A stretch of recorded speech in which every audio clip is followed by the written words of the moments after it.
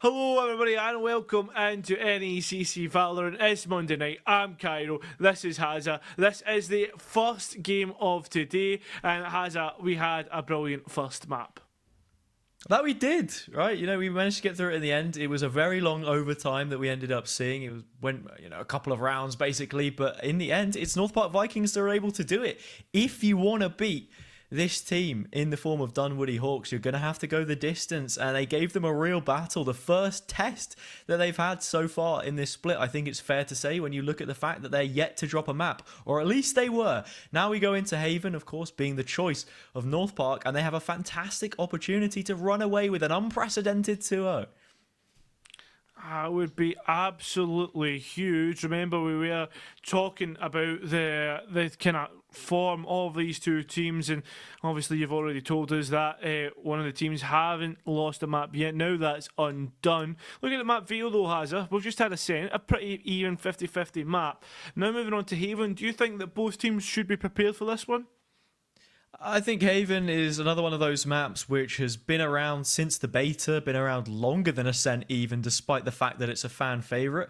Teams not always wanting to play into it, but looking at how the map pool has changed, you have to be comfortable on at least a couple of these ones, because we've already seen Lotus banned out, as has Split. Both of these the newest introductions, while some may be older than others, and this is a real test of how good you are as a team, especially at this level. What the calls are like, what the placement, the positioning is like, especially on the attacking side. If you want to make the most out of the control that will be given to you and play those defaults correctly. On the defenders, it asks a lot of how you try and make those prioritizations in terms of pressure, because you're not going to be able to have that global presence. So I'm very curious to see how this one pans out, and if we do go the distance to Pearl. Yeah, exactly. And moving in towards Haven, I mean, we're thinking about just general map control, etc. And that's something that I would really like to see. And yeah, it is just one player that we are waiting on, Hazza, and then we can get in towards the game. But I mean, as this is North Park's pick, we obviously see that the Hawks are going to be starting on the defense. I mean, what do you think about that? Yeah, it definitely means that things are going to be difficult for them early on. At least the statistics would suggest that to be the case. It really does depend how they choose to approach this defender's side. I believe we will be able to go into agent selection and get a better idea of what it is that both teams are trying to play through. But like I was saying, Dunwoody Hawks on the attack, brilliant start for them to take that initiative here, get some rounds back on their opponent's pick and set up nicely. But the pressure is also on for a result when you look at how this one tends to pan out. As well, actually no, it isn't Dunwoody Hawks on the attack. The graphic is the opposite way around. That is true, but the way that things look right now, if you were to look at the way that we are seeing the Vikings set up and Neon being hovered, Hazza, and usually this tends to be a bit of a pocket pick. Obviously, Optic, you love it, Victor being that kind of person to don the Neon the most, and almost architect the way that it was played. And when you look towards the other side, the Jet in comparison, do you think that's a big change or a big kind of stylistic choice?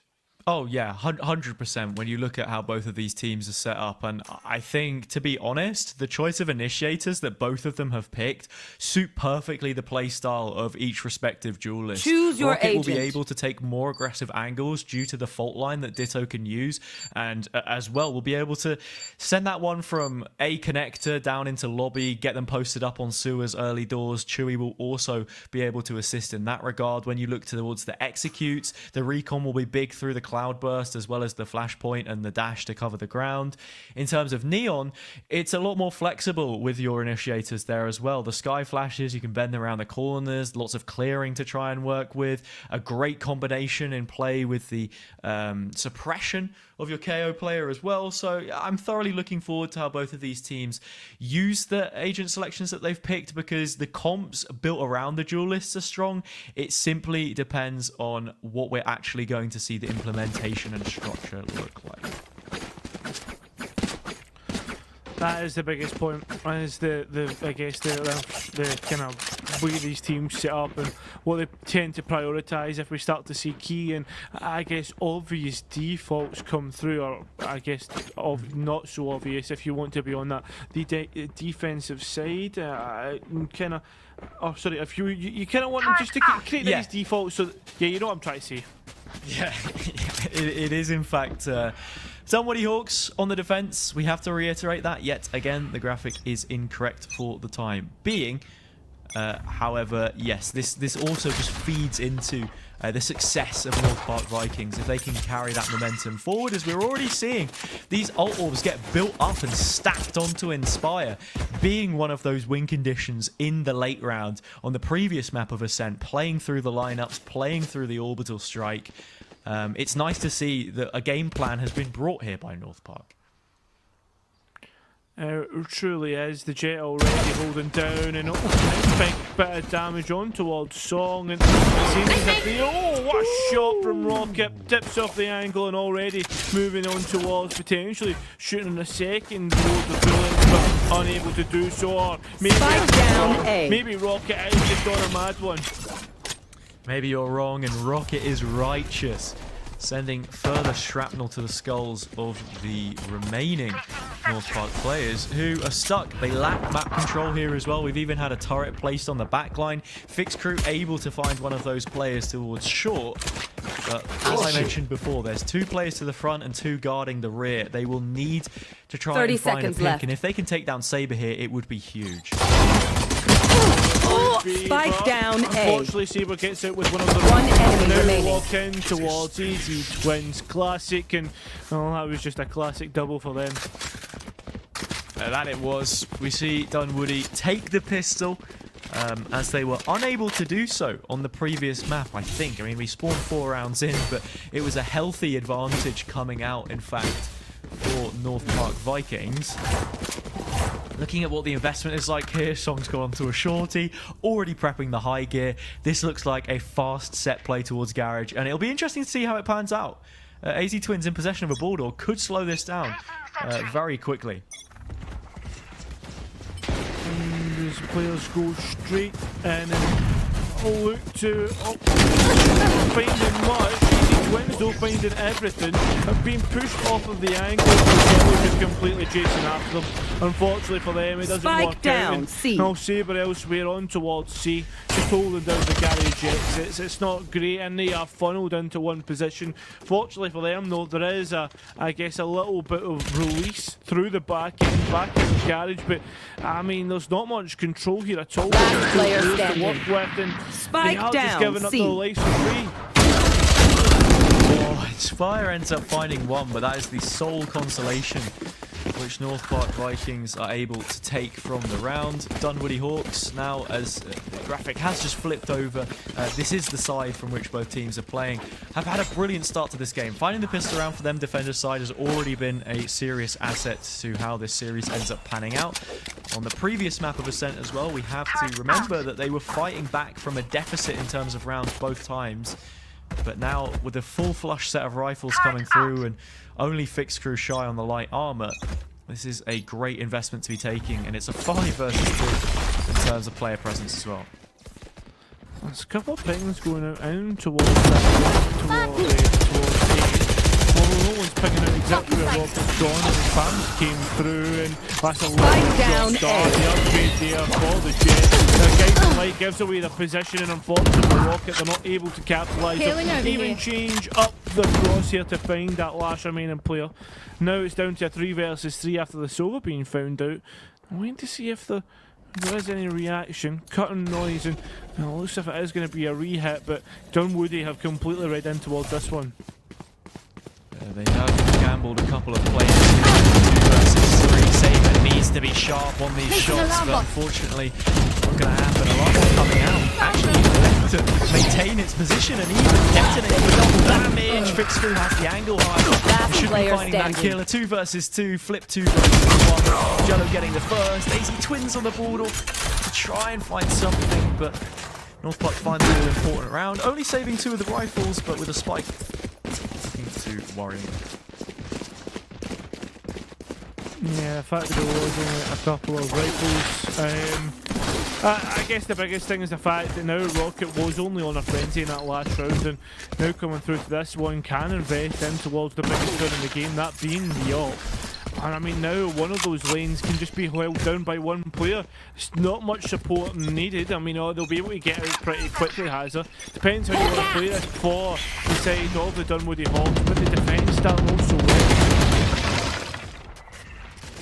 Song up close and personal with the Bucky, trying to get a punish, and as a Neon player, a shotgun not always the worst of weaponry.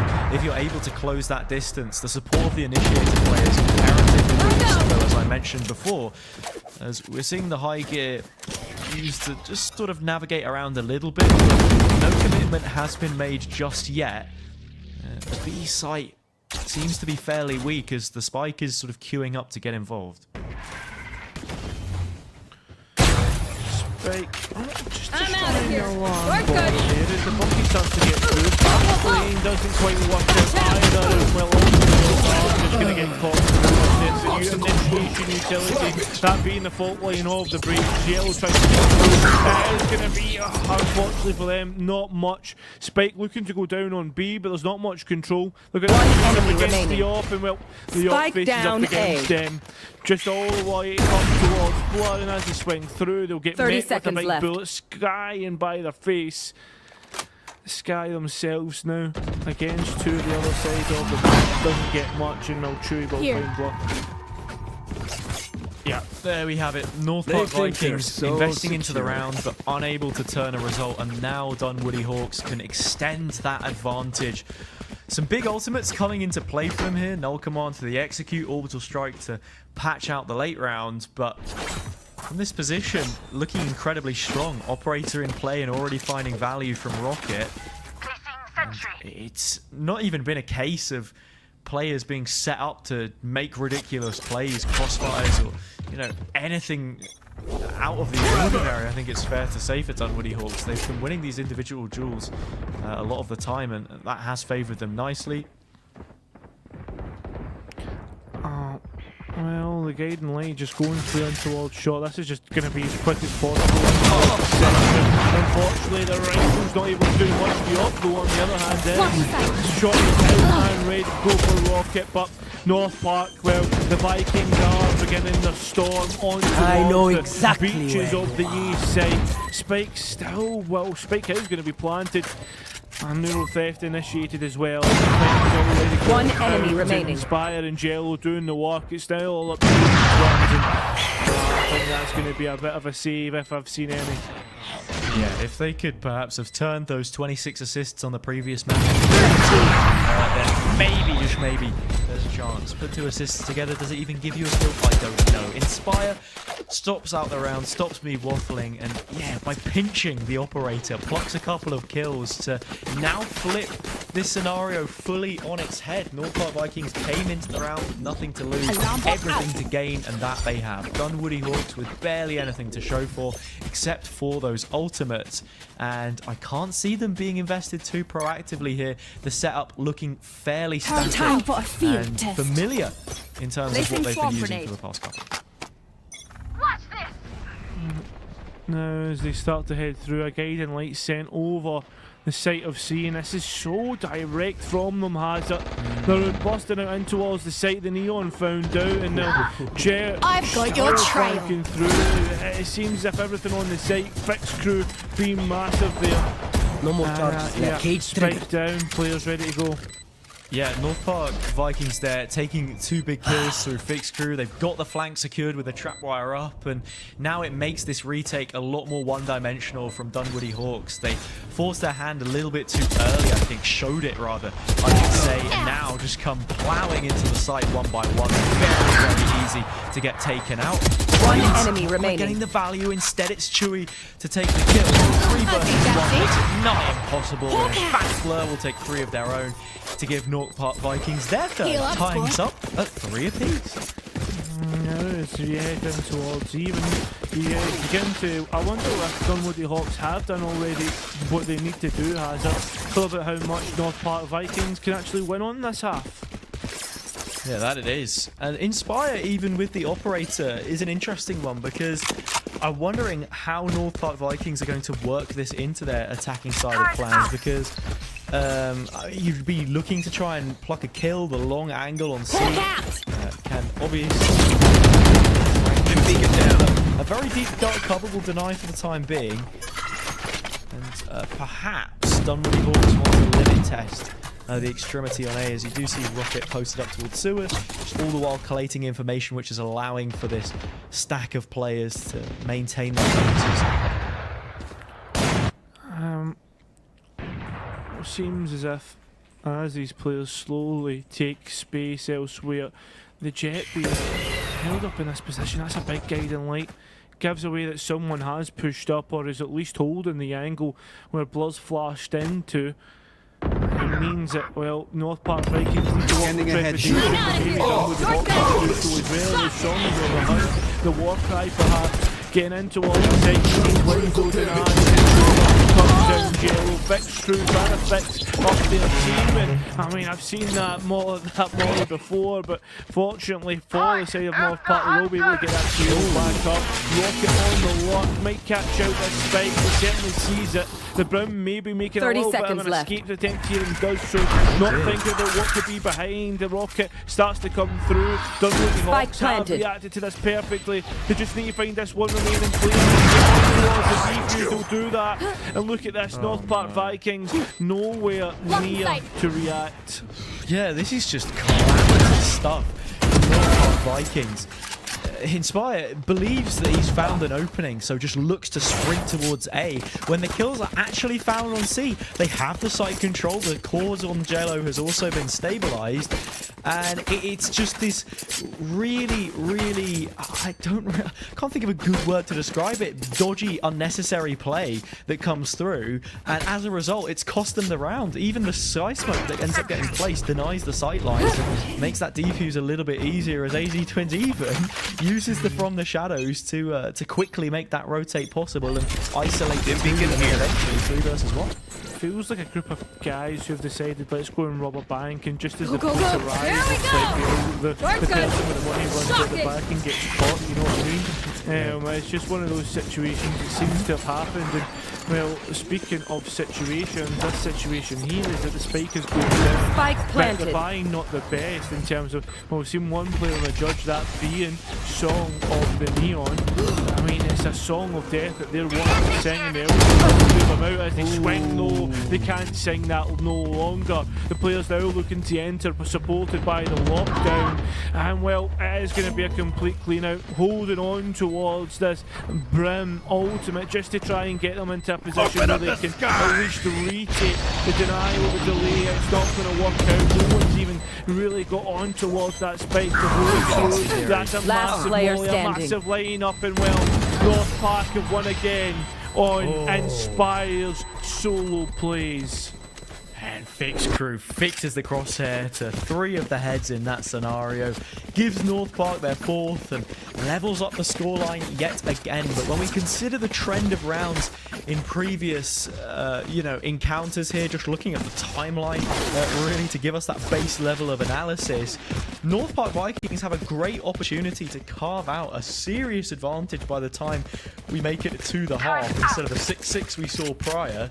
The eco cycle not favourable for Dunwoody whatsoever, and in fact, yeah, it's the matter that North Park Vikings have these ults to fall back on, these great Brim lineups on these players from Inspire, which has assisted them so many times.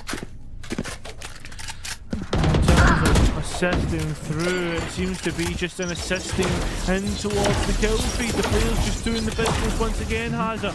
And now the spike just looking to get carried on towards the site, and everyone just getting cut down. It's unfortunate, it's not great.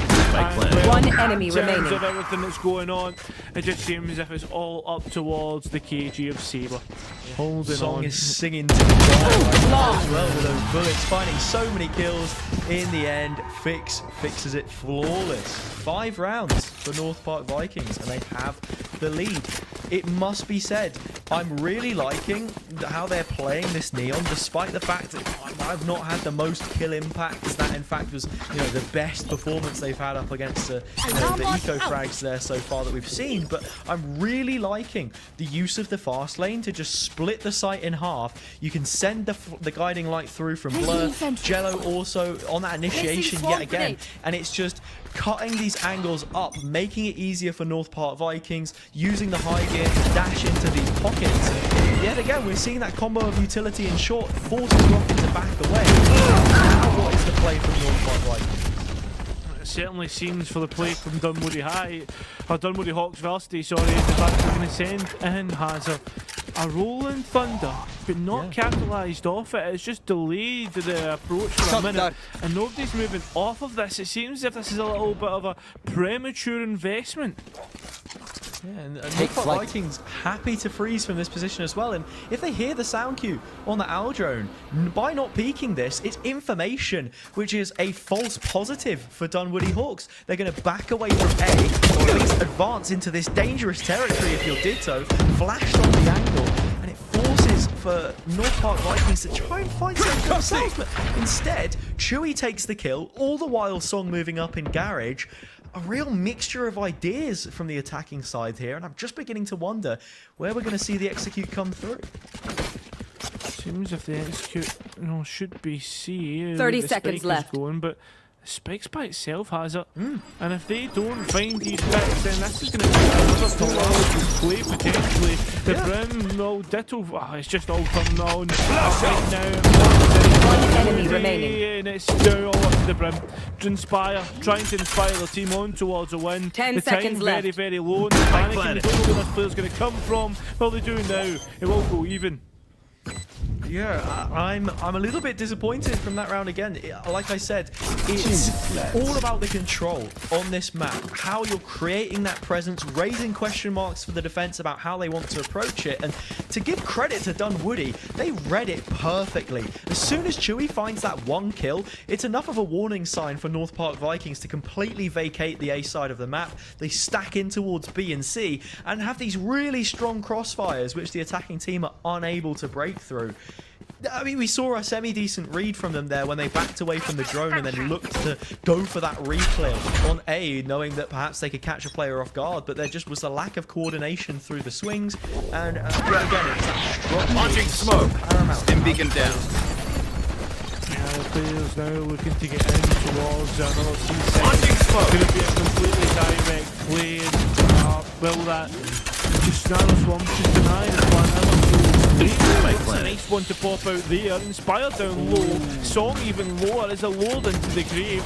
The players now bust in towards site so quick. Well, North Park seem to have responded for the time being. Dunwoody Hawks, on the other hand, have just responded that bit better. On towards the spike, comes the orbital strike. One enemy remaining. And that situation of a 3 versus 1. Inspire once again, now on towards a flank, but the players haven't actually jumped onto the spike. They might have played into Inspire's hands, but while the alarm clock goes off, the rest of the players are low. And well, that's it. The round is over. Time very much well in the hands of Dunwoody Hawks to get that spike diffused. Yeah, Dunwoody Hawks now at the advantage. Both players on a slim amount of Last health. round before the switch. And yeah, North Park Last Vikings, they round had to the use our game plan. creds and abilities. Dunwoody Hawks are Don't starting waste to your read into firepower. this a little bit more. They're seeing what the tendencies are. You see in that situation, Orbital Strike is up, Incendiary also available. Alarm bot. It's a fairly easy read to make. You have Inspire playing deep on these lineups, and they just take immediate control of the site, deny any additional presence, bait out that utility, and Peaks while it was now. close call Sentry. in the end, they get it over the line. They do get it over the line, and at least for if you're a Dunwoody Hawks fan, you put yourselves in a good spot, especially on the defender's side. It's just absolutely massive. Spike again not being moved just now. It seems as if it's a much slower take from the North Park Vikings. And when we think about what those reads are then going to subsequently look like after we come out of this round, North Park Vikings are going to need to be so aggressive on the defender's side if they're to get similar value here, purely because you're running a Neon comp, or at the very least, stack towards one side of the map and play retake on the other, which makes it incredibly squeaky in terms of what your win conditions look like. But one more opportunity for them here to level the score. Spike looking to move towards B. down. I've got your train. On that position, at least on a full gun around there, they have some odds to work with. Yeah, out Tom. I know exactly Spike planted. Channel swap ready to pop, but if Park just in the wrong location doesn't stop that plan. And Fix Crew stuck at the back of site is a massive spot, but the thing is though, Hazard, there's not much control in towards this site. This player feeling a little bit isolated, and they might get picked up pretty easily. As for the other side, it looks as if North are trying to assault in towards another spot, although as they try to crunch on towards Fix Crew, they've at least got out with one. Another line up there from the brim on towards the spike. As the Hunter's Fury comes through, it's not going to clear out much. Not One a enemy lot. remaining. Time's getting lower and lower. An easy Found. win. Last player Look at the standing. situation they're in. That's a massive shot. That might have won the round out, and it certainly looks likely. Dunwoody Hawks will just go even into the next half.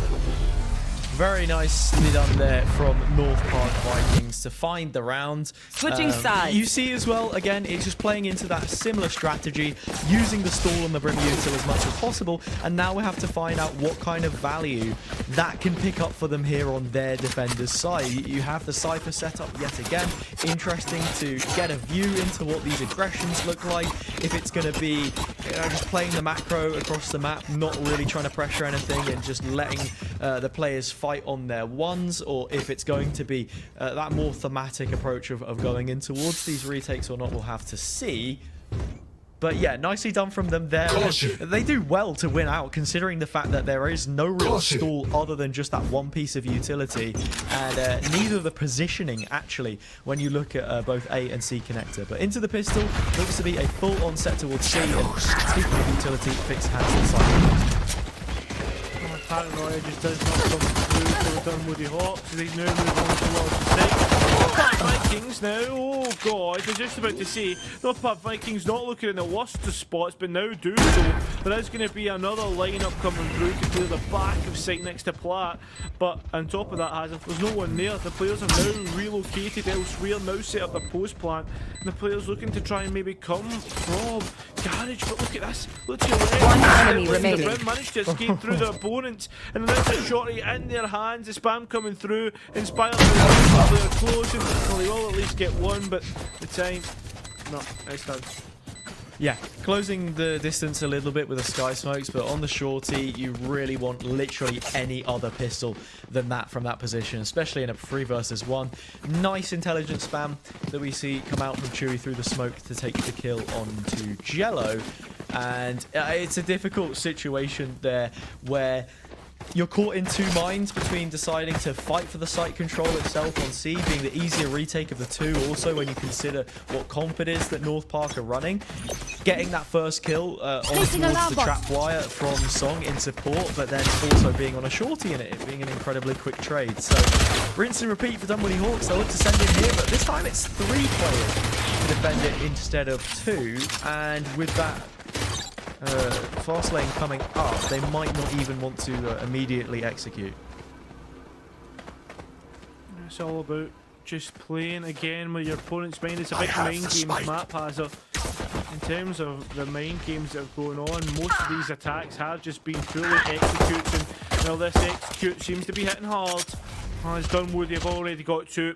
The player trying to lock in through Garage is Rocket, but there is one more player a work of their own, and that would be the brim of Inspire.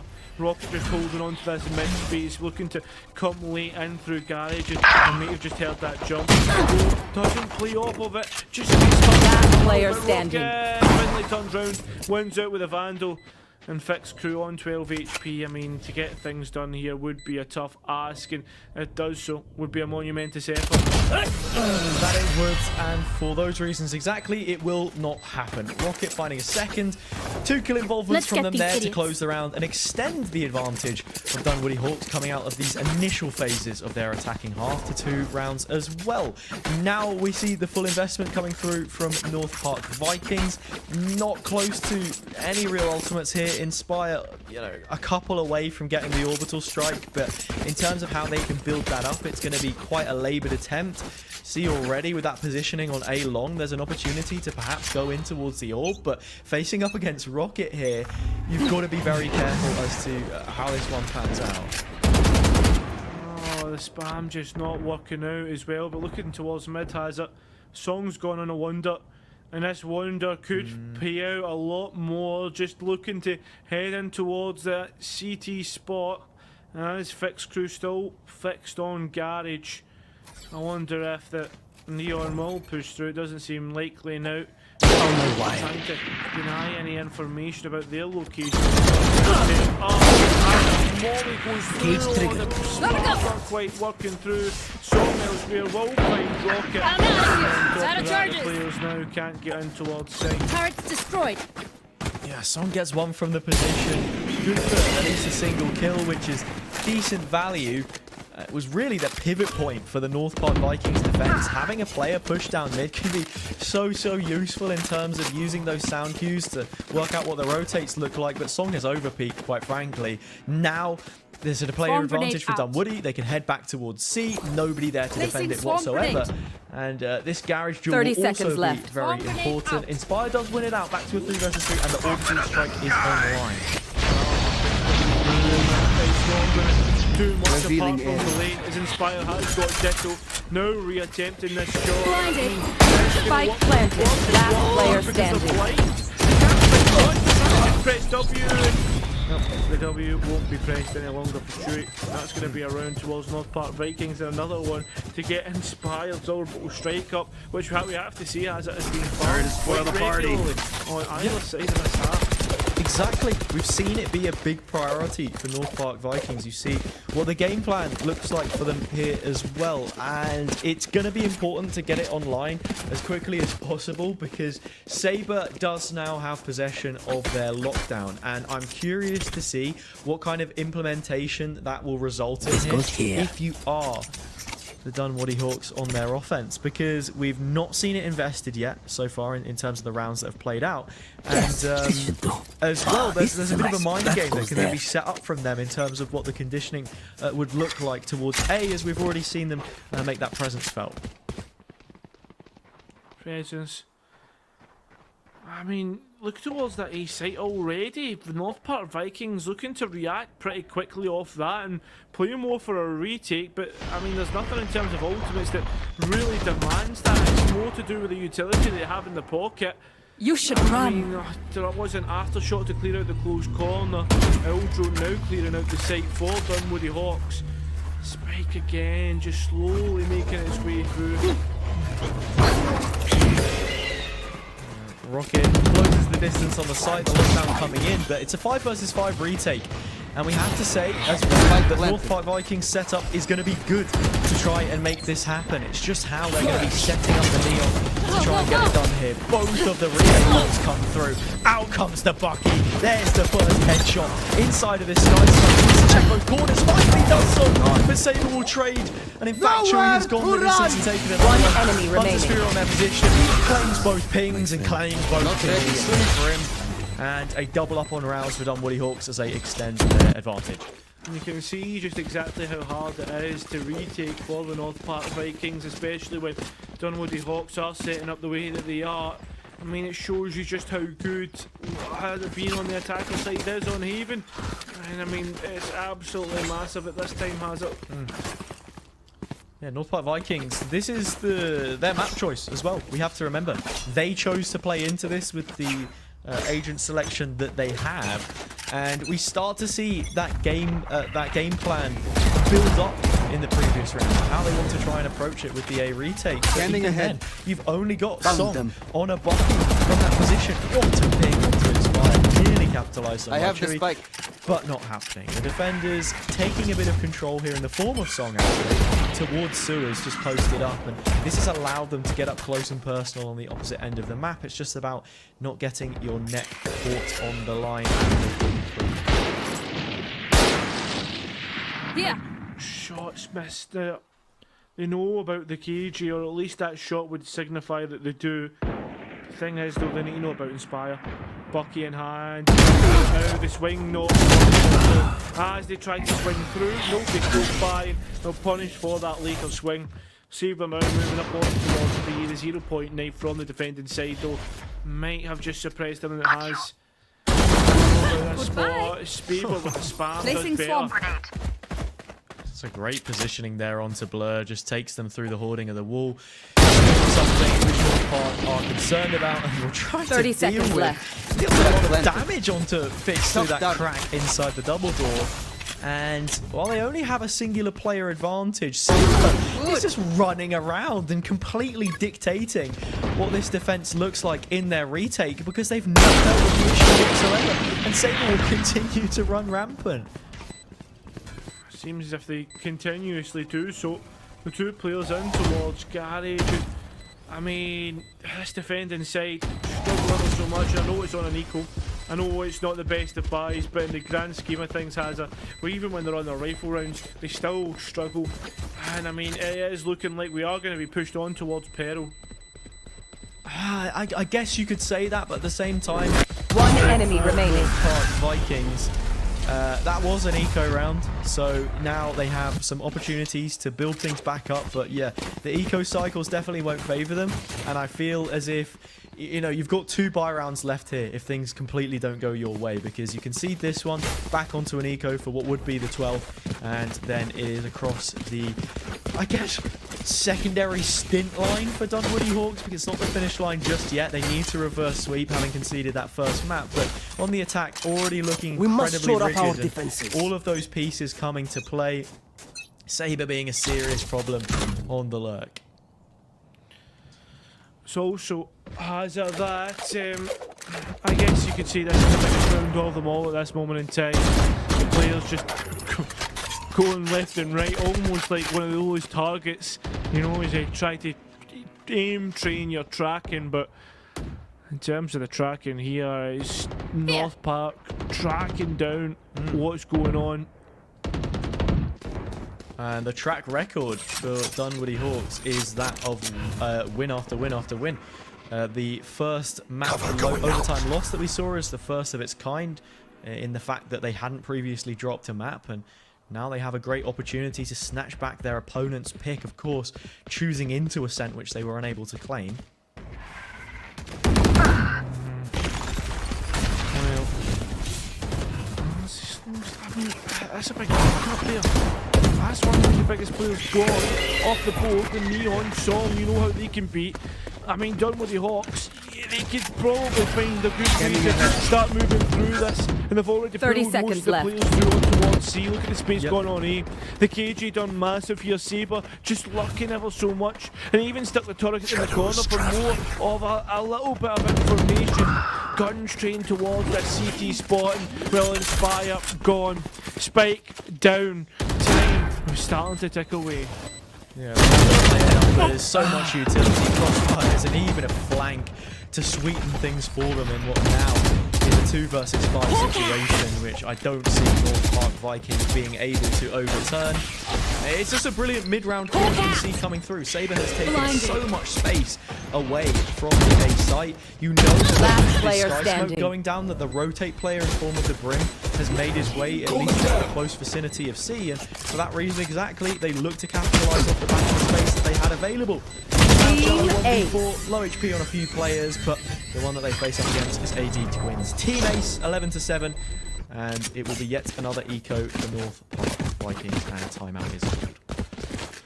Tim McClung, and well, that's going to be the players looking to somehow rally their way back. I mean, you've got to remember, it's just they're on the defender side of Haven. In terms of rallying and what they can rally back on an eco, or I mean, a forced investment, if they really want to go for it, it's going to be tough. Yeah, that it is. It is going to be an incredibly tough task, and I'm curious to see what they want to try and do here. You look at what the lineup is. You have 5 ultimates available. You somewhat anticipate to see Song immediately invest this overdrive, go for an aggressive play, maybe even use the orbital strike as well. And even the pings towards mid would suggest that. But in my mind, what the best decision could be is just stacking towards one side of the map, maybe even using a trapwire or a camera on B to just have that proxy presence, and then look towards making a retake happen. Towards C, I think, would probably be the best place to do it. Invest the ultimate onto Song when it's necessary, and go for that play as a team. Whatever you do, do it as 5. That has to be my advice coming into this round. We're seeing a full frenzy buy even. And yeah, mid pressure is the play that they go for. The only issue with this being, I can see Dunwoody very easily taking C if those players end up coming to the back line, and the plant being much, much easier for them. It's just straight out. The players now trying to see what they can find, and they'll found with one rifle with the neon ultimate scope here. The players that's a massive flag! And now this seems to be not just completely finding a way back in. It's been a complete gamble, and while the gamble's paid off, everything seems to be on green at this moment in time. Green coming back on red. So is Last Rocket. player Hold standing. 4. Inspire Iceland's back. Can they have enough time? It certainly seems so. Rocket does not find that the ball lands on green. That it does. 1 in a million, right? You would think in this situation. But I have to worry slightly in the long run what the ultimate game now looks like for North Park Vikings. The aggression was good. One of the biggest downsides for Dunwoody there is to not recognize that pressure and then immediately react off the back of it. Take some space of their own and trade out by moving towards defender spawn and having a better plant position, one which they're able to defend more easily, I think it's fair to say.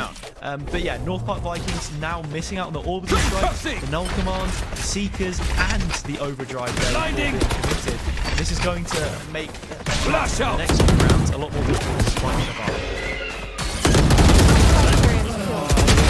Spike down. C. That's a massive entry. Clearing the space for the team, and well, it seems to be clearing the space the way, for Dunwoody has to find a way to we are going to see that lockdown just buy a little bit extra space, and the neon already closed towards the flag.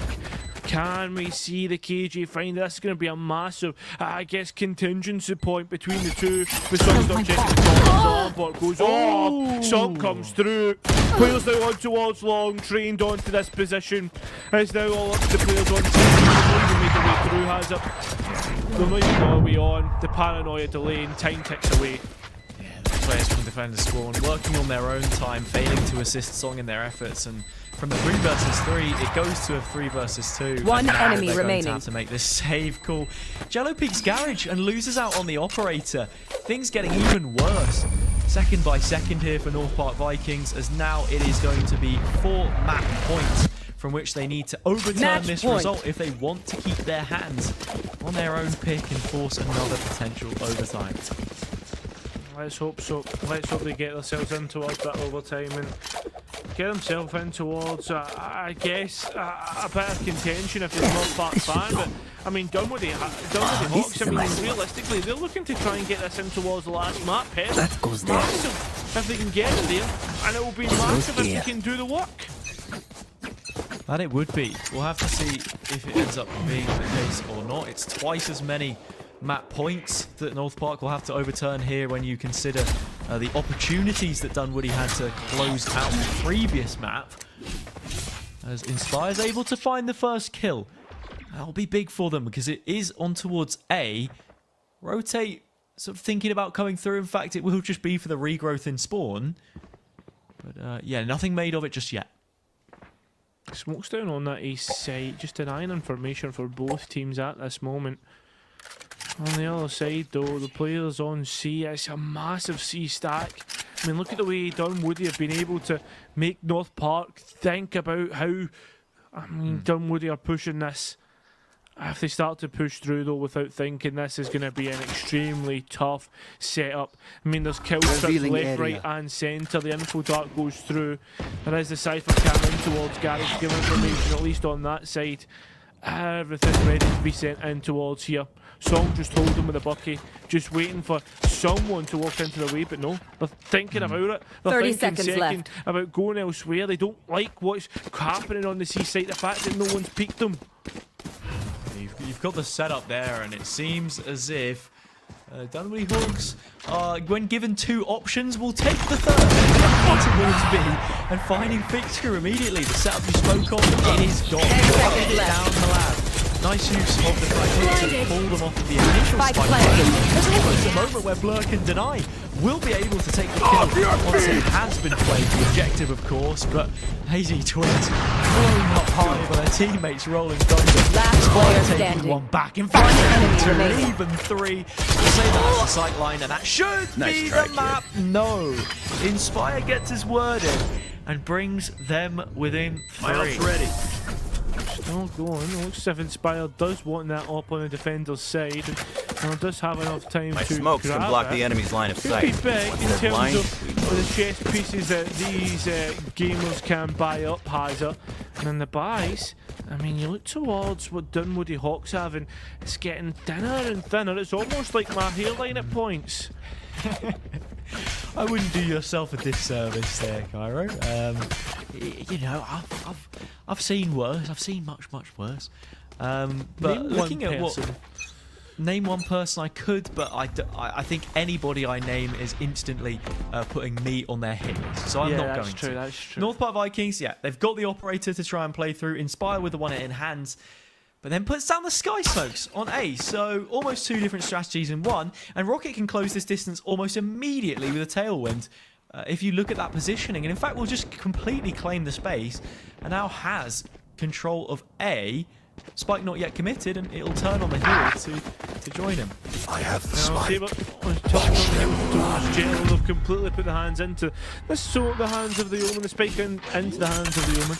Committed, and now this is a similar position into what last round, except this time Jail, Finished. Rocket was Yeah. able to close the space, and Saber now crunching in towards the last remaining players. It's 3 players if they can get to it, but it's not going to be the case. North Park Vikings One are enemy certainly remaining. looking like this might be the Flawless. last hurrah, and it is confirmed. Attackers A flawless win. round by Dunwoody Hawks. Did they convert it? Make it one apiece.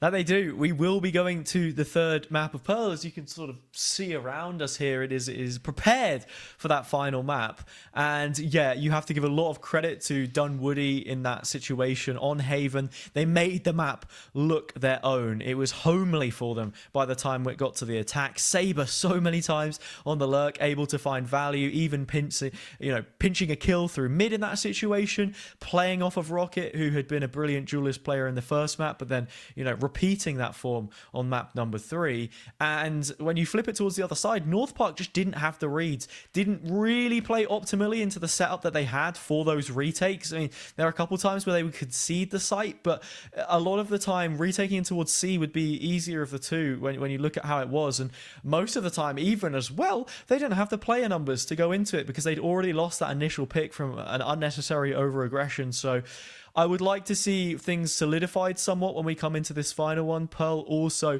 very important to set up correctly in towards mid. And yeah, we'll have to see how that goes. But first, we'll be throwing to a break.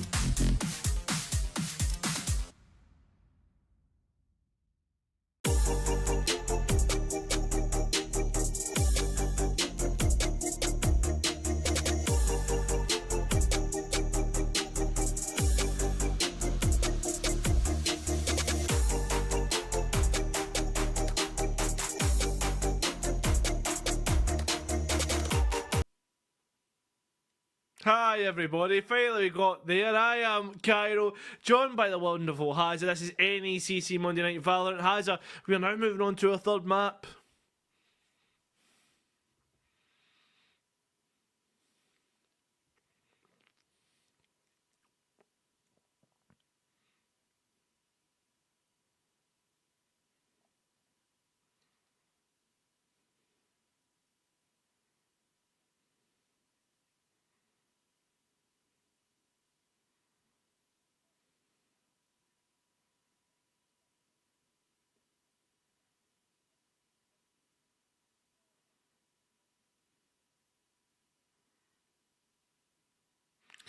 Oh, I mean, it seems as if something that we saw from North Park Vikings was a very direct style of play. I guess on the other side, the Hawks, they like to try and play with what there is around the map. I mean, how many times do we see a Luck all the way up A somehow take all the space? I mean, it was Sabre a few times, Rocket on others, and then they were able to rotate the spike towards the other side of that map. Again, North Park just very quick to rotate, very quick to just send it in, and sometimes, well, a blunt force approach can be, does have a lot of force. If it doesn't hit the right spot, I mean, it can bounce back.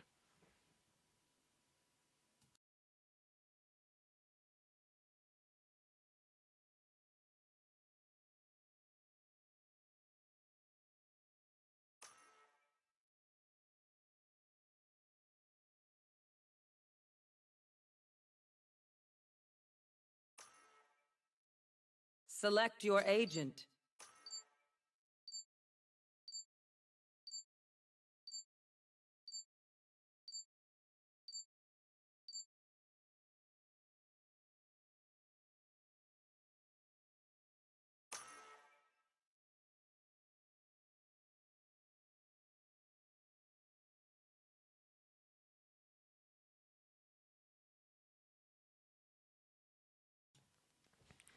As we get ready to head in towards the map, I mean, for those that are not too, or maybe a little bit uncommon when it comes to peril, it's another one that is very even on the statistics, Hazza. And I mean, realistically, both teams coming in with a very good chance of taking this one out.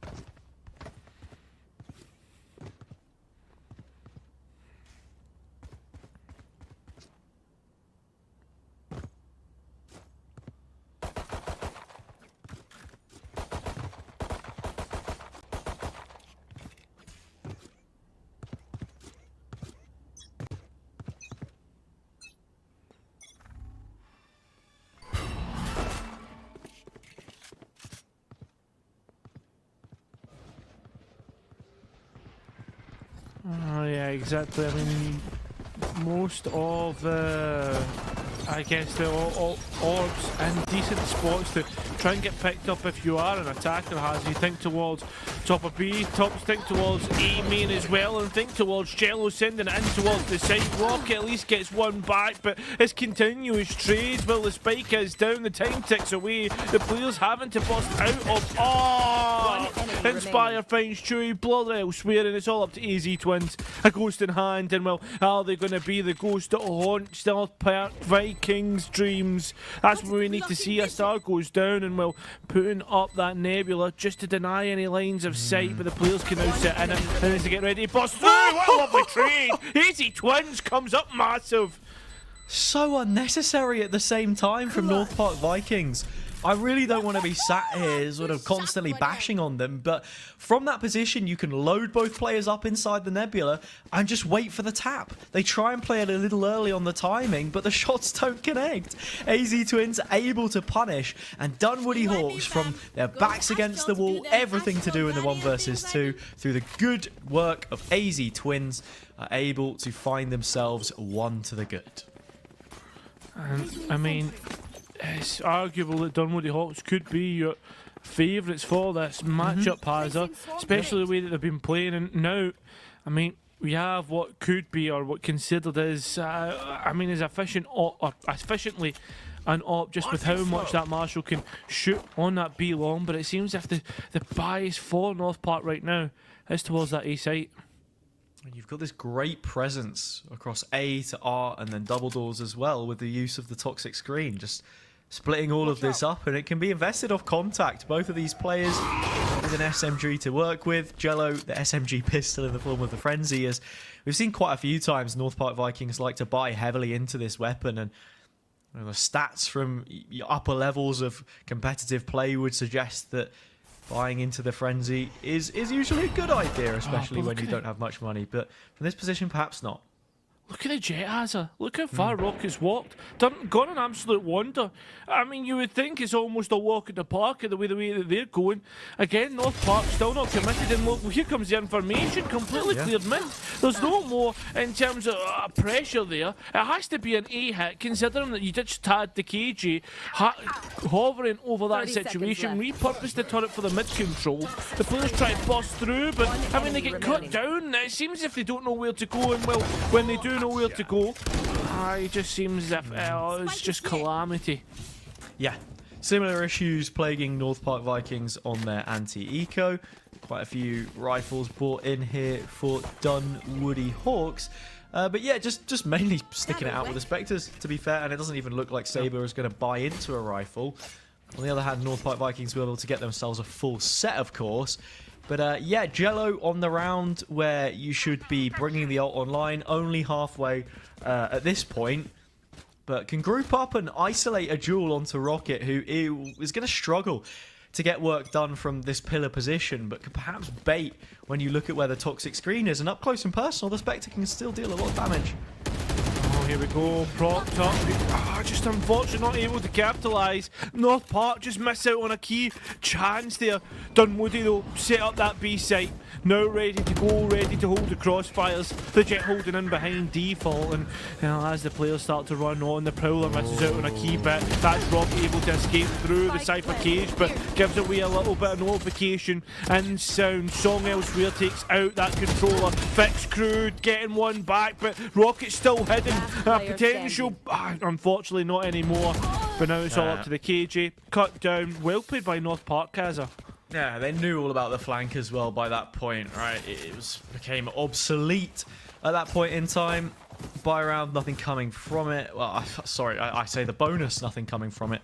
The Spectre's just not so good in that position. No awareness of the plant on the Radionite boxes either. So the stray shots through the Cyber Cage, not able to connect and deny that plant, make it a little bit easier after Prowler from Blur had actually missed their position. But we've seen a flex in the setup just a little bit here as well. The Killjoy utility stacked a little bit more towards the A site itself, playing mid quite passive. This will deny the amount of information that Dunwoody actually are able to collect. So North Park Vikings can get very, very close to these chokes, at least on the A side of the map, without Dunwoody having any information whatsoever on their positioning. Slowly contacting up the 0.9, going to give things away. And I mean, it wouldn't even be a bad investment, has it, considering the KG is close, but already there seems to be an idea with those Astro Stars going down. Here we go, the 0.9 coming in, has detected the presence of the KG, saw the util down, that alarm bot not working out, and well, neither is the mollies, but Easy Twins rifle are finally, all this util comes up online, but it's not been destroyed, it's not even been worked on, and Sabre's able to come up massive, gets one with the turret, gets one with the gun, now it's up to Song, but I mean, it's a song for the end. It seems as if the fat lady will be singing for this round, and Dunwoody Hawks, well, they're going to be singing their own praises. Yeah, if the fat lady sings inside a huge reinforced glass dome under the sea and nobody hears it, has it actually happened? I don't know. But the fact that Saber's turret comes back online and is able to kill a North Park player on low HP completely unchecked, I think is the perfect personification of how this game has been going for them so far. Now we see the big time ults come online just in perfect coordination with what will be a mostly full invest. I don't know if we're actually shy of just a singular pistol there. If maybe the observer could just, you know, because we're in the call with them, just whip it up quickly and we get confirmation of whether we are on a pistol here or if it is the full set. Yeah, there's a classic in the hands of Blur. Far from ideal, but we'll have to see how they work around it. Speaking of walking around, they've not found Ditto, and that 0.9 knife is hitting them as well.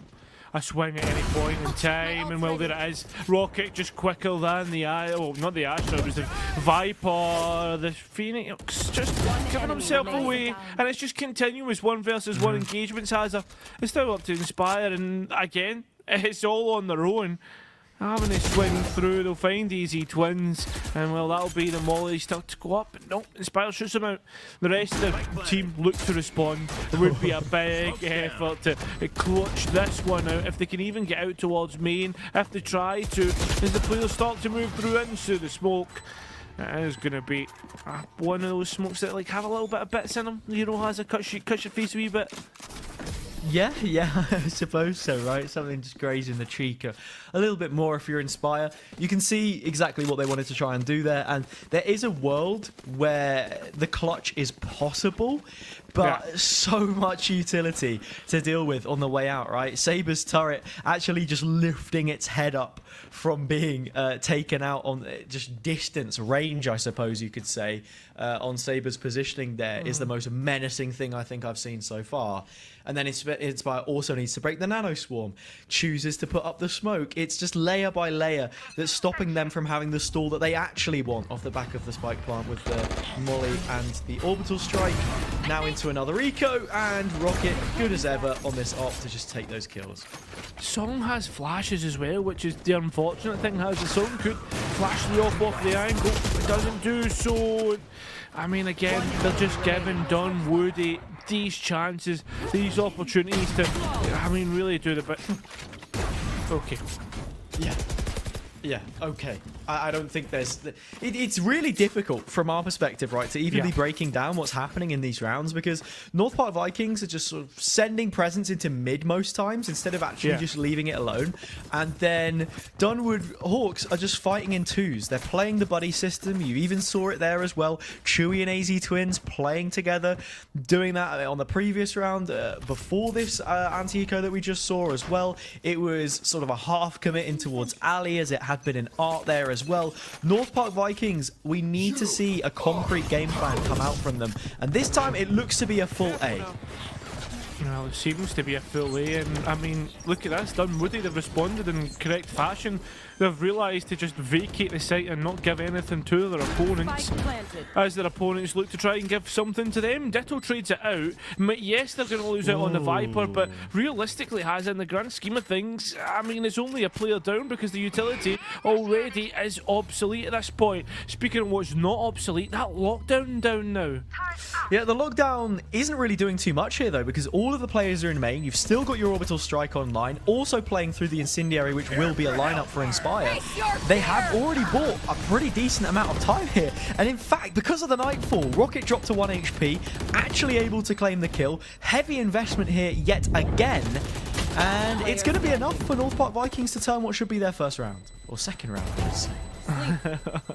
Oh, Chewie able to get out with at least one. Tacklers are, unfortunately, are going to lose more of those rifles. And remember, it's, I guess, more for North Park to get through with more of the rifles than it is for Dunwoody, because they can just buy up once again. The coffers in their pockets, probably weighing them down ever so slightly. Thank God they're in a little bit of they're in a place where they can, you know what I mean, be safe under the wall. Yeah, I suppose so, right? It's a very self-contained environment, as we are in a tech pause, so, you know, we can talk about the map as much as we like.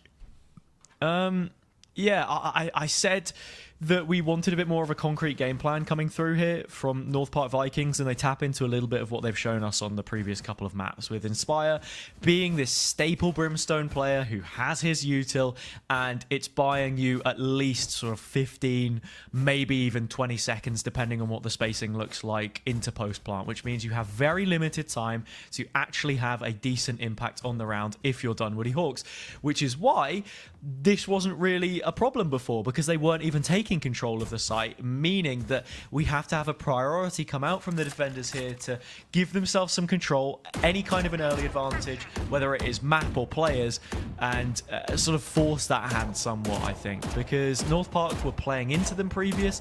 Now they've adjusted and gone for the full execute. It is a different story. It's just, I guess, while we walk through what's just going on, Hazard, I'm wondering, like, the fact that both teams now come in towards this next round with a even buy. I still don't. I'm not saying the last round was a fluke, but it definitely didn't seem like it's going to be a consistent working factor. You know what I mean? So, no, I fully agree with you there, and I think it's really important that you highlighted that too. Having an orbital strike is not a luxury, which we will get on every single round. Neither is a null command, and neither is a nightfall. We saw all three of those invested in the previous. You needed the KO ult to, you know, give yourself that much space. They were even fighting towards defender's spawn area, right?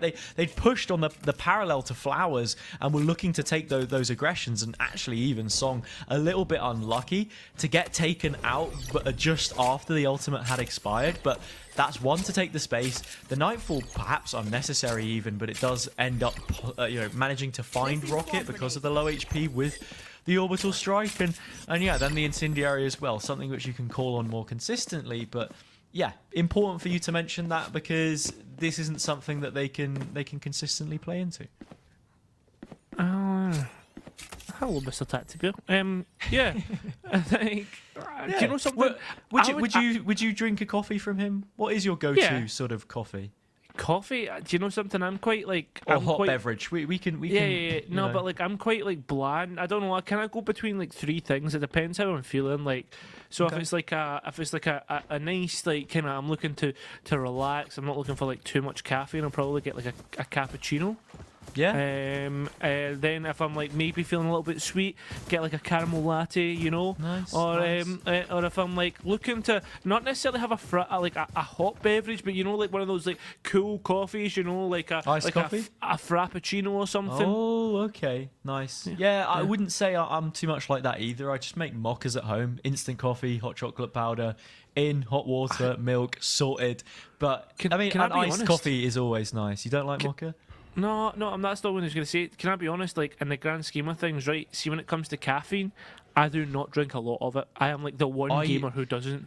I didn't either, but it's those late nights and early mornings which make it somewhat of a necessity. And speaking of necessities, of win conditions for North Park, we said before they needed those ults to get it done. Don't have it this time around, and I think the biggest on the previous would have been that null command. We're going to need to see a perfect use of the 0 point here to shut down the util that is being played, and I think we're going to get it, because there's no player from Art that can support and break this. Unfortunately, it doesn't land deep enough, and that means that everything which Saber wants to use is going to sit in play. It just cuts down on those sight lines, makes the spam more accurate, and Fixed Crew is found. Interesting plant spot, to be honest. Usually I think the default is good enough, Hazard, but this one it's planted a little bit more towards Art and maybe could allow the players just to get a defuse off pretty safely. The spam not going to maybe work out. Maybe it's lined up for one of Inspire's lineups, but it seems as if it's been lined up towards the bullets. The players trying to do the work, but it's Saw on the flank who gets most of it. Dunwoody Hawks, they only need one more round to make this a natural half for them, but they just can't seem to find it. Yeah, we've seen a brilliant fight back from North Park Vikings, and they are having a lot of success on A now, which means we're seeing a change-up come through from Dunwoody Hawks. That is going to be stacking those three players towards that side of the map in the form of Rocket, Chewy, and I thought Ditto, but instead their presence will be more towards the sort of mid area, using the toxic screen to make the navigation of B more difficult. You've got your Killjoy set up there as well. And curious to see how this one is going to pan out. They've actually slowed down the pace and not looked to challenge main immediately. Just holding down the angles. The Song elsewhere gets Rocket. Okay, good stuff here. Players just looking to continue controlling mid. And it's more this A main presence is completely gone right now for Dunwoody, and they don't know if they've lost sight. Well, you have seen that rotate now come through.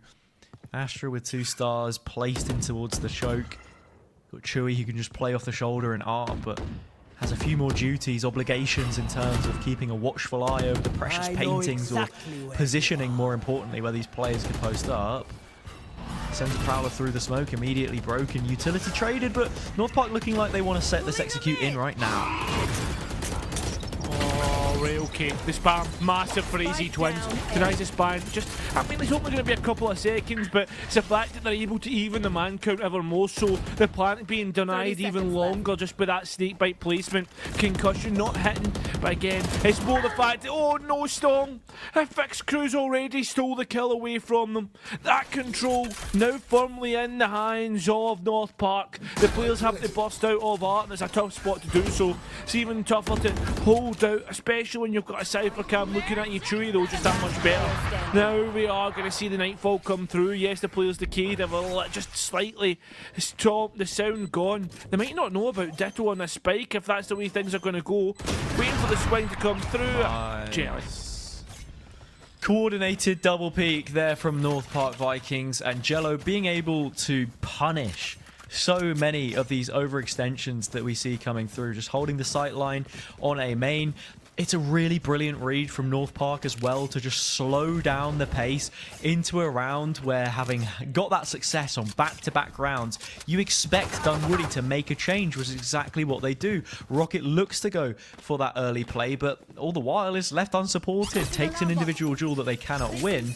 And in fact, they've actually just lent into this setup again. Instead, though, the toxic screen a lot more aggressive in mid, and actually this will be the first foot forward for Dunwoody. Oh god, just as the players start to look at this space on A main, Hazard. Just right now, the Viper moving up here. And it seems if they're engaging on towards the players that are trying to push up. That's massive info here for Dunwoody. That it is. I was worried just a moment that Ditto could end up falling, because then that's your A site compromised. The change up in the round here from Dunwoody is trying to take some extra space in towards mid, because it's going to ease off the pressure that they have in terms of flanks, because North Park were able to take 2 kills from Fix on the previous round. The one before that, you saw Song even sweeping in towards spawn. And it's not something which they want to be contending with. Fighting on only one front will help, and even at that point, run it back coming through. Orbital strike for this post plant yet again, but Chewy hits the nail on the head. Jello sent packing with the spike, and now as they're rotating through, the mid presence that Dunwoody took early on is really going to assist their efforts in terms of making this rotate good. I was about to say, surely they're hearing all of this. Yes, there's going to be a 0 point and they've getting flung back, but where that lands, God only knows. Maybe in the next matchup that's coming through, but as these players run down, I mean, already the response for Dunwoody's there. I mean, it's not as if this has been a well-hidden secret. It's been totally committed through, and that's why Dunwoody are able to react so efficiently. They're just completely going through these players. There's only one player left, and well, he's out towards terminal, and it's just just going to see if Inspire can hold this down. It certainly seems likely, but it's just 4 that's being held, and it will be 6-4. That it is indeed a death sentence for the remaining player in their 1 versus 3. Not the first time that we've seen that one pan out in a game on Pearl from Pillar, but in this one specifically, Dunwoody able to get the response that they needed to, and North Park Vikings even invested the orbital strike as a parting gift from A, so they won't be getting it realistically for the last 2 rounds of this half. That's your checkmate on towards the lockdown gone. Cosmic Divide also coming online. Things looking really good here for Dunwoody to extend that advantage in the last couple. You win this one, the bye is broken.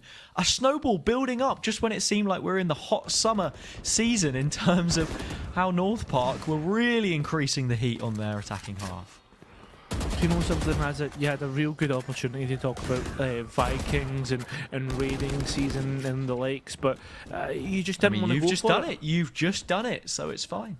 I know, but usually you're the one to kind of have that little bit of, like, what do you call it, like... poetry, a little bit of extra... Yeah, I was going to say a little bit like, oh, hello, Ditto. Ditto is poetry in motion. Very nice shot from them onto Song. Yeah. Early kill found. I'm wondering whether we're going to see Jello here use his util to get the heal back in. And yeah, you can see the health bar just increasing at the top of the screen. But that's more utility gone to sort of cut up the site here. If it's the Blaze Wall, lots of angles that you could have denied now missing. No hot hands, perhaps, to send towards the back of the hall. North Park looking stunted here in their approach on a very important round. This is the bye. 30 seconds left. The bye. Just jumps being again. And Ditto still hasn't moved. Like, look how much control is up towards A. I mean, the only problem is that Art is completely unchecked at this moment in time. I mean, you think towards what's going on there, and with the players like moving down slowly, I mean, this is going to potentially be an avenue which they give up the site, but no, it's not going to be. They just give up in towards this connecting area instead. As they flood in there, the spike needs to make it on towards site, but the time's so low. It's done. North Park Vikings have given advantage to Dunwoody. That they have, but it's tentatively given away because North Park Vikings, I can't necessarily blame them for making a save call there onto the 3 rifles which they had left over, because at that point you're just looking for an overextension for Dunwoody to show their hand, make a silly play as we've seen a couple of times before, and give yourself an opportunity to punish and get that room to go for a spike. Let's go.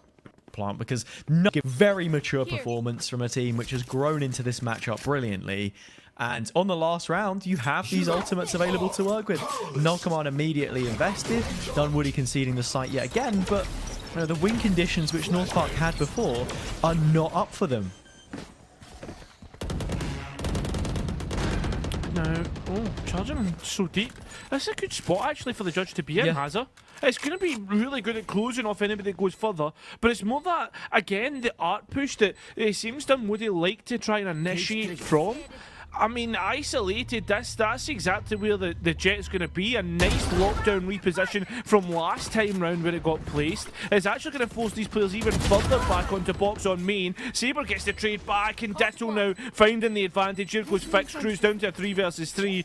Players need to get in towards that, and look at the lineup, it's gone. They've missed it, they have to bust through the Cosmic Divide. It's all up towards the guns, and it's a shooting crew. And it's already been halved. Time there for Sabre to convert this. Dunwoody high with a massive round, a massive half to get in towards the next.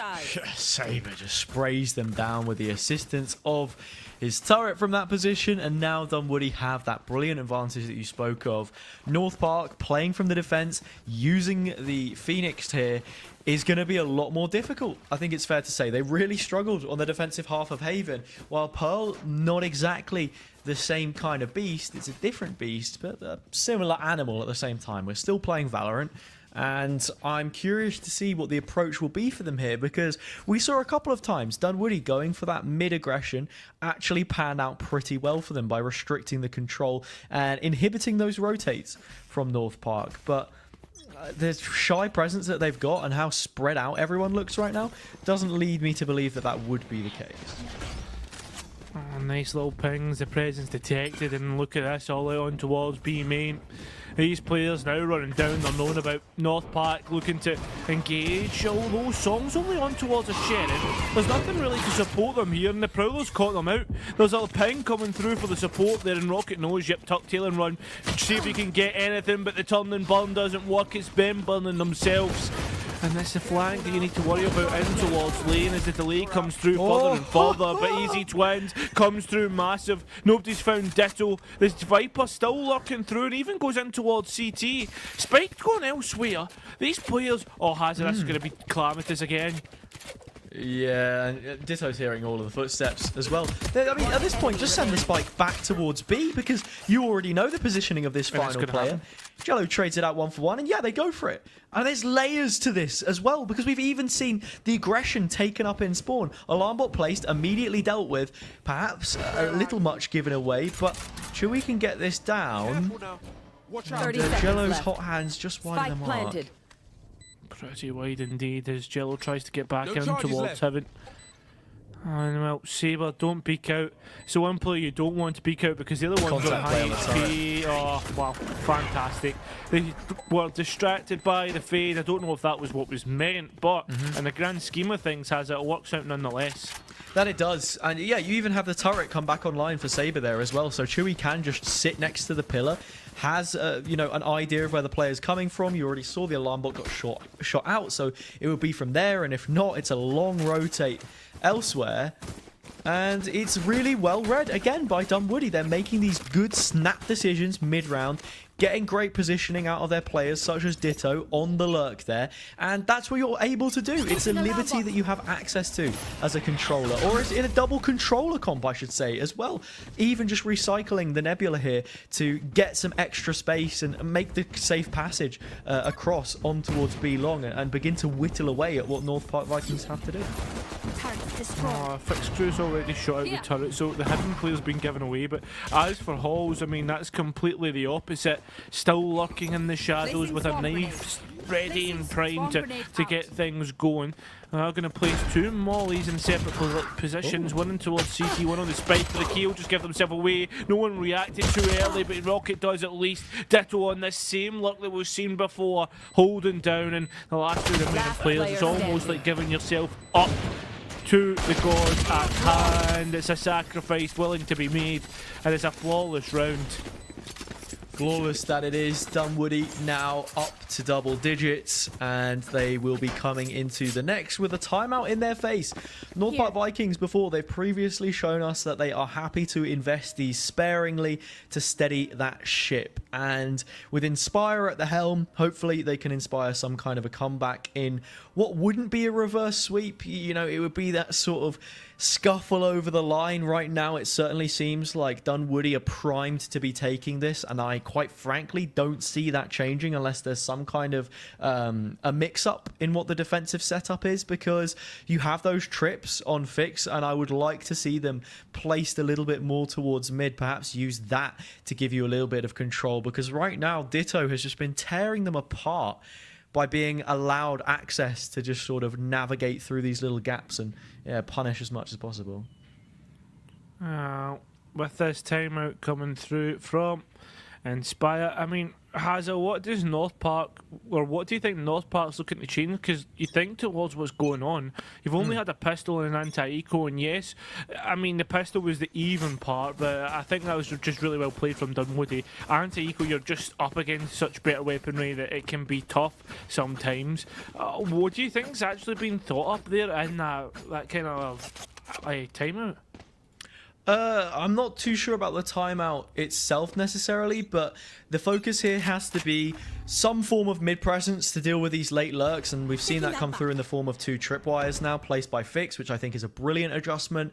And it seems as if we've got the knife outside of B and then testing the extremity of A main. My only issue with this is it is completely unsupported. Thankfully, it will only be Inspire in this position. No one else is actually nearby, but with that trip now set off, we need to see some kind of a reaction from North Park to, you know, claim this space back, or at least deal with the threat of players moving into connector. Oh god, Spike big down spam mid. coming through there. Well, it is the advantage though towards Dunwoody, the upgrades there, the Cypher trips being gone, and well, they know that there's rats infested in towards the connector position. It's still how you deal with the vermin, how you get rid of them, and I mean, has at this point, the site's still somewhat not been taken out, but there's Jello in the corner. Oh my god, what a shot. You'd think that A was a cheese parlour, and both of these teams One were rats enemy because they both remaining. love to go heading towards it. Ditto didn't even know about the second player, but still finds them, and it is the same problem yet again. In through mid, Ditto able to claim that space, both the trips slashed, and more than anything else, it's not just putting the tripwires there, but then also having an idea of how they're being played off of, because what we saw happen was as soon as Inspire had cleared out a main, that was then a call made by North Park to rotate out of that position entirely and actually concede it. By not having anyone actively watching the trips, it means that so much ground can already be covered by Dunwoody by the time you get yourself back in position to actually do something about it. And now you're going into an eco with them on the verge of taking series point. Smoke's down. You're looking at the verge, the barrel of the gun off the series point. Doesn't seem as anyone's committed just yet to everything. There's a big flash to come through as the players. I guess Dunwoody are just waiting to see what the response is from North Park. Nothing really coming out just yet. Haven't invested ultimates just to make sure, get things over the line. You might think it's a little bit too much, but sometimes there is no such thing as too much if it means winning a round. Spike ready to go down. A player maybe busting out of the Cosby divide, but no. Prowler clears the closed corner in towards Halls. You know it's clear now because of Rocket and the way that they've been able to take things out. The site just firmly in the hands of Dunwoody and fits through as the Cosmic divide comes down. Fires off a couple of sheriff shots, takes a more defensive position so that they can maybe win out, but look at all the players hunting them down. A pack of wolves hungry for an ultimate orb, and they'll find it. That was a flawless round in every single respect. I mean, I can just sit here and say it's flawless, right? Because that's the word that pops up on the screen, but there is literally no better description to fit it.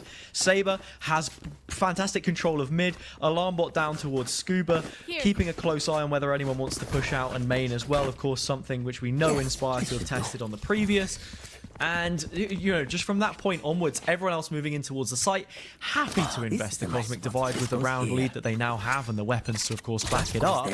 And then with crossfires established, it's just as simple as shooting the players where they stand. And nearly with the knives, Rocket can find that golden opener in what could be the end of this game. Oh, okay, song. Finding on towards Ditto. Making things a little bit interesting, but Dunwoody just chilling out, vibing, and it seems as if Rocket is on the hunt elsewhere on the map. Well, they are. How many times have we seen Rocket be incredibly aggressive from this position? Did the same thing on the defender's side, but this is more of a re-clear, and Inspire's taken out Saber with the orbital strike. You know what? Fair enough. At this point, anything you can get North Park, go for it, because it doesn't seem to be too much. Rocket has found that one, trades back and forth, but ultimately favouring Dunwoody from this position. A 2 versus 3, player disadvantage, but the Spike has ideas about where it could go. I mean, you go towards B, nobody's holding it. You go towards A, it is just the Cypher. B, the better of the two decisions, perhaps, and it's the one that they'll opt for. Okay, 30 seconds left. Players now start to make their way on towards B. Again, this is still not the worst case scenario. And the only reason I'm saying that is because Dunwoody have been winning out most of the engagements. Prowler finding the position of, it does blur. 2v2, Spike still to go down. There is that Overwatch player. There is the Astra close by. They dip out for the time being. Both players dropped low. It's up to the Cypher of Fix crew. And with the Nebula, AZ Twins able to cross. And now a crossfire established between the two players. Has the Astral starter place as well for Gravity Well? Prowler coming out, position known. Face your fear! Position low, Nightfall now through, and you know what that means. One enemy Fix crew's remaining. low, so is the other players. Just having to use that ultimate, this is massive. Gives away the position of the player on long, but with the time ticking away, they now know that's where As-Twin is. They can play for the Gravity Well, they can play for the utility, almost winning that out just with the one bullet, but time's getting low. The Gravity Well fantastic. could win this out, but no easy Twins does. Attackers What a win. massive clutch in a 2v3. Dunwoody Hawks preserve their undefeated policy. Wow, the jump peak on 10 HP as well. I mean, you have to have a serious pair to go for that one, and fair enough to them because they got away with it. Then just playing the timing somewhat on the half stick with the Gravity Well, everything coming into place, and Dunwoody just looked so good by the time it got to this third map. It was too far out of reach for anything that North Park wanted to do. To be fair to them, they brought some decent ideas. They had a game plan how they wanted to approach every single map, but a lot of the time it didn't really come to the forefront. It was a mixed bag of ideas which weren't fully implemented, and that is the reason why they fall short here, why we favoured Dunwoody coming in, and why they are now the team with that flawless streak maintained 6-0. I think, Hazza, there is going to be a very quick turnover here. So I'll leave you to say any goodbyes or anything you'd like to say as we get ready for that next matchup. Nothing in particular other than the fact that obviously congratulations to Dunwoody. They show exactly what it means to be that top team. They turn things around even when their own map pick wasn't able to go their way in a long overtime. Takes a lot to do that. Dig in deep and find the subsequent results, but they do so. Commiserations to North Park. Like I said before, some nice ideas, but perhaps just need to, go back and review them, work out what some of the mistakes were, because they also do have a lot of potential. But that is all from me, all from you, I imagine, as well. So we will be heading to a break, but when we return, there'll be a second set of casters, second set of teams, and a second matchup for you all.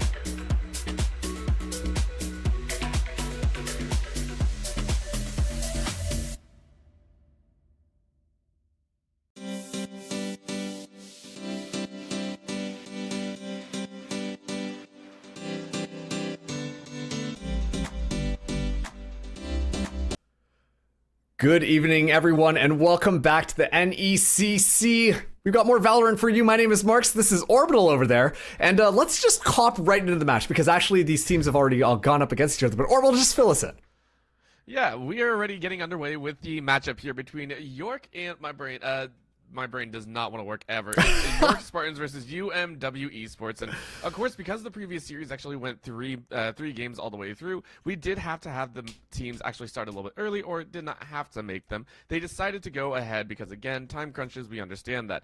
But with that match actually underway, we were able to grab a little bit of a screenshot, and of course, with both these teams actually having winning records, they've actually been fighting very, very hard to kind of get to the very top of that echelon right now. If you go ahead and have been keeping up with them at all, you do know that UMW Esports is currently sitting at a 5-1 record. They do have an extra win at the end of Week 8 that was already recorded due to a little bit of scheduling stuff, fun shenanigans there.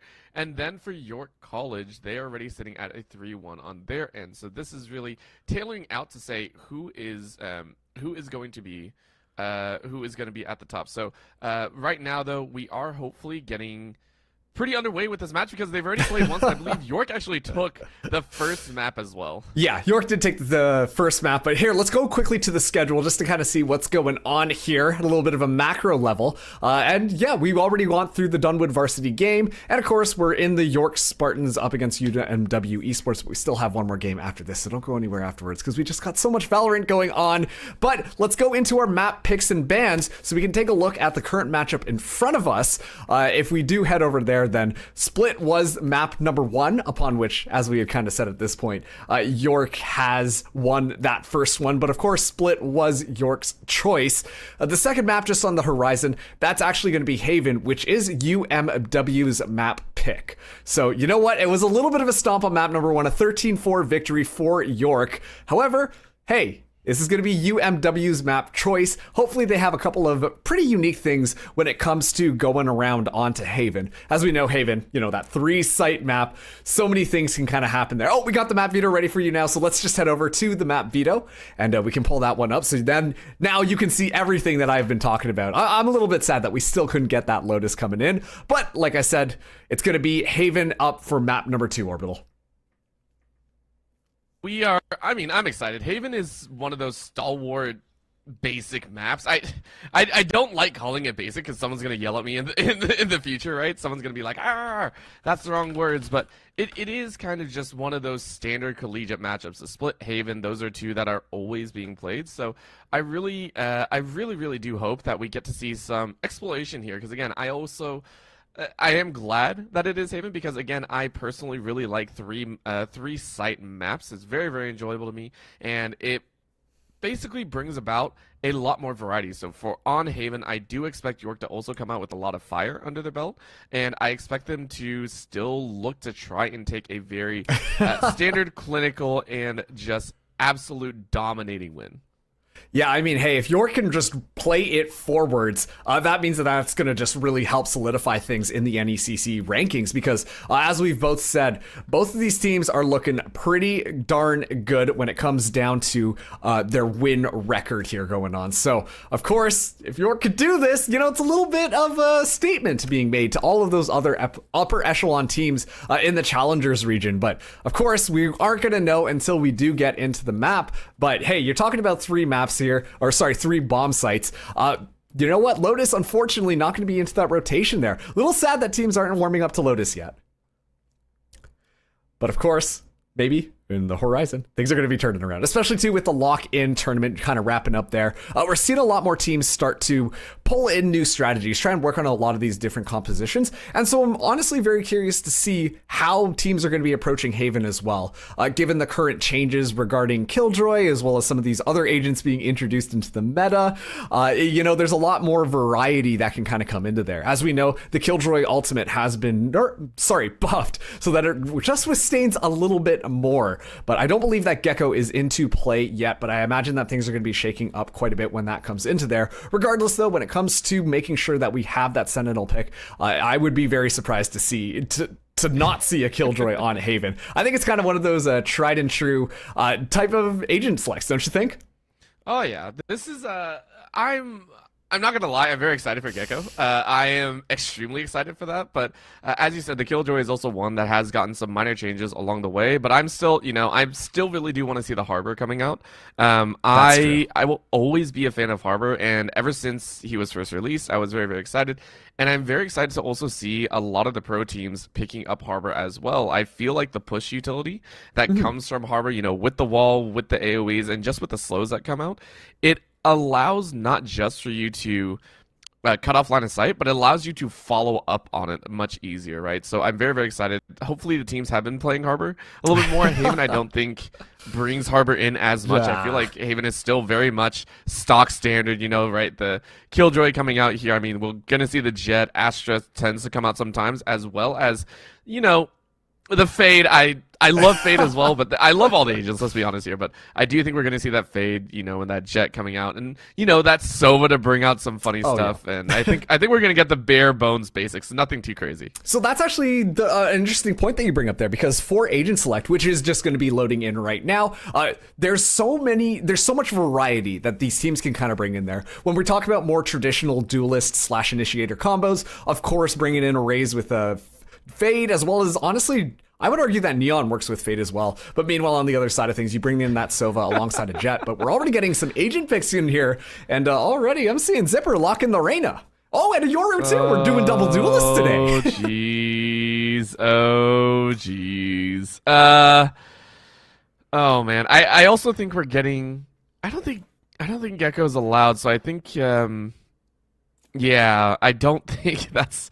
Yeah, we did have a DC. I think one of the coaches DC'd, unfortunately, and I don't think Gecko's allowed. So we are not playing that. The Yoru, though, if Yoru is actually locked in, this is something that I really hope is true, because I am always a fundamental believer in there are reasons that low tiers are low tiers. However, if you don't know why that low tier is a low tier, you're not going to be able to play against it, right? So if the Yoru comes out here and you haven't played against a Yoru before, you don't know the ways to kind of abuse those small weaknesses, right, inside of that agent. So if it comes out that it's actually a Yoru pickup, I'm gonna be so excited.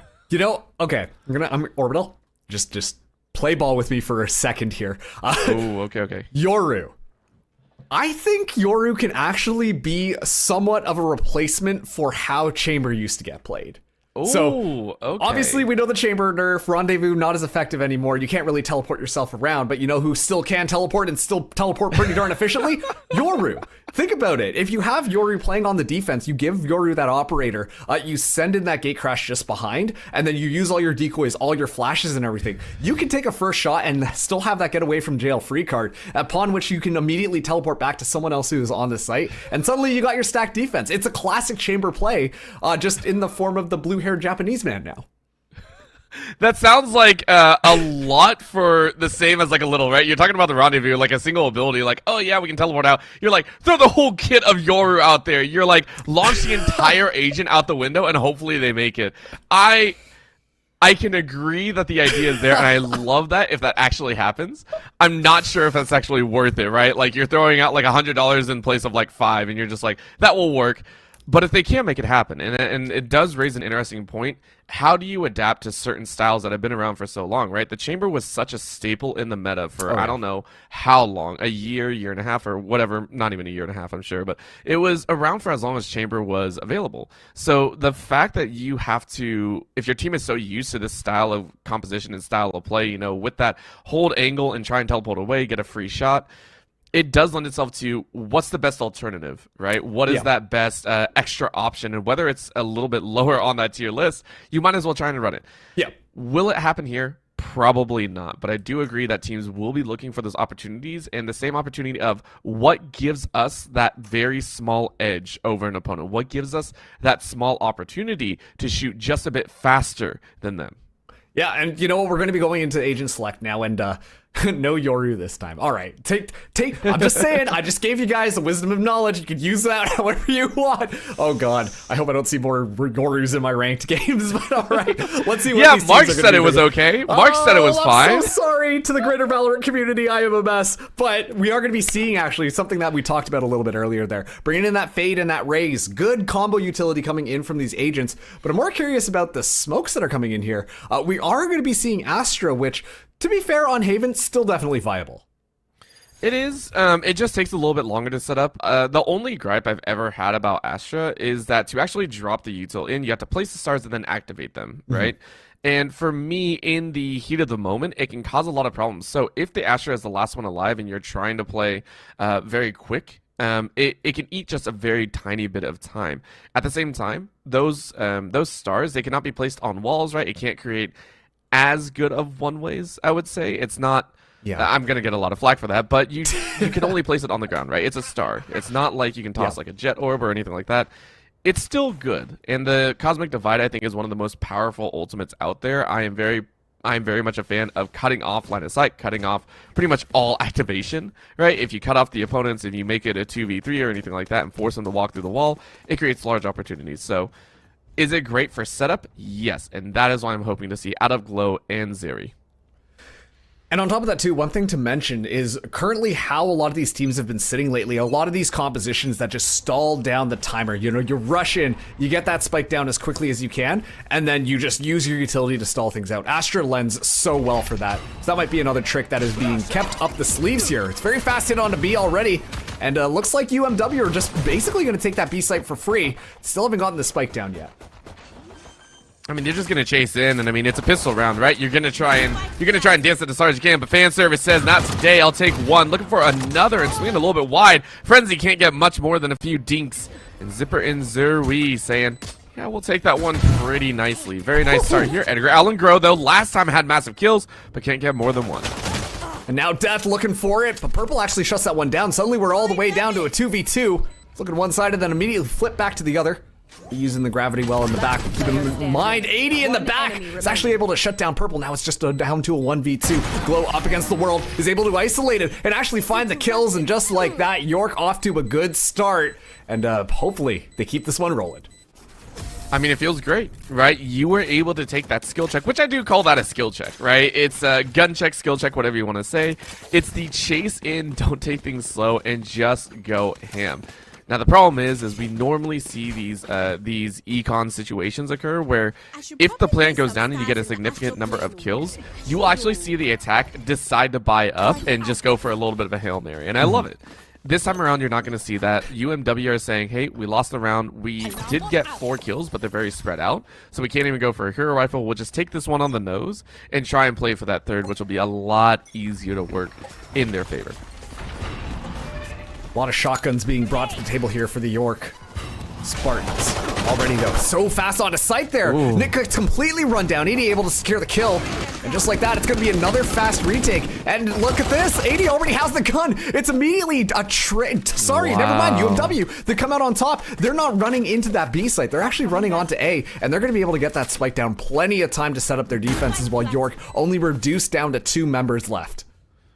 I love this. So this is the gamble strategy of pistols, right? Hey, listen, if we can't take the mid to long range, we just take the run. We chase straight at them, and that's what you do. You barrel stuff these York College members. You barrel stuff the Spartans, and they can't react at all. So well thought up, well played by UMW, and now York. Really, you're just looking for exit frags. You're just praying to knock out some of the weapons that you accidentally handed over, and maybe you can do some work there, but unfortunately you swing 1 and 1, and so Zipper picks up an easy 2 kills. You know what, if they're gonna have the weapon advantage, well, catch them with their utility out. That's basically the school of thought that York had subscribed to on that last round. And they were rewarded with it, and quite frankly, they should be more than comfortable to bonus on their own save round, which is a kind of a crazy thing to say out loud, but they scooped up so many of the weapons there and kept so many of their members alive. They're gonna be... UMW just have such a big advantage, and York, it's gonna be tough for them. They're down to their pistols this time.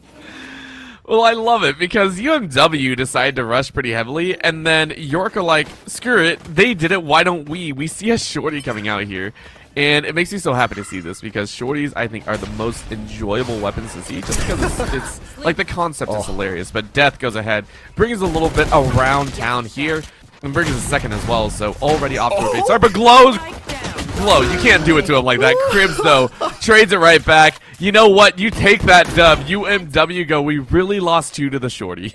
Yeah, and now it's all up to Edgar Allen Garreau. Only a classic in hand. The paint shell's already expended. Still have a couple of blast packs, but already gets spotted out by 80, and 80 has just been ripping shop. after that last round, able to follow it up onto this one. But what's, you know what? I'm going to still count that as a little bit of a York win because they did get 2 kills just based off of one shorty. I can agree with that. I can agree It's a with moral that. victory. That was it was so good. Like you get so much value and you're like, haha, I win. So you still make him buy. Granted, it's still going to be a painful uphill challenge. You can see the amount of econ that's currently riding inside of UMW. They don't even feel the buy that they just purchased up, right? UMW are just like, yeah, we still have like 7, 4, 6, 3K, whatever you want. And York College, if they don't win this one, they're staring down at least 3 gun rounds in a row. That's the painful reality that they're now facing. UMW taking a lot of space. Zipper already expended both of those blast packs, but was able to just more or less dominate A long. Nobody to be found. Now the flash ready. Nick waiting for it. A lot of utility being dumped in. The flash gets expended here, but nothing really stopping UMW from entering. 80 though, watching mid like a hawk. Fan service just on the other side of those doors could turn up deadly. But now we're going to be seeing the Cosmic Divide come in from UMW. They're going to be slowly making their way onto site, and now that the noise is cut as well, should be a nice and easy plant. It's going to be an aftershock, but it actually just misses. Never mind, Zerby down to almost no HP, but barely alive at the end there. And the spike is now down. 80 able to clean up fan service. Things are already looking good for UMW, but this is going to be the retake that 80 now gets spotted out. I mean, pros don't fake and definitely don't fake those plans, but look at that. Edgar Allan Gross says, I don't fake, dropping in and taking some heads. But Cribs says, yes, you do. It's a 3K for Cribs as UMW clean up site. That was a gun round for York as well. We said what they need to do. They need to win that round if they want to start a comeback. And now you have handed just about every piece of econ right back. Look at that. That is so rare that you see 3 to 4 members sitting with above 6K. Look at that. 4 members up there. That is ridiculous. Right now, UMW saying, wait, there's a recession going on? I don't think so. We're sitting nice and pretty up in our gold castles. Plenty of money to go around, and quite frankly, I'm a little bit surprised that we're not seeing an operator come in, but I think that that is just a reflection as to this fast play style, this kind of just run them down, and it is going to be a little bit chaotic to start us out. Purple actually able to find 2 kills just with that Sheriff. Let's get traded back, but I feel like the damage has already been done here. Purple still completely not spotted out. This time now is aware. Zerby trying to make that one happen. Cribs able to get one, but finally UMW do clean up. A little bit of a gamble, but only able to take 2 down in the melee. As UMW, they take their 4th. So far, I am wholly impressed with what UMW are doing here. They have... I believe this is their map pick, so it makes a little bit of sense. Let me just double check that. Yes, Haven is their map pick, and they feel confident on it, right? You can definitely tell in their gameplay with how aggressive they are playing, with how forward they're playing here on the attack. They're willing to take those trades. They're willing to just rush in and say, hey, we're going to take those fights, and it's not going to stop at all. Right now, they've identified that York College look to be in a little bit of disarray. York have not been able to deal with this constant onslaught and rush. And UMW just say, okay, if you haven't dealt with this kind of fast-paced action, we're going to keep sending it to you, this time straight up B. And Nightfall gets activated and very fast hit going on here, but look at this, just one smoke more than enough to really deter them. It's good spray down damage, but not able to secure the kill onto Death. Zipper though is able to find Nick. It's going to make things a little bit more difficult. Fan service in the back line there, trying to check his Killjoy counterpart. Not able to do that. 80 barely able to escape there, but still the spike in a very precarious spot. Zipper is going to get flushed out by these paint shells. It does go down to Edgar Allan Grow. Fan service meanwhile finally gets Death. And now this is looking like a pretty good round for York. It's evened out to 3-3. A lockdown still available for UMW, and now they're running over to A. They need just a little bit more time, though, and York are going to give it to him. UMW are just watching as the site is being allowed, and there, finally, York are going to rotate, but who's going to meet first? This is going to be the lockdown being used. 80 saying not today, and it clears out a majority share of the site, except a piece of heaven. Because that piece of heaven is open, they're going to try and take their time.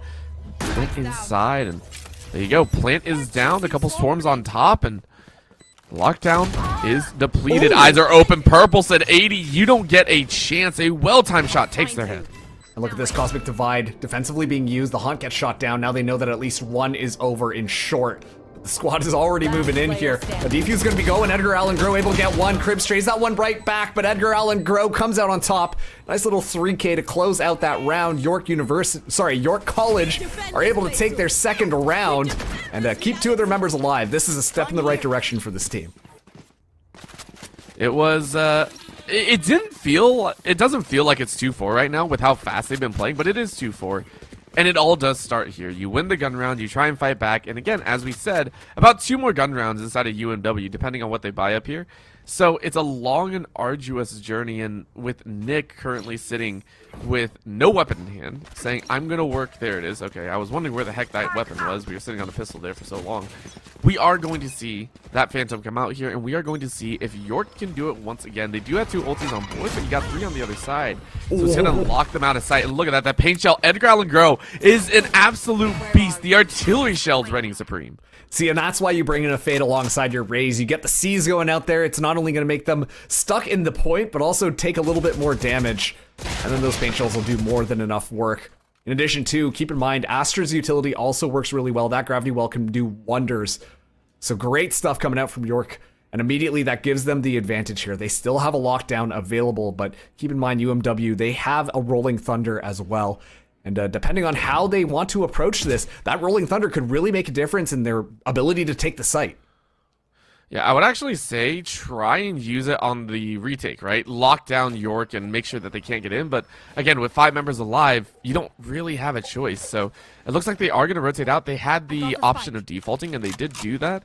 And they've identified A as a more open territory. The problem is you have gotten very little information. So this is going to be a very difficult entry, especially with Edgar Allan Grow in that heaven side. 30 seconds left. It's going to be quite dangerous here. This should be a very rough attempt from UNW unless they're willing to wind down time and pray. Okay, there it is. That's the Rolling Thunder that we were talking about to enter into sight. Yeah, Showstopper out, looking for something, shoots it into the back, able to find Zipper, immediately gets the kill onto 80, but Cribs shuts that one right down. It's 2v2 now. Spike not in hand, but there will be enough time to get this Spike down. But look at this, the lockdown going to be used as well. This is not going to be looking good for UMW. They have to try and contest the lockdown, but time is ticking down. I don't know that they're going to be able to do it before it gets detained. Never mind, Cribs at the last second is able to find the kill mid-air. Can't use the gun, doesn't matter. It's going to be a nice clean round, not a clean round, a crazy round coming in for UMW. Yeah, that deserves a timeout there, and you know, I don't rarely say there was a mistake, but that was a mistake right there. I hate saying that, but York, you had the lockdown. You knew what the last member of UMW was. There was zero need to drop down from heaven. There was zero need to challenge. You just had to wait and say, okay, the lockdown will freeze them. We get a free kill, and we get to go in and defuse. It was so clean, but you jumped the gun. You think you can make it happen, and Cribs was just a little bit quicker with that trigger. I think it was just, what, 1 second away? Like, less than a second before you get locked down. Well done by Cribs to see that opportunity and take it, but a massive mistake from York stalls out what could have been their comeback, what could have been a streak of rounds. Unbelievable stuff.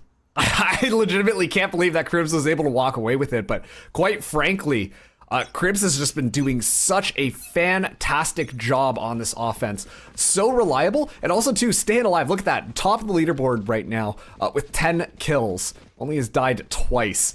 And definitely just franking out. Cribs is really one of the instrumental reasons that UMW has the round advantage that we see. And keep in mind, coming in from the last map, UMW only won 4 rounds while York were able to scoop up all 13. This time around, it's a completely different story. It's going to be yet another pistol round for York, while UMW, still kings of cash, are ready to just push in, but they're playing a little bit more default, trying to catch them off guard, and that might be the case on C.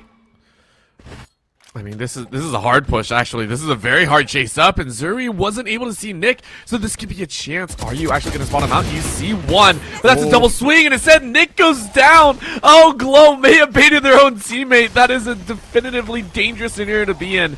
And because you lost that side, it's free open range. That'll be UMW saying, we know where one of the members are. We are going to chase and take over Seaside.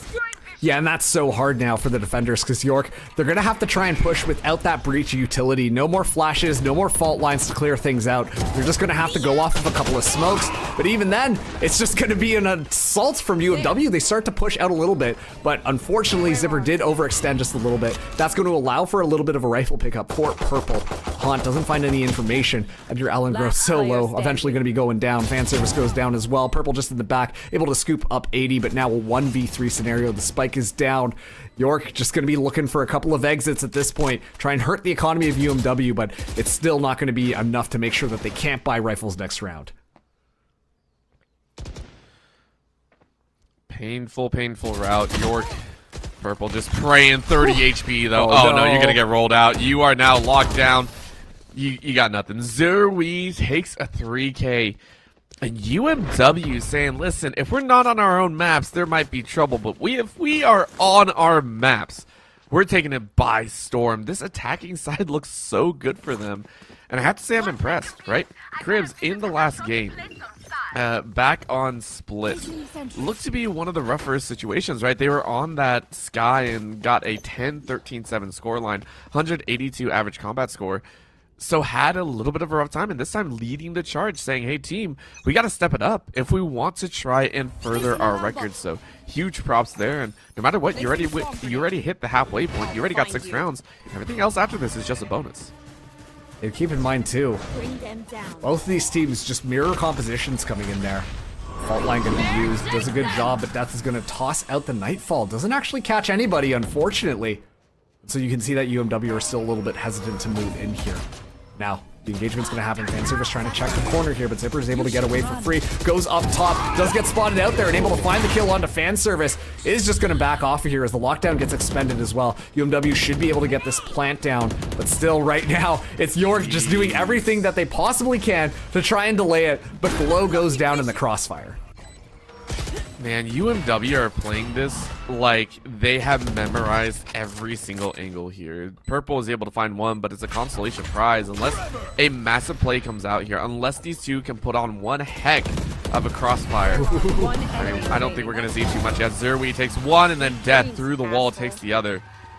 It's so well done. Like, UMW, what the heck? What changed from game 1 to 2? They look like a brand new team, honestly. Like, yes, I understand 13-4 is a rough score. It's very difficult to come back mentally, even on your own map pick, and be able to say, we are going to give you an absolute shellacking. Like, this is so impressive from UMW. Oh, it absolutely is, and now York are going to be sent back just trying to scrape together something of a buy to slow this down, but, you know, you mentioned it earlier, Orbital, and I just want to re-emphasize it. It's just they're having such a hard time dealing with the speed that UMW are taking the sites. And I'm not even talking about just right off the bat, it's just when they choose to engage, they do an excellent job of doing so. Edgar Allan Grow somehow able to escape there, 12 HP, and even found the frag onto Zipper.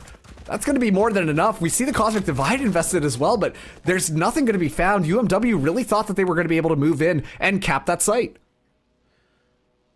I mean, they should have been able to. If they traded 1 for 1, I think it would have been just fine. But, I mean, Edgar Allan Gross said, listen, I carried last game. Let me do it again real quick. Let me stop their push. But Crib's able to find 1, so that is Edgar down. Purple needs to set up a little bit heavier if that's going to happen. If you're able to hold down the C long, you can create a massive opportunity, because at this point UMW are running down the time a little bit, and now we finally get to see them play a little bit slower, whether it be forced or unforced. They are going to wait the timer down. Oh, the timing. Purple backs off of it, and this is the time that we actually get to see UMW start to make their move. They're regressing a little bit faster onto that C site, but at the 30-second counter they have to make a move now. Looks like B is going to be the call here. Don't think that they realize that someone is on site. Joe's just in the back here. Fanservice, though, gets checked out by Death. Such good timing coming in here. The engagement is coming through. Nick going to be popping the head around there, but the Killjoy turret actually gives information. Almost able to find a kill there. Purple with the blind fire shot out of that Marshall, but Spike now goes down. It's a 2v4 scenario. Rolling Thunder online, but I don't think this is the round to use it. Nope. I mean, again, you have 3 members that are quite low on UMW's side, but York, of course, don't really know that, so you are praying that they get an opportunity, but Nick is able to find 1. Death, though, around the corner, said not today, and, you know, I felt like York could hold out, but they got a little bit antsy. They sent a lurker all the way back, and it was spotted out by UMW. And again, UMW just taking advantage of every single mistake. I give them huge props for continuing this. And it's not like only one player stepping up. You take a look at all of their kill totals, it's only 5 kills difference between every single member. They have played this very, very well. They split up, and I wouldn't say split up, but they've been able to have everyone shine at different moments. We've seen everyone kind of step up to bat at that plate. And it's worked very, very well for them. Now with the showstopper, I expect it to be used here just to try and create space and maybe take someone out if you want to enter that C or A site. That, it might just be UMW saying, hey, we know what we want to do. Let's go ahead and chase it. It's going to be 3 tagged up at the Nightfall, but look at this, UMW. Got their feet firmly planted in the ground, not moving anywhere. The spike is still back. And this is actually something that I think is very effective coming in from this attacking team. They're playing these defaults, but when they attack, they're very fast. And the reason why these defaults are great is that it's punishing York whenever they try to push out to get a little bit more information. You know, if a team is just rushing you constantly, you want to spread out from the other sides so that you can set up these flanks as soon as possible. But UMW aren't even giving them an opportunity because they're playing so slowly. And look at this, 80 again on the lurk is able to find fan service. And now York have to do damage control on that. Never mind to make sure that the site is secure. Oh my gosh, oh! And 80 takes 2. You know what? You're happy about that. That's more than you could have asked for. And UMW, they say, okay, we know where one more is, so we have the player advantage over here on A side, so we're going to bounce in. We're going to take care of the bottom side. We're going to ensure that we take up heaven because you hear the footsteps. It's beautiful. Again, you pointed it out perfectly. UMW wastes no time. As soon as they know they have a main advantage, they rush. If they, well, that was kind of fun. Double rolling thunder there makes for a very pretty sight. Zerwee, though, finding Edgar Allen Grow, this is non-stop right now. UMW, when they sense an opening, they go for the kill, and it will never, ever stop. Death and Zipper annihilate the rest of York, and York are looking down the barrel of a 10-2 half. And quite frankly, like, you know, we talked about Krebs earlier, but we have to talk about 80 as well. The fact that 80 is one of the most consistent fraggers on the team from UMW, playing Killjoy on the lurk. That is unbelievable pressure that York have just been failing to deal with. And quite frankly, 80 is able to get so much space, which is causing York's defense to really doubt where things are going on and having to constantly watch backwards. You know, usually you get that Killjoy utility with the main spike rush because you want to be able to get the stuff set up so that you have a better post plan, right? But not this time. 80 completely changing the game here. And, well, I say that, but this time around, going in with the team, Zipper goes up and immediately gets taken out. What goes up must come down, whether it be fast or slow. It's really up to you at that point. But Nick, though, said, you know what, I'll take one more to the grave, and this is one of the better starts that York has had. And as soon as I say that, Cribs makes it 3v2. They are not stopping. Purple able to find 1 and 2. The transfer is good. And all you have is one more. Cribs has got to pull off another miracle. You were given a gift from God earlier on, and now you got to beg for one more. 2 HP in a dream, but you are cut down. The dream is dead. As Purple is able to find a 3K, you know what? It ain't no tie at 6-6, but a 9-3 score is way better than a 10-2. Oh yeah, I feel like almost just mentally trying to digest double digits when you're not the team that has it is so painful to do. But you know what? I'm very curious to see how this next half is going to be playing out here because the way that these compositions are built, I mean, you can just see the way that UMW was able to take control offensively so effectively. Now it's going to be York's turn to try and prove that they can do the exact same thing. These compositions are identical. And that means that, you know what, York College could play a very similar strategy book that UMW is doing as well. I just wonder if it's going to work out as well for them, depending on how these players do perform. But still, it's fresh, brand new round. You got to shake off the last half. If you're York, you want to make sure that you at least get this pistol round to try and stabilize yourselves a bit more. I mean, they're going to try, but look at this. Already a slowdown in this. You know, if you're going to try and match what UMW did, you can't be scared of the utility, right? You can't be scared of what's going to go down here. Of course, waiting at the util is fine, but I want to see them move fast. As soon as they know all the utils down, chase. That is quite a bit out of the breach that you already know has been used, and now you see a couple of the stars being dropped as well. And now you decide to double back. You know what? I don't hate it. They go ahead and call the fact that, hey, it was completely smoked out over there on A site, but C is open. So let's go ahead and move towards there. I mean, York trying to do their best, but Death met fan service with a little bit of a fan service. Oh, you only had one more shot, but it's enough. Get the damage down. And York stuffed at 4v3, but they're doing work. Nick able to flush out Cribs. And the 3v3 is abound. UMW now have to retake, and they're going the long way around. And it's going to be tough. They've only got those Astra Stars to play off of, but a little bit of miscommunication. It's absolutely fatal here. And suddenly UMW have the numbers advantage. It's still just one bullet a person, but that also goes for Glow as well. Is able to at least get the first one, looking for the next. 80 just around the corner here. It's going to be a little bit of timing between who's going to get the faster flick. 80 spots him, sends him into the grave. York, they hold on. They get the pistol round in the second half. Glow barely alive, able to clutch that one up. Oh, that was so close, but it was so necessary. We said, again, for York, you had to win that first round. And granted, I'm pretty sure that first round went exactly the same way, right? Except it was York that did it once again. They went down to the final player once again. There were 9 kills in that round, and UMW this time around, though, don't have the extra econ. So this one, you won't even get a chance to have an extra play. It's full classics, not even frenzies, to come on and play here.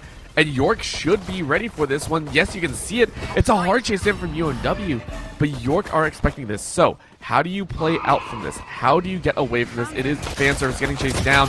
You are lost in the sauce. You get one. Can you get another? Yes, you do. You get 3. You know what? I totally thought fan service would have died at 1. But you take 3 with you. You open up an opportunity to chase out UMW even further. And a beautiful job at that. You know what? That's honestly just a really good read from York. This happened exactly on that last half. York able to pick up the pistols, and then UMW, with the pistols in their hand on that second round, just ran things down. That's exactly how things played this time around, but they kept fan service in the back there. It was more than enough to be able to just make sure they secure the second round, which really just started the spiral in the first half. So big, honestly, ups to York for being able to adapt on the fly to make sure that that does not happen.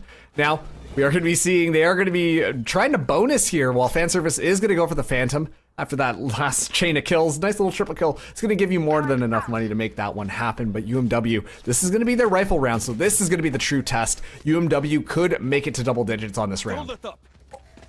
I mean, I think there's a good chance that they do. As much as we were talking up the fact that York have won, 2 in a row, these are mirrored comps. But again, UMW just seemed to have that aggression on lock. York, they took a little bit more time. They were waiting, for those opportunities.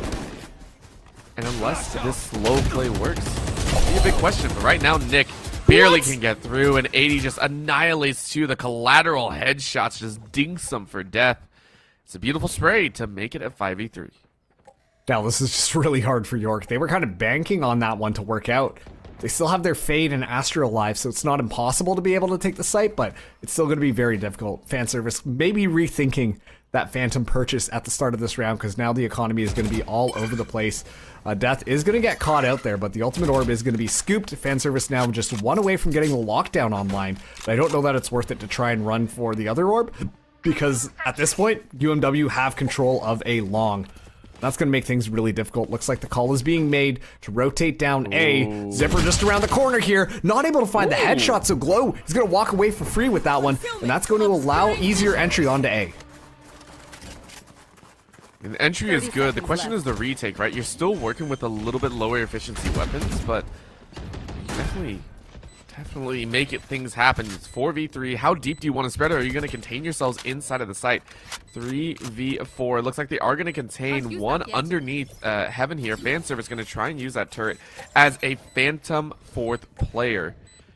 How long are York going to wait? That's really the big question here. How long are they willing to wait to try and make this play happen? Cribs, though, finds Purple with the Util. And now the swing 80 takes the 3K. One up top is dead as death.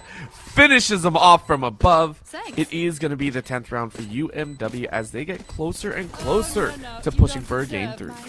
And I'm going to be honest with you, I love the way that UMW decided to play that retake. We talked about the fact that they're just really waiting out the time there, but I think it was just to get some of those cooldowns online, because as soon as they were ready to execute, much like we saw in their attacker half, they were so confident with their utility to be able to just move in there, take the space, and coordinate their players. Like, it was perfect timing for Death to just watch out from Heaven, but the rest of the squad just moved in there, and they were able to isolate the kills down 1 by 1. And you know what? Especially too with the 3v3, if you can isolate it down to a 3v1, then a 3v1, and a 3v1, it's going to be a lot easier for your team to be able to get that defuse. Already, Fault Line is going to get sent out here. slowing York down just a second. The information is going to be given as well. The hopping is going to be heard, but UMW not exactly put together buy-wise. The gun advantage definitely going to York, even though they're not sitting too pretty either. Both teams grabbed whatever was in the bargain bin and they said, this is what we're going to play with, right? It was just kind of that hat grab there. Yep, very, very... Well, I wouldn't even say thrifty, though. Bargain bin is a little different because thrifty is like, you straight up just forego anything in the bargain bin, right? Like, thrifty is like you're looking for those low-end ones. This time around, I do think they went for what they could buy because they want to win this round again. For York, they're trying to make it happen again. They were able to lay it down, but Nick, if you're able to find one, Glow is able to get the crossfire. Now you get another, but you miss all your shots, so that one hurts. Death is able to open up, and now Zerwi has an opportunity to chase out a long. Oh, what an opportunity. Now a showstopper on the top ropes. Zipper might have seen one. Yes, you do, but it was a quick jump out, and Death finds Edgar Allen Grow. Crib finds purple, and underneath Heaven, Fanservice is going to try and spray it down, but can't get the last two. Zerwi able to get the defuse, and it puts them at 11. You know what? Valiant attempt from York College. What did I say? When they move in together, they look really darn good. Once again, just you could tell from the different angles that we were seeing from those players. You know what? We always saw UMW looking at a player who was looking at the wrong direction. And that is just how coordinated the attack that UMW are able to do. They're sending out just the right timings between when the players are peeking out there and when they're catching off guard. It's forcing York to look back, right, front, and center, and they don't know which way to turn, and the next thing you know, their head is in the ground. It's just so clean, so cleanly executed by UMW, and that's the reason why we're seeing them at 11 right now. Of course, this is their map pick, so you know what? They're definitely looking a lot more rehearsed than they were on our last map, but regardless, this is still very, like, applause-worthy. This is one of the best Havens that I've seen a team play.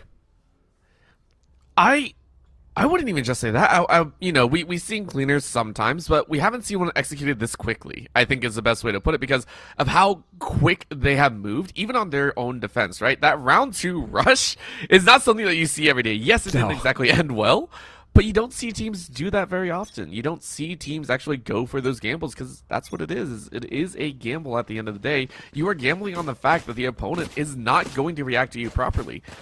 They played excessively fast, and as soon as they get a single kill, they're like, hey, we want to push this fight. We do not want to give you a chance to regroup and reorganize. And it has led to York fumbling a little bit. So if York want to pull this one back, or if they want to have a better chance in Game 3, they have to recognize that UMW will chase hard, they will chase fast, and they will be on point more often than not.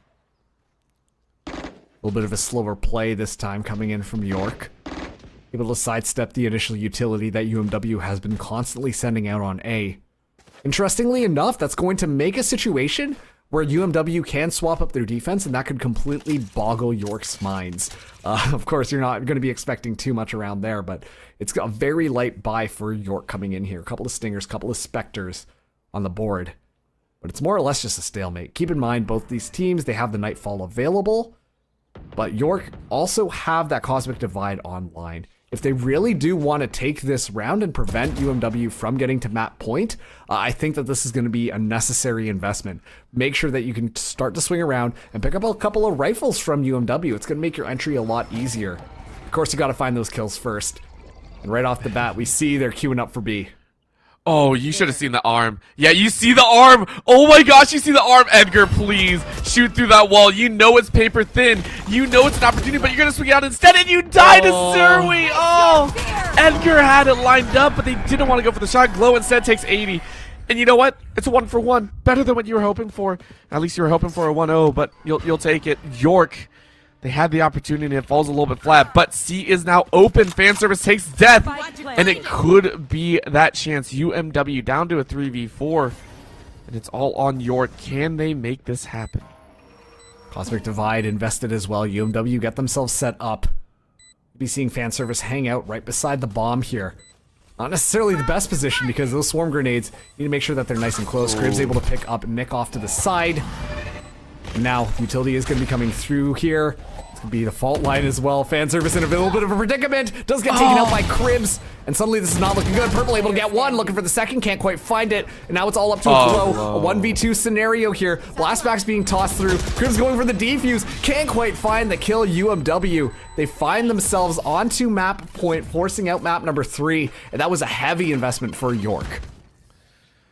I mean, York tried, but UMW are just faster on the draw. They have consistently found early gunfights, and we saw it, right? Fan service tucked into the corner. That is a spot that normally you'd be able to get away with a little bit. You'd have a little bit more time to react. Yes, it's frequently checked, but it's not impossible to pick up kills in that location. But Cribs was on point, said, hey, someone is right here. I will pre-fire this a little bit. I will take those shots and get the kill. And honestly, Cribs is the Edgar Allan Groh of last game. Has been on point the entire time, has been stalwartly at the top, and has actually been competing with the rest of his teammates to get those kills. That's how excessively aggressive they have been, and I give him huge props for that. Already York off on the wrong foot. Already lost fan service here. It's difficult because they're coming up against a Rolling Thunder as well as that lockdown. Things aren't going to be easy, but they have to win this round if they don't want to... Well, if they want to stall out map number 3. It almost seems inevitable at this point, but... Still, York looking for an opportunity. Nick, one away from getting the Rolling Thunder. If they're able to secure this ultimate orb, that could be the difference maker. Be seeing the fault line getting queued up. Death on the back of the site here. Looks like it is going to be C as the site of preference.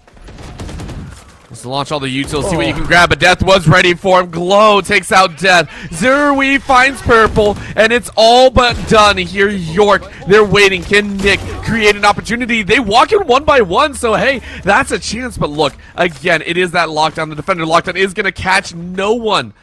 But it's now the Rolling Thunder's turn. You have so much clearance. They weren't able to get the plant either. York were forced off the plant, and now Zerui is inside of the site. Look at that roll, though. It's going to be wide, but Zerui still gets a kill. Nick, it's down to a 1v1. And the thing is Cribs can wait. Cribs can chill and just wait. There it is. The Rolling Thunder finds it. The blind is done. The perfect use of util to make it happen. 13-5 as UMW move to game 3. And just what a showcase we were able to see from UMW. You wouldn't have guessed that on split. York was winning by 13-4. Cribs just absolutely turned the dial up to 15. But honestly, like, UMW almost looked impossible. It's unstoppable there, Orbital. Oh, of course. And this goes to highlight that these teams are somewhat map specialists. They are very much attuned to the maps that they have selected. If Split goes one way and, Haven goes the other, it signals to me that these players know the fields that they're on, but they lose a little bit of confidence on the other side, right?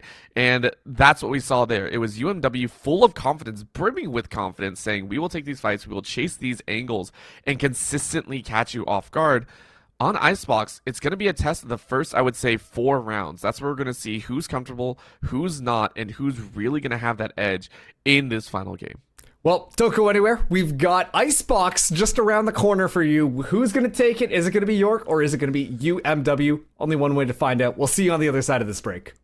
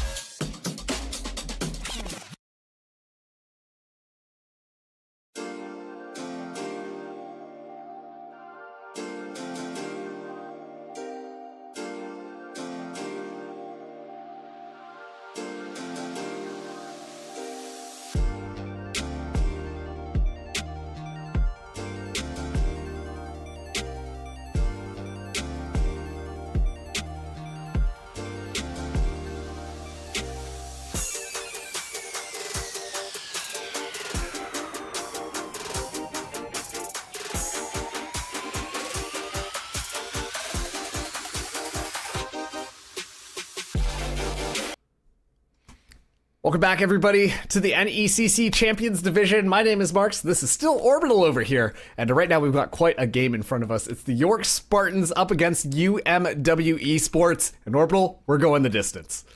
Oh, yes, we are. It seems like the mainstream is all just, you know, let's send it all games. Just go ahead, play all the games out. I'm terrified, honestly. This has been a phenomenal series. And again, even the first series of the day, it went back and forth in the same aspect. Teams are showing that they do very well on specific maps, and then they're trying to work their way on the other ones. So I'm excited to see what Icebox brings. Yeah, and let's just pull up our map vetoes and bans here. As you will see, here we go. We went through Split, we went through Haven, and now we're moving over to Icebox. Honestly, both, like you said, Split and Haven, very one-sided, but for opposite teams. And of course, it was the team that chose that map. And so it's coming down to Icebox, which one of these teams can kind of come out on top. I would be curious to see which one of them is going to be doing that. I'm honestly still feeling, though, UMW, we didn't see game 1, of course, but when we saw game number 2, their attack was phenomenal. Yeah. That's where they got, I think, 9 rounds to 3, and then they were able to slowly take the last 4. They're on attack once again, right? They're on attack once again, and so I expect them, even on Icebox, to still have that same sort of aggression. So as long as I see that aggression, I'll take that UMW side of things, at least for the start of Icebox. Now, will it continue? That's a whole different question. I mean, hey, it's a good way to get the momentum back into your sails. Obviously, a little bit of a heartbreaking defeat onto Split, but then you're just kind of asserting your dominance onto Haven. And if you can get the ball rolling early, if you are UMW, then this could be a very different map. But of course, curious to see what the agent selection is going to be on Icebox, because I feel like after the most recent tournament, things are kind of shaken up as to what is considered quote-unquote meta and what works on Icebox. At this point, play whatever you want. Just do whatever you want, go crazy, you know, have fun with it. We want Yoru, we want Chamber, we want Reyna. Let's bring them all out. I mean, Reyna, we still see every so often, which is crazy to me, Yeah. right? Like, we still every so often see the Reyna pop up, and it's just like, we like the Reyna to come out here.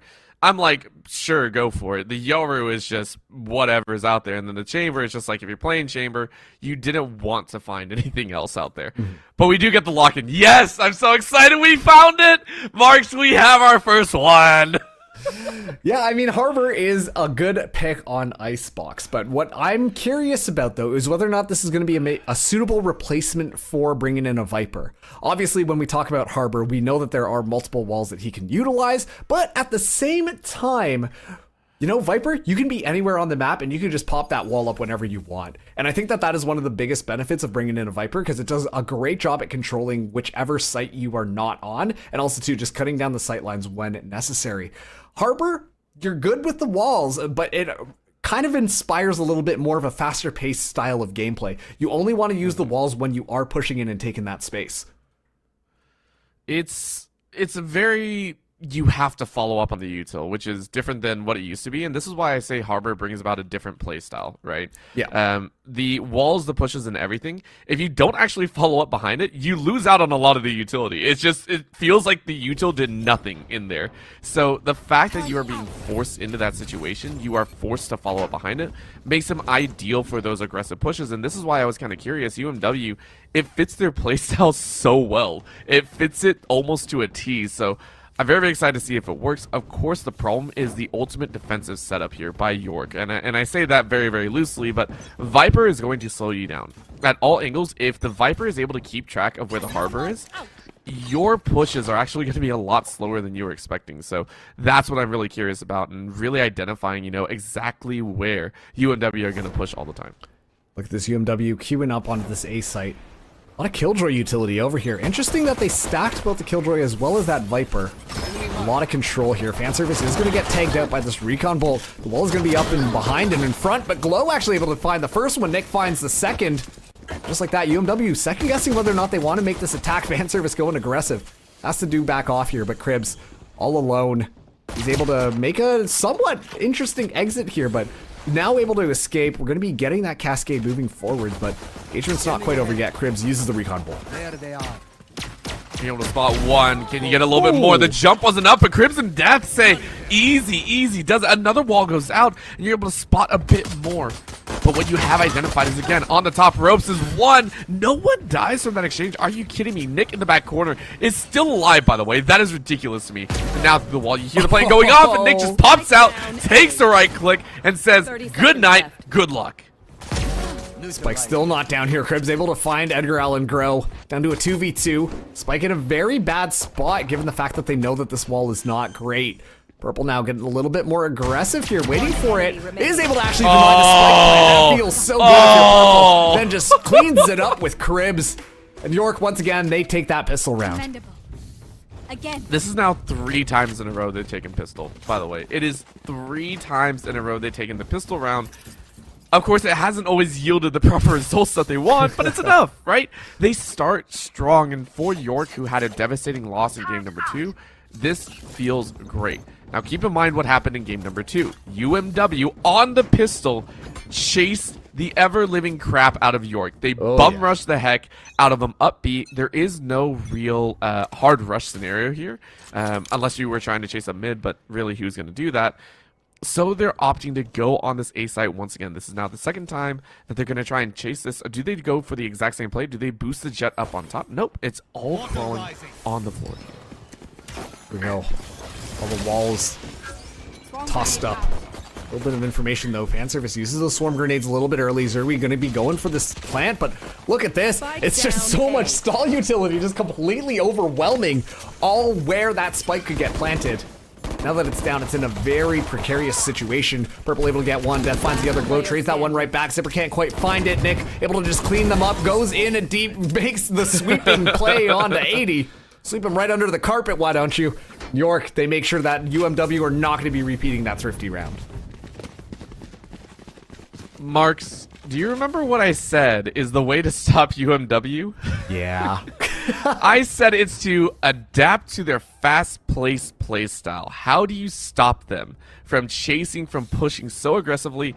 That's one way. Viper, the Sage, every single wall available just nullified everything UMW wanted to do. That, you know what, if you can't do it in the individual playstyle, use the util, use the abilities. I love what York have done so far. Absolutely, and honestly, when you just look at it, this composition it has so much stall utility.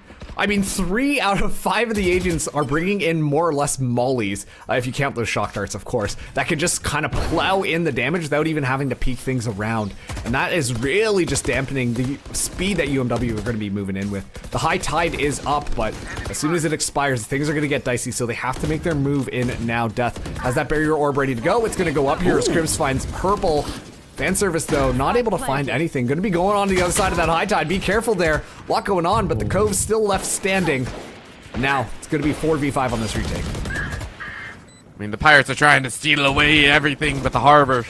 You know, the Harbor's trying to make it work. Again, the gun round is going in the favor of UMW. So at this point, how much econ can you knock off? You do not want to allow this to be flawless, but it's a team ace for UMW. Well, you know what? I did say York, they were gonna try and be a little bit more defensive instead of those walls. That one, it's a little bit difficult to do so against full rifles all the way through. Yep, and let's... Now, this is gonna be the round. This is gonna be the round. Of course we know that this is gonna be the round. Of course this is gonna be the round, but York... This is where they're also going to have rifles to kind of come into this next one. UMW didn't drop a single weapon, meaning that they're more than comfortable to try and take this gun duel, but it's going to come down to the utility usage. Is York able to actually buy everything up properly to try and use some of these stall tactics? We're seeing UMW go for a different attempt this time. Looks like they're just running it down onto mid, potentially going in through kitchen. A lot of utility being already tossed out there, but Nick able to find 80. The spray down is good, though. Zerwi able to trade that one back. Now Fancy in an optimal position. Fights two, looking for that third. Not able to necessarily find that a zipper comes from behind. Oh, I mean, that was beautiful. Zipper! Zipper turns it around and says, hey, if you fire through the wall, I can do it too. Down to a 2v2, and sight is completely open here on B. How quickly can they get the plant, though? It's a pinch coming in from York. They're sending one on top and one on the bottom side. And they're going to try and collapse in very, very heavily. The question is, can they swing at the same time? It's a big trouble here. Cribs, though, is going to go down as Glow comes out with the flank as well. It's a 2 pair of frags as it's York College taking round number 4. Yeah, talk about a little bit of a glow up at the end of that round. Ooh, easily shutting that one down. I mean, hey, you know what? You're looking for that pinch, and UMW very smart with the read. Say, we're not going to let you, we're not going to give you that opportunity. Try to go for the double swing, but Glow just completely shuts it down single-handedly. Didn't even need Edgar Allan Grow for the support. And just like that, York still in the lead. Determined to win this series after what happened on that last round. And we are going to be seeing fan service coming in with the judge. We've seen fan service by the judge quite often in these last couple of maps here. But of course, UMW, they still have their weapons moving into this next one. A lot of ultimates though for York, very close to going online. They just need to get one of these ultimate orbs or at least get a kill. And suddenly this thing could completely flip on its head. I mean, we're hoping so. I'm also hoping to see Edgar Allan Grow be able to start stepping up a little bit more. Currently sitting at the bottom of the scoreboard in games 1 and 2. Was a phenomenal player, kind of leading the charge, you know, throughout some of those battles. So I want to see him also be able to step up. I want to see them be able to, you know, really utilize that jet to its extreme. At the moment, though, it's been difficult. And, I mean, York are currently fading over towards this mid-A site. UMW, if they realize that this is an open territory, they might just try and chase, get the plant, and then force a quick retake action from York. Right now, though, they have one lurking out there in mid, and UMW say we have the site. Retake coming in from York College. Yeah, the spike just goes down there. A Reckoning was used, but didn't get too much value for UMW. Now it's going to be 5v5 onto this retake. No flankers inbound at all, so by pure numbers, they should be able to win. The Cascade comes in to get a little bit more space, but Edgar Allan Grow able to find Zipper. Now, Edgar's moving back and on the hunt. A lot of information given, actually. Is able to escape there. 80 is able to find Purple as well. Viper Smoke is going to do a good job at slowing things down. A bit of utility is going to be flushed through as the bullets just reign supreme. But still, now is when Nick strikes, able to find one, but it doesn't matter. The attackers are able to find quite a few kills, and they're just going to clean things up. Fan service only with the judge. It's too far away. Cribs bringing it back. Able to find the kill there and get that Hunter's Fury online for next round. I mean, massive play from UMW. They saw the opportunity and went for it so hard there. I give them props, right? Getting that quick plant, deciding to go for it, and it's right back to their own tactic. And it was a little bit of a lapse from York College, right? They left that B side completely undefended. Normally, you have someone actually set up a little bit closer to yellow, and then you're able to actually watch that B long side and kind of cover, give the information back. But York had actually said, okay, we're going to put everyone in mid and A and completely disregard B, which gave the opportunity. So UMW, I don't think they're going to have that easy of a time. And Purple said, absolutely not. The first time you try and peek mid is the first time you die. Purple literally just clipping the wings off of Zipper, but the rest is going to get expended to bring that Blade Storm back online. A Cove used to try and make sure that they have that barrier orb to get the spike down. But I'm sorry, what it's is this? Marshall madness. We're seeing multiple kills being brought in. That's now 3 headshots for the side of York College. Unbelievable stuff, and a Viper Spit gets expended as well. UMW just down to 3. Lots of ultimates online for York. Give me those back. I mean, what is this? What is this? Zipper sends it right back and says, all right, we're only playing headshots? Bet. Run it. This is now knives against Marshalls here. As it's a 3v4. 1 in mid right now. Ooh. And you can see that the peek in the kitchen there, fan service running for their life, and they're going to chase up. So this is actually something UMW have done quite often. As soon as they get a tag, they will chase. They will immediately push. They're saying, hey, we can force them to play our aggressive moves. York are slowly starting to identify that. You can see it. A quick rotate onto B. They have one player there. Fan service is going to wait. The knives go just a little bit wide, and fan service, I think, actually ate one to the chest, so that was a painful blow. But now, Death is going to find fan service, but it gives enough time. York is now ready and waiting to have an opportunity. Look at that. Actually, the barrier orb did get messed up, but it works out perfectly because now Nick doesn't know where the spike is being planted. And now Death completely lurking into the backline, able to find Nick. Nice little cheeky headshot. Rest still available, but only Marshall's in hand. Purple can't make that one stick. Zipper gets his revenge. Zipper finds yet another one. UMW, they tie things up despite the heroics that were coming through from York College. I mean, they tried. They tried their hardest, and again, it was a low-end purchase round for York. They were working with, what, 2 Marshalls, and then I think just a few pieces of pistols. They did what they could, and they did make it a little bit more expensive. At this time in game number 2, UMW actually had an extensive econ lead. We were seeing at this point, I think it was 6 to 7K on 3 to 4 members of the team.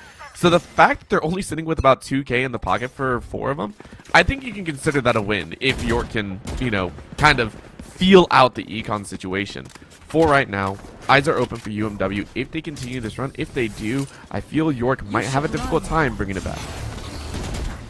Lockdown going to be invested early. UMW want to press the attack here. Look at that. Just going to be met with another lockdown.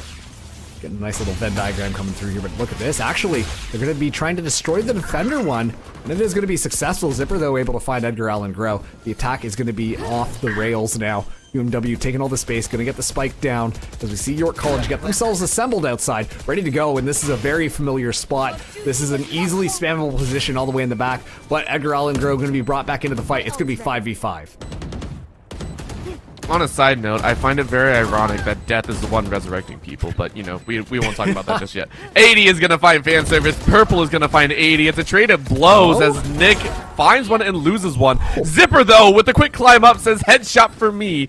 3v2 now as the Harbor Wall goes out, slows them all down. Zipper gets a 3K. Glow finds Zerui, and you're looking for one more. Glow fires away and breaks a couple glow sticks over their head. One more up top, though. You see someone jump, and now they're just baiting for time. Well done by Cribs to ensure a 4th round for UMW Esports. Wow, just going back and forth between these teams. It's just like, oh, as soon as you see one person go down, someone on the other person's team is already dead. Unbelievable stuff. These teams are going blow for blow, but such a popular spot to plant the spike after what we've seen teams like DRX run at lock-in. It's just so easily spammable from the back line and allows your utility to be able to just move in there. Plus, it is a little bit more unconventional than the default spot that you expect to see the plant go in through on Icebox, just because it is in such this precarious position.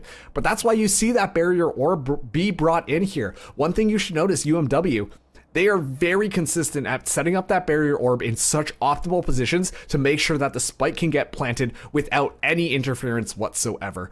And quite frankly, it looks so good for this team coming in here. That's not to take anything away from York, though. They're looking pretty darn good, too. They are looking like they're trying to adapt, and they're getting closer and closer to adapting. That's what I feel like right now.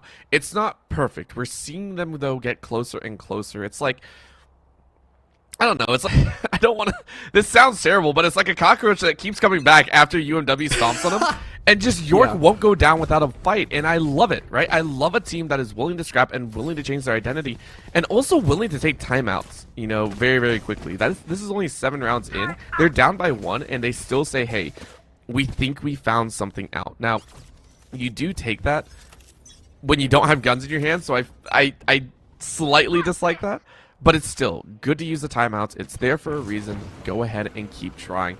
But this is where it is. York taking a page out of UMW's book, pushing up through mid, trying to find a cheeky kill. Oh, looks Nope. like they, in fact, were on the receiving end of 2 cheeky kills. 80, once again, flank watch. Just doing an absolutely wonderful job. Spike going to be now going down here. That's actually not able to get the spike off. It's just going to be instead gun battles going through. Nice little snake bite toss onto the ground, denying things for a second, but it's no sweat, no problem. UMW still able to get the spike down. Only 2 members of York alive to try and retake this. I mean, he said it before, these walls, these setups are so gorgeous and so perfect for UMW. Look at that chase, though. Fan service said, I got that one. Last player Picks up a gun, standing. says, I got some time to play with. But of course, you're 1v4, so your spot in location is given away. You're just praying that someone decides to chase out this way, and I don't think it's going to happen at all. Wall goes up just to show off a bit. You don't really have a way around it. Fan service going to look for someone lurking around the edge, but time is running out. Are you actually going to give the gun over? If you peek this, you might die. Yeah, you're just looking. You're just looking around. There we go. Chase out. You do get a swing on one. And you just sit there and say bye-bye. Again, that was a round that you didn't really buy into. You're okay with that. Yeah. I mean, honestly, you just want to make sure that you die so that you get the extra ultimate orb, get you closer to having that lockdown available. That gun was just picked up off of the enemy team's body, so not too big of a deal if you lose that one moving into this next one. But right now, UMW, it feels like this wheel is starting to gain momentum. And it's hard to stop a train when it's going downhill, so let's see how York want to be able to try and adapt themselves. I do like the setups that they've been doing, but they just feel like they're having a little bit of a misread as to what UMW are doing. Every single round, pretty consistently, UMW are sending that 4-man attack in and then just relying on the Killjoy 80 to go on that flank and just completely shut things down. We see the breadth of utility that York have. I want to see them utilizing it a little bit more in order to make sure that they can really delay these pushes or completely shut them down. Yeah, and they're actually going in almost the opposite direction of what you were saying. York are actually forfeiting this B site once again. They're not giving any sort of defensive position for it. And they're going to have to force a rotate on their own. But the thing is again, this gives time for the walls to be set up. It happens again, right? This is perfect execution. Edgar, though, able to find 80. So this is a big change up. Edgar has not gotten their hands on an op the entire game. And now bringing it out in the 9th round. Big opportunity for them to get a few more kills and open up the game even more. Zipper in the back there, but time is ticking down. The Hail Mary shock dart there. Not quite the Peyton Manning throw you expected. Glow gonna tap the defuse. Zipper just around the corner. And it's gonna be the crouch squad that's gonna be able to find the headshot there. Glow now defusing it. Pros don't fake. Gonna be sticking it. Zerwi able to find one. Glow doesn't care. Just sticks it. Gets taken down at the last second. And now Edgar Alendro in an unwinnable scenario here. Only has that operator in hand. And UMW, they win yet another one. No. They survive. Okay, I was worried. You know, they pick up a bunch of guns. They're like, okay, I think we're good. Are we? Yeah, we're good. Okay, perfect. All going according to plan. I love how you were like holding your breath and they're just like, we know how long we got. We're fine. Oh my gosh, that was great. But again, it's eating into me a little bit that York have opted to give up a lot on that B site, and it feels like UMW have kind of read that to a T, right? They were attacking A at the start. They were consistently fighting on that angle, and yet they feel so free range. This time around, though, again, York are pushing up a little bit further. I do appreciate this. A lot more util place further up the alley. And this means UMW cannot push for free without giving away information. They're not going to be allowed to push all the way into sight before anyone chances it. So play it slow, play it smart, look for those early frags, and maybe open up the game even further. Open up the round, and Glow. This is the second time that Glow has ruled over the mid. I can't believe the consistency that York has had with these marshals. Out of all the weapons, it's actually going to force the res to come through. So Death going to be expending that one. But look at that glow he done just quite yet. Death going to be hitting the ground. No more barrier orb available. On top of that too, that's spiked down. You should be able to rescue it thanks to that cove. But Edgar Allan Grove is actually going to get spotted out here. It does have to back up as Crib's not able to secure that kill. Things are looking all right for York. You know, they forced out that res. And on top of that too, shut down the Sage. Things are going to be hard for UMW to plant. I suggest you move. Well, there goes the ulti here. Here comes the waves of glory, hopefully, for UMW. That's what they're praying for. York, though, playing the long game. Edgar Allan Grove able to find 80, but Zipper had the op ready. Zerwi finds Nick. And it's free range choosing open season right now for the side of UMW. Look at this chase, though. Fan service waiting around the corner and says hello. Thank you for the kill. Zipper finds purple, and it's all down to 1. You're chasing. Knives are out now. Fan service needs to hit the shot of a lifetime. Gonna go ahead and do a very quick flick on the defuse. Oh, you're actually gonna go all the way for it. And Zipper's gonna chase up. Knives are out, though. It is so done. And that's 7 for UMW Esports. It's shaping up to be like game number 2 all over again. It really is. At first, we did see York put up, honestly, a really good fight against them, but now things are just kind of rolling forwards for UMW. They seem almost uncontested completely. Obviously, that last round was down to the wire. I actually thought that fan service was going to be able to win that one out, but the Bladestorm available for Zipper just made all of the difference. Just flew up, took the rest of the squad down. So excellent stuff coming in from this Jet player, and honestly, I'm kind of happy that we're seeing more operators into the battle. We haven't seen that on the last map at all, actually. So it's a little bit different. Unfortunately, the slow orb goes a little bit array. It's not going to be able to get anything there, but it is going to be the Viper's Pit now deployed. York in a decent position to maybe win this round out, especially too as they shut down the A site. They have to know that the next point of entry is going to be on to B. I mean, we say that, but we know what UMW like to do, which is play whatever they feel like, right? Zipper goes ahead and locks down 1 kill. That's going to open it up, but Edgar fires right back with their own op shot, so that's going to be a one-on-one op battle between the 2 Jets. That'll actually be really fun to see. Oh, Glow. I don't think Glow's in.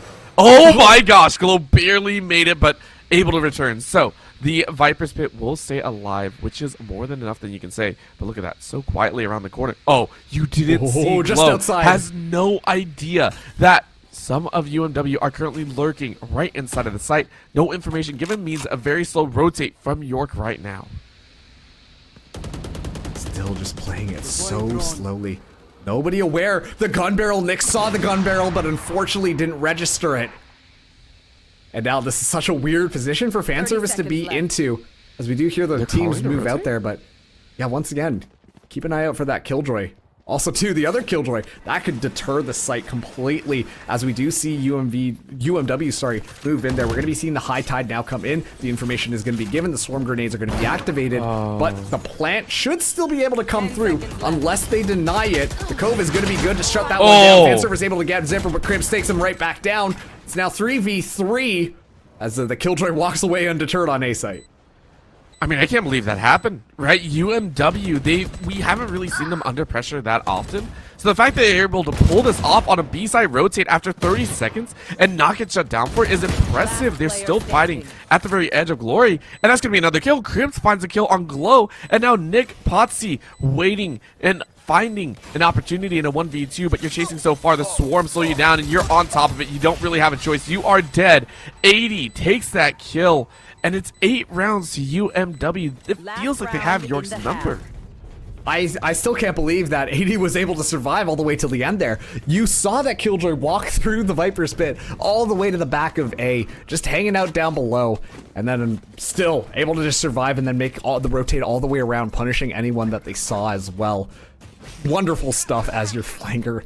But of course, UMW, such a commanding lead on map number 3. York, they do have ultimates this time around. Hunter's Fury as well as the lockdown.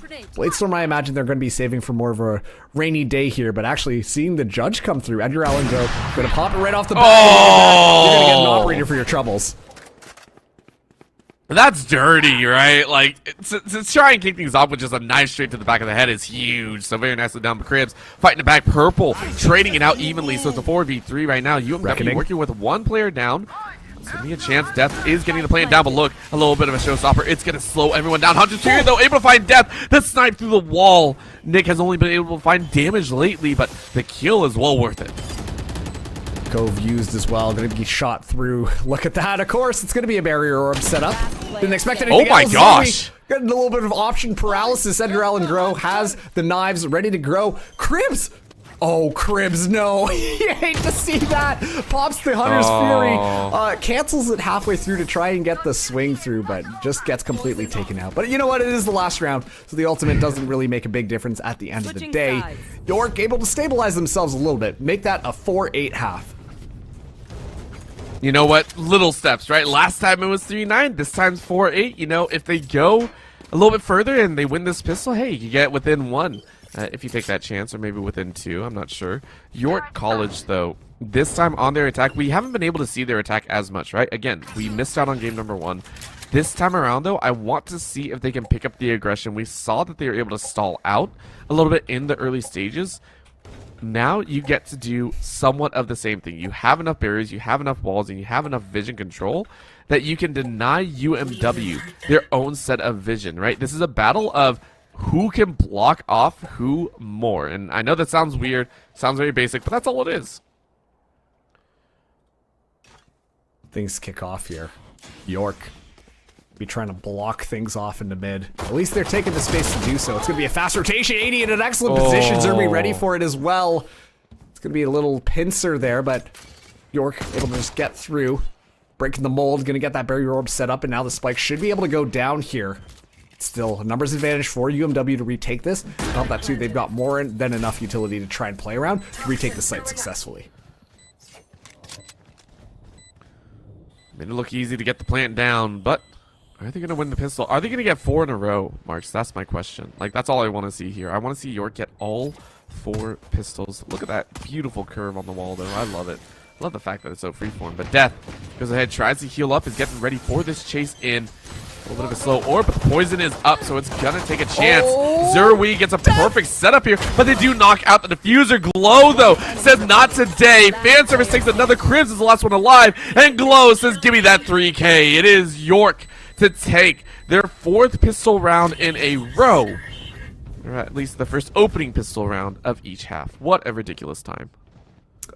Glow kind of just subscribed to the theory that, you know what, I am Batman. Rode the barrier orb, hopped over 2 of the players, and then in the backline with the frenzy was just able to spray people down. The fact that no one actually saw Glow kind of go for that heroic play up top, and once again, hopping over 2 agents, that's kind of unbelievable to me. But that was honestly the play of the game there, or sorry, the play of the round, to make sure that the diffusers were not able to stick that. And it was in that chaos that we did see York be able to come out on top. Still very dicey, though. Now we're seeing that Marshall madness come back. York very good with these Marshals, but look at that aggressive push up mid.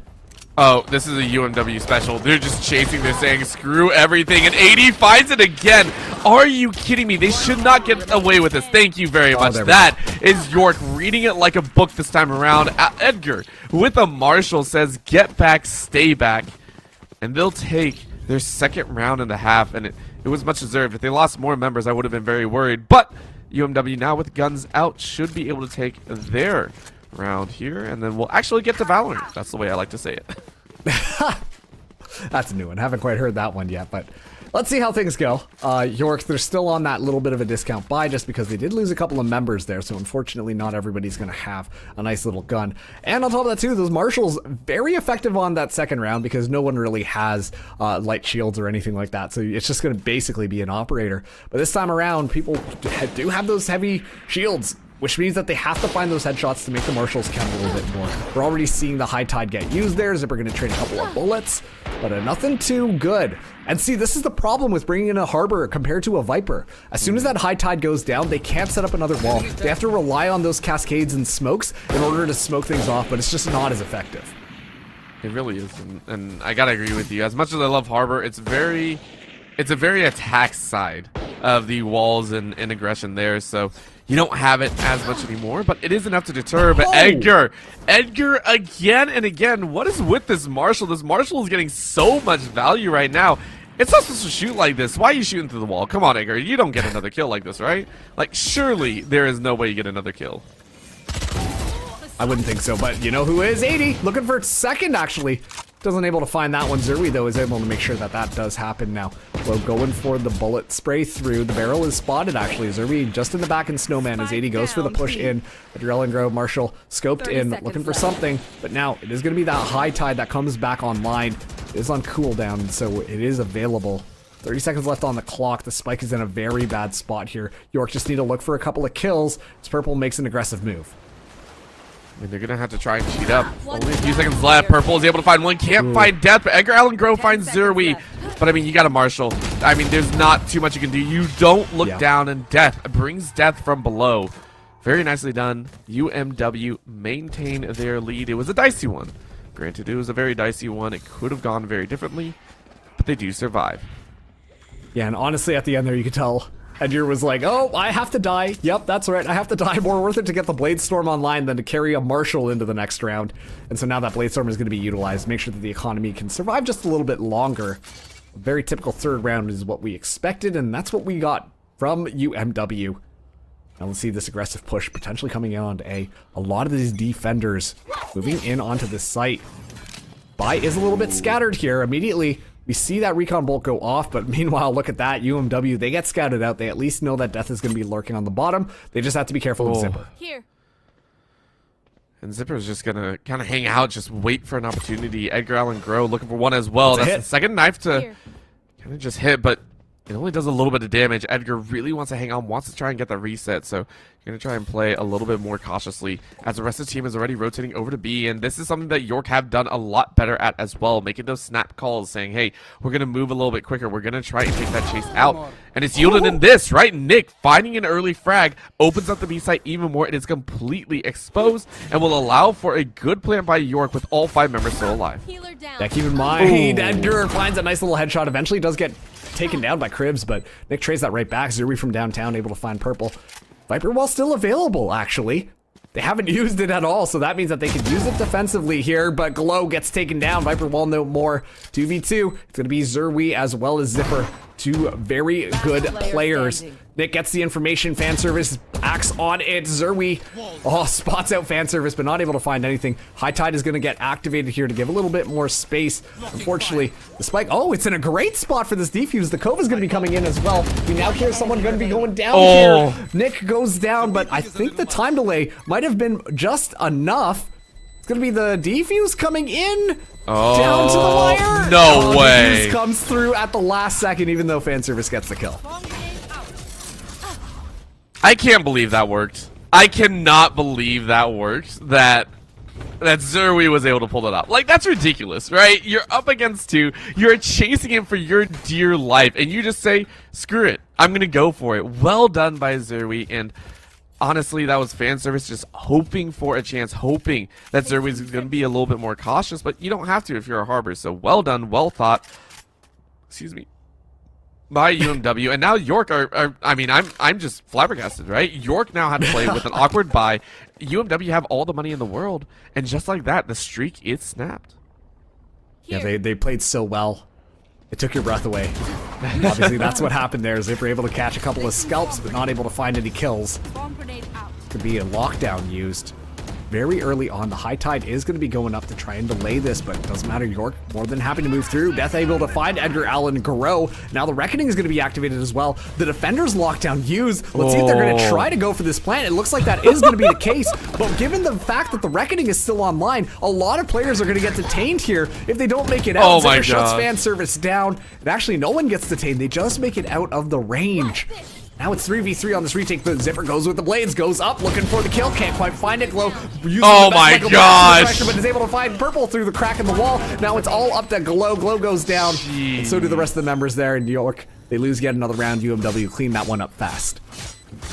You know, Marks, I didn't think I was playing Dota here. Just watching all that go down, it looked like it was a Dota drop of ultimates. Everything was used in that singular round. As you said, the Reckoning, the walls, every bit of utility that could be launched on York and UMW's side was used at that time. Now that the ultis are up, we'll have even more util. But, I mean, UMW, they went ham, and granted, it was just chaotic, which lended itself to UMW getting a little bit of an advantage.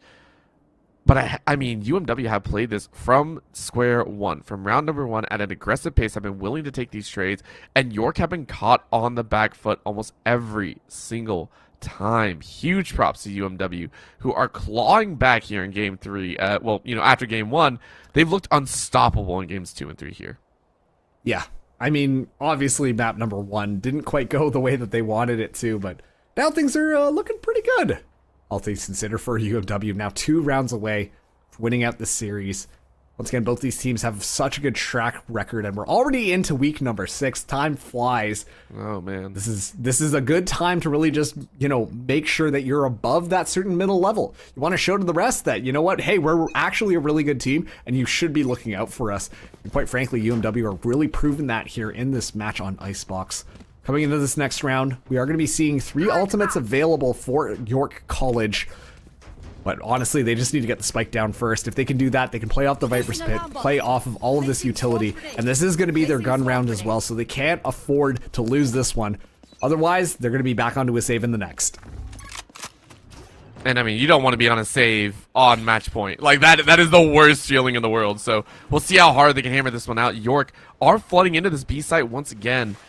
And they're saying, hey, we've never actually all-out aggressed on this site, but it opens up for UMW. Take a look at how quickly and how far they're pushing up here. UMW have no fear. With the Harbor in the back line on this B site, they're going to be able to suss this out. Wall goes up.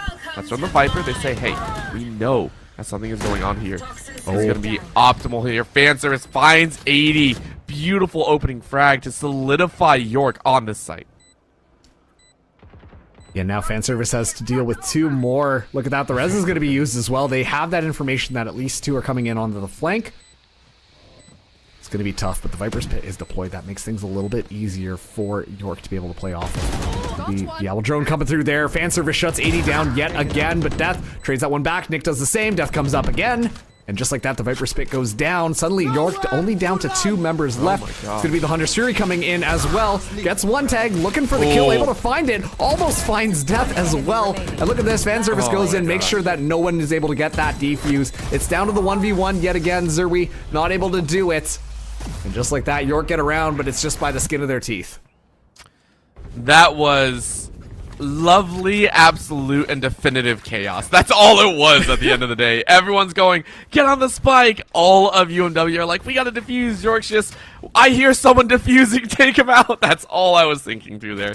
I loved it, and York scrambled very, very well for it. Granted, they would have liked to get away with 1 or 2 members, but that's enough, right? You stuff the economy of UMW once again. You now have given yourself a little bit of extra breathing room, and you're up against 2 shorties. Like, this should be a round for yourself after all the ultimates you did expend. That was a round that the input yielded great output.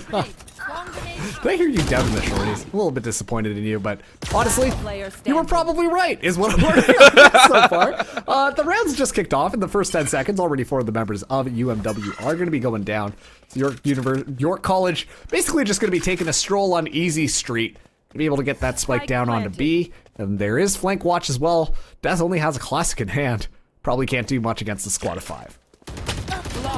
I mean, yeah. Nick was ready for it. Said, not today. We ain't letting anything happen. It's a flawless round for York College. Kind of matching UMW's team ace, I think, earlier in this game. So, but given a little bit of dividends, and now only 3 away. But here's what counts. Once again, we are in this gun round situation. UMW sitting with the Hunter's Fury of their own, and then the Resurrection on York and the Lockdown on the Killjoy for fan service. These are 2 big ticket ultimates. The Resurrections have been hit or miss, right? We've seen some of the opportunities, like the Resurrection in mid just ended up and getting killed again. Yeah. So it can be used quite efficiently, and I want to see it used by York to give someone an extra chance at chasing into the site. I think that'll be great. Alrighty, the Cascade gets used, but fortunately, it doesn't get that much value. The thing is with that Cascade, sure, it slows down the enemies walking through it, and it does make a little bit of a splash, but beyond that, if you're not there to follow it up, then it just kind of falls flat. High Tide going to be used as well. Get these walls all set up nice and easy. Edgar Allen Grow going to go on top of yellow. A lot of information given. The barrier orb actually used here, but 80 finally comes out on top. Wins the duel against Glow. No Viper wall available. Purple doesn't care, though. Able to get the spike down. Going to be backing up. Still has that Resurrection online, but the body's too far away to make it happen. This time around, though, a lockdown going to get invested, make this a lot more difficult. The Cove is going to be online. Look at this, Cribs going for the Hunter Suri in the back line. Zerwi steps off the defuse, gets completely destroyed, and the spray down is going to be absolutely wonderful coming in from York College. Death still on site, able to at least drop one, looking for another rifle, so the reload goes a little bit faster. They're going to be doing this. They're going to be potentially sticking it. More than enough time for the defuse. All three members hanging out onto the spike, and just like that, UMW find themselves on match point. And they even give the orb to the KJ. Oh boy, UMW. This game, of course, a little bit closer than the others. I think the last one, of course, was only 4 rounds won on the side of York. UMW saying, hey, we're going to take it. Of course, they're the ones sitting with the lower end purchases. I think Zerwi is going to go ahead and buy up. Might go with a little bit of light art, able to buy full armor, so might be the util that he actually had to drop. But Death going to work with that light armor. With 5 seconds left, UMW are going to try and finish this one off. They are spread in a 2-3, and I like it. It's the default setup, very safe and very secure. Of course, for York, they got to suss this out. They got to say, okay, how do we identify who's on where? They're also starting in a slow default, just making sure that they don't let themselves get taken out too quickly. Nice and slow. Hopefully no one does get taken out too quickly, just like you said, but it's going to be UMW trying to add on a little bit of pressure. I think they misread this a little bit. They're sending so many agents onto A site, but fortunately the high tide goes up there too. Wall things off for a second, but look at this. York, they're actually doubling back here. They've got the Viper's wall down onto B, and on top of that too, they force out the lockdown. This is a wonderful situation, except for the fact that Nick is stuck behind yellow. But if we overlook that one, Purple is able to find Death as well. And honestly, this is just up to York. They can go wherever they want. It's still going to be a little bit difficult, but not impossible. And now Nick is firmly set up onto this flank as 80 is able to actually take down Adrenaline. I mean, Nick might actually need to get with the rest of the team. UNW have actually routed the lurkers of York, and now the lurkers are being lurked on. And it's left 2 members in a bit of a tizzy. Glow is able to find Zipper, so it opens up the flank a bit. But Cribs can't get the spray. There it is, the spray, and the spike is down as well. Oh, Disaster strikes as Crib makes it a 2v1, and Cribs knows where the last player is. This is all on Nick. Nick has to make an immaculate play here, but you only have 12 seconds. This should be time, as Nick has to go for the kills, and you can't get it. It is UMW taking the dub. Wow, you wouldn't have expected that one based on how map number 1 went, but honestly, player resilience. We've talked about it before here on NECC, but big shout out to these players to be able to keep their heads in the game, and UMW looked absolutely stacked on the offense, and quite frankly, they were bringing that specialty into their defense as well.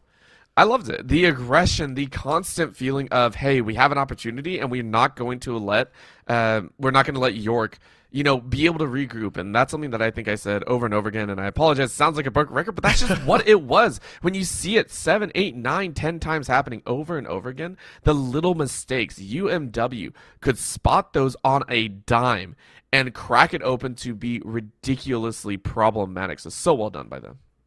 Absolutely, and big congratulations once again to UMW. They're able to win it over York in the Challengers Middle East Division. So big congrats to them as we do close out week number 6 for the Mid-East Division. But don't go anywhere, though. We're going to be moving over now to the Pacific Division. We're still sticking with Challengers. Going to be thrown to a quick break, and when we get back, we'll queue you up with our next match. See you on the other side.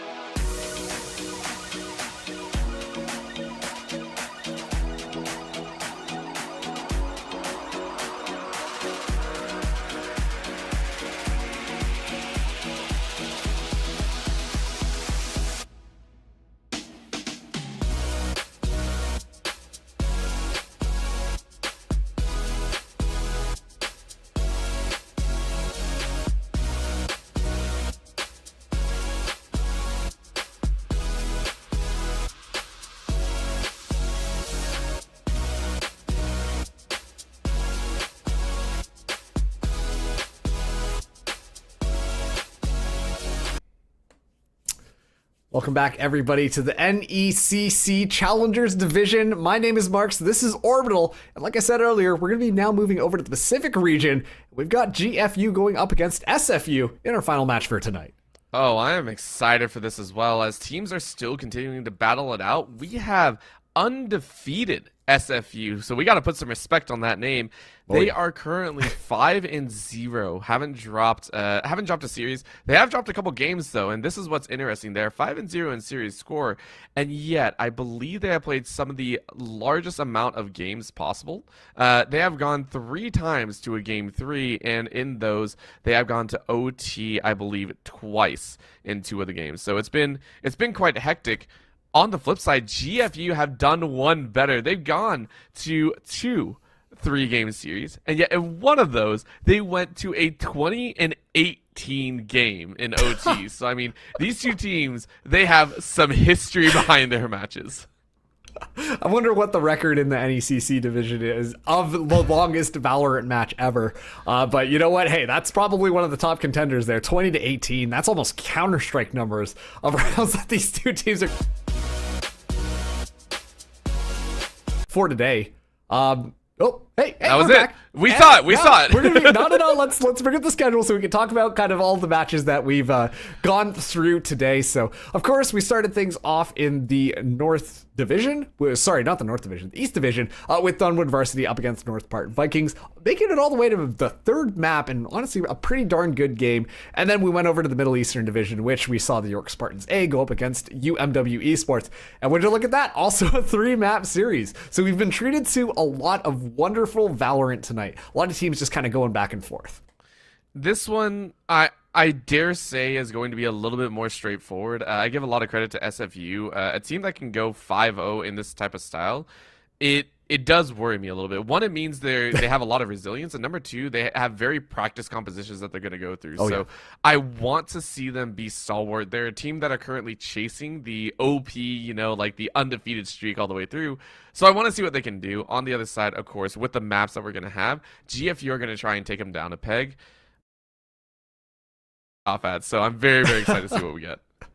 Yeah, but like you said earlier, I mean, SFU, they have been going to map number 3 quite a bit, but you know what? I just want to focus in on these map bans right now because sure, we're going to be going to Icebox first. Hey, everybody loves Icebox. It's cold outside. It's still winter. But map number 2, we're going to Lotus. And that's SFU's pick as well. We've seen so many different strategies coming out from the top tier level of gameplay, whether or not you're looking at challengers, whether or not you're looking at lock-in. So many different strategies and compositions are coming out. And now let's see how it kind of trickles down. That's right. Trickle down strategonomics. I'm coining that right now. That's happening. And I'm curious to see what SFU have in store for us.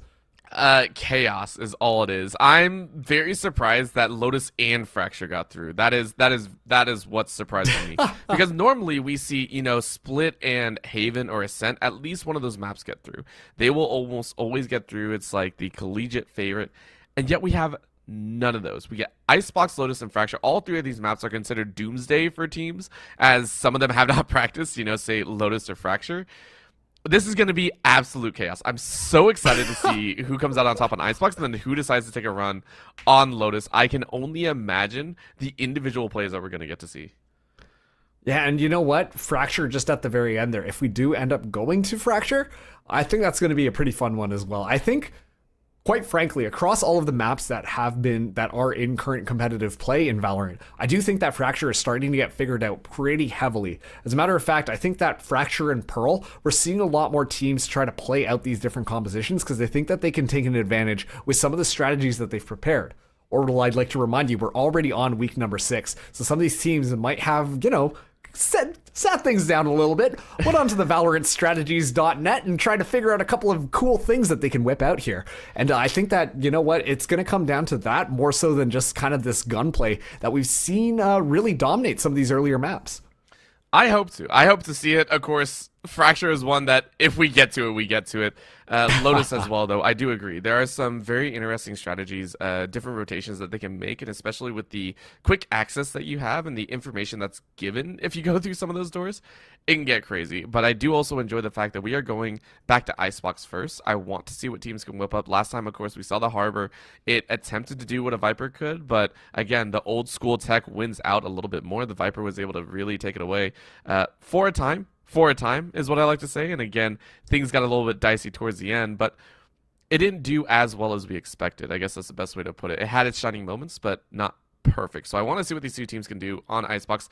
And I want to see Chaos once again reign on top. I want to see that round where everyone dies and no one knows what happened.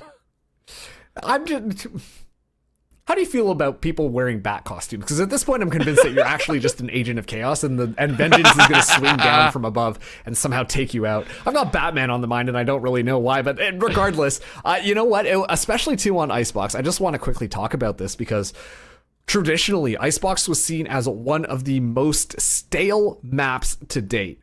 But as agents have been swapped around, as the maps changed a little bit, suddenly teams are trying new things out. And you know what?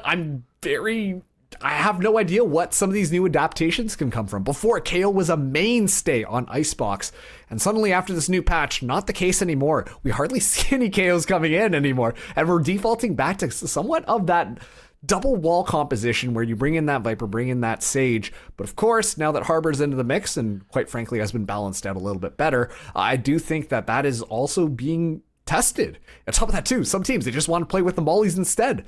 Get the spike down, and then back up. But we're going to be going into agent selection now, so let's take a look at what these teams have in store for us. Well, so far, they are saying, Marks, we heard you, kind of. We have a Killjoy there, and that's one of them. But the Vipers, right? The Vipers, you had rightfully said, was one of the mainstays, kind of covering a lot of territory with the newest update. But Peanut can't be playing that, right? Like that. Oh my, okay. Okay, so Peanut says it doesn't matter if it's a low tier, I will still play it. That is a gutsy call. Same with the Reyna. So this is like 3 or 4 patches ago, like, or I mean even further, right? Like this is a composition that you would see almost last year, or like even further in last year. That's crazy.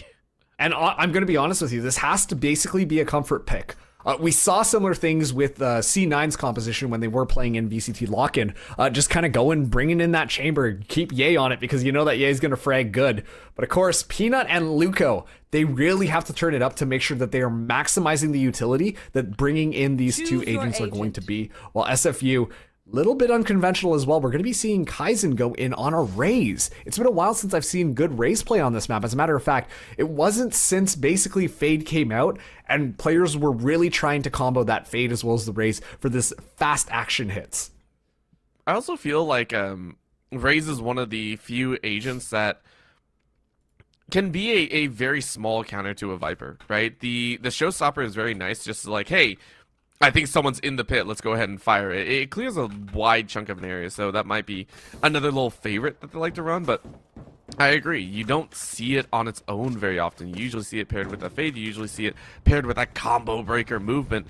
But Kaizen's going to say, hey, screw it. I'm just going to try it, see what happens. We already see the chamber on the other side, so our eyes are kind of drawn there. I'm excited to see what they can do. I'm excited what both teams are going to lay down for us here in game number 1 of all things to kick off on Icebox and give us a treat of what we're going to expect here as we get into the crazier and crazier maps. Yeah, you're also excited for Street Fighter coming out soon, huh? Yeah. Listen, don't worry about this, okay? Just leave me. I'm also excited for like Dragon Ball to come out again. Like, oh my gosh. Yeah.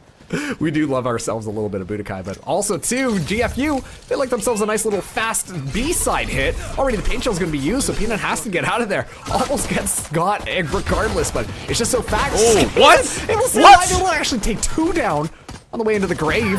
George finally trades that one back. George, good for yet another here. You wanted chaos, you're getting just that orbital. Look at this, the flank coming through as well, 3v3. No one knows how those kills went down. 100% no one knows how any of those kills went down. Peanut finds a random Sakurajima just hiding around the back end. That was just utter chaos. That was, oh man, I got 2 headshots. Oh gosh, I'm dead. Oh gosh, now I'm dead as well.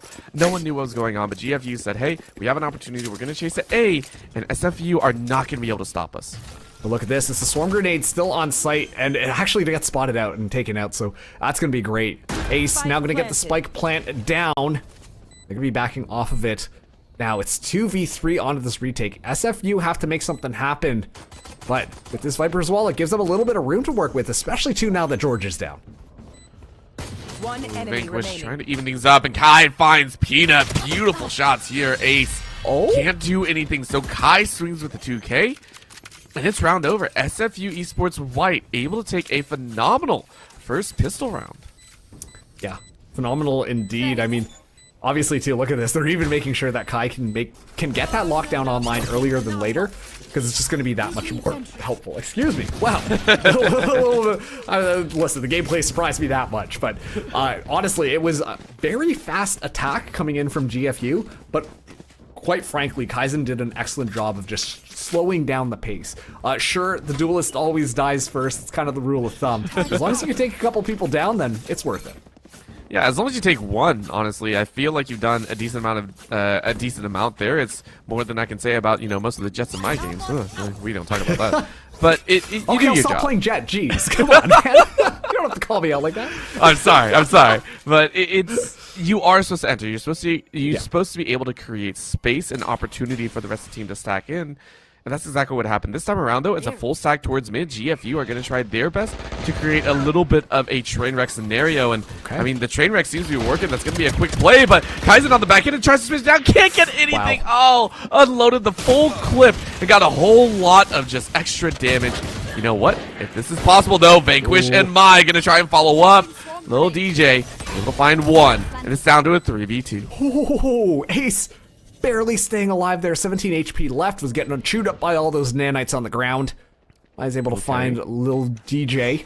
Now it's just down to a 2v2. They have to push in together here and thankfully have this Sova utility to be able to scout things out. Immediately the Sage gets spotted. And look at that, Luco as well. Not looking the right way. Kai is going to go down. The dismiss is going to be good. Mai's able to find one now, down to a 1v1 scenario here. Luco just runs it down. The Stinger, hey, you can still be moving. Going to be just as accurate. GFU, they tie it up 1-1. Huge play again. That was a thrifty round for GFU, and they're able to snag it away. This means FSU don't get a single chance to buy up here. GFU should have a grand old opportunity to go up 2-1 in this game, and I mean that was a clean rush. Like, they took some of those early trades and said, okay, we're good, we can fight it back.